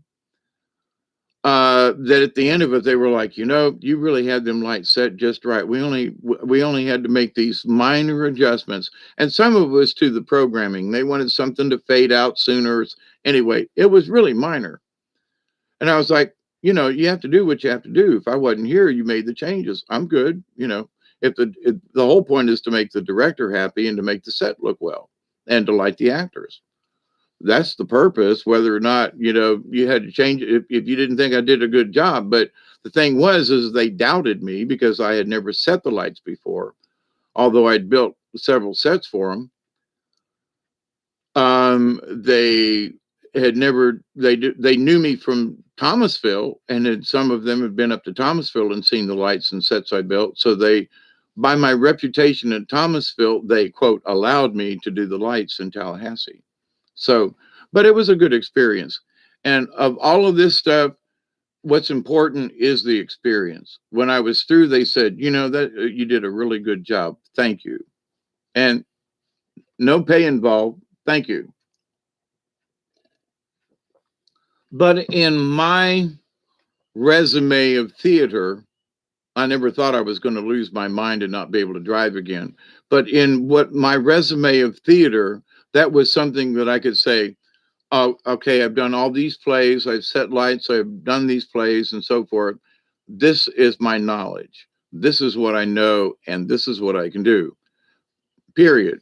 This is my resume. It's not gloating about how well I did and how many people showed up, or there was that too. But in writing this down as a self-publisher, you have to only state the facts without gloating. And at times that's hard to do. So anyway, I'm like the Energizer Bunny. I missed the Soul Tribe, only got the end of like me at work. I can't believe I'm 50 years old and I outdo everyone. My ADH brain can't form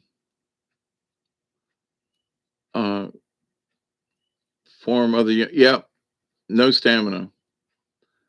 I was really shy.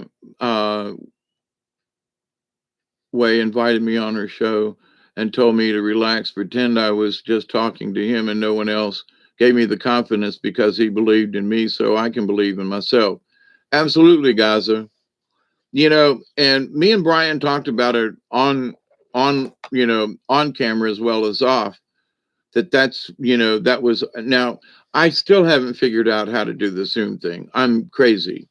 It's not that I want to, be the only one to chat. I literally have lost that part of my brain I used to have that could understand, connect this to that, and you open this and you do that and you put this over here. I get lost, quite frankly. So I hit the button, I go live, here we are. But I'm pressuring myself to move to the next level and go, Hawkeye, you got to learn to do the Zoom thing, because there are people I would like to have come on, like David Castle. I'd love to get on one night and you and I talk about different types of meditations and things and stuff. Or let's pick a subject. But instead of me having to come all to myself, but I honestly haven't had the mental whatevers to be able to connect the dots. But for Brian, he was much more aware in that area and put wonderful things together. So it was, and I used to be like him, natural in that. I've done soundtracks for shows and things and put together sound effects and music and get all kinds of complex stuff. And now I look at it and go, I don't know where I would start. And I used to do this like all the time, There was always a show somewhere that somebody needed sound effects for, and they would pay me what they could for putting these things together. So, and, I made a little money on the side and didn't have to leave home. But now those things that used to be so natural to me, like I used to do AutoCAD 3D, and I was really fast at what I did. Because I learned from some old pros way back when there was AutoCAD 9, way 20, 30, for some, anyway. And I learned how to program my keyboard for shortcuts. So where some people were trying to find things with their mouse, I was already doing whatever it was that they wanted to do. So I knew how to write small programs in AutoCAD and what they call AutoLisp. and I could do all kinds of macros and micros and whatever, and all different kinds of programs that we needed at Prestolite for the things that we did. But if you asked me to do any of that stuff right now, I'd go, I remember I used to be able to, but I can't do it now. So, but here's the thing though. I know I used to be able to do it, and I have retrained myself to do these other things. This is just one of the things that I need to put on my list. I'm too worried about getting my house straightened out. Too worried about getting the porch done. I'm too worried about, cleaning up stuff that's been here for the last 10 years. I should have, rather than spending time on learning how to do Zoom. And I need to change that around a little bit for myself, but to invite I want to have chats with other people. I chat with you guys all the time, so why not have you on? Whether you want to be on camera or not, you could at least be voice wise. But anyway, yes, I got lost too. My wife does it for me.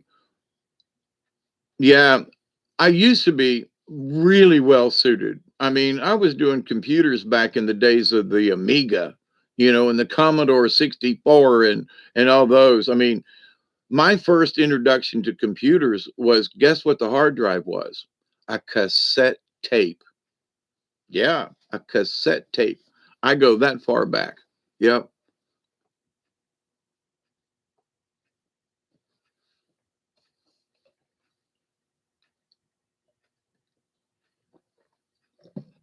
But to my point in this, I know because of past experience that if I put my mind to it, I can do it. I have just gotten to a certain point and I go, I just can't do this now. I give up.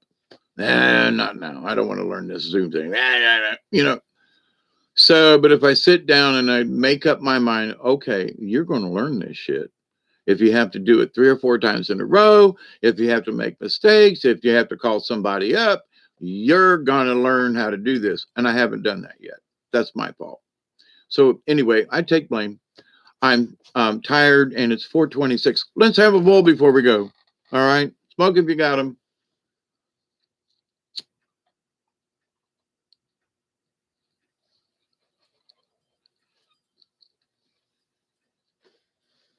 Last one for the morning.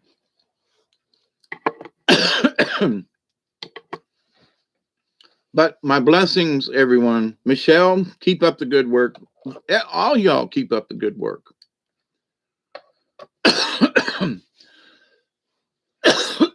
I'm proud to be the one to help you in whatever way that you need help.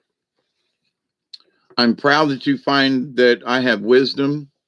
I am proud and humbled by your comments and by your prayers and by your participation. And I humbly always ask Creator to continue sending you all blessings from the universe.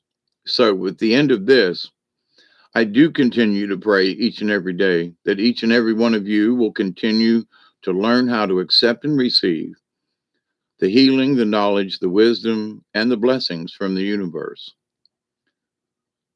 Each and every day when I put my feet on the floor and go outside to let the dog run, I say thank you to the spirits, and I continue to pray that each and every day, each and every one of you, your friends, your family, all of your relatives, and all of your relations, past, present, and to come, will continue to learn how to accept and receive the knowledge, the healing, and the wisdom, and the blessings from the universe. Sounds like I have this memorized. I'm actually just doing it. I hope I don't forget. But in that law of 3 that tickles me, I continue to pray that each and every day, each and every one of you will continue to learn how to accept, receive, and continue to share the knowledge, the healing, the wisdom, and the blessings from the universe. I think we're doing a good job, not to pat ourselves on the back so much as to say, because we know each other, because we communicate well with each other, because we consider ourselves a soul tribe, and because we just get along, I say we're doing well. I say the spirits are proud of us for what we're doing, and we will continue to do. And with your continued blessings, I will continue to do my best. So, with that said, Gaza, um, You remember the cassette tapes? Yeah, some people could say, nah, that's not true. Oh, yeah, it was a 90-minute tape.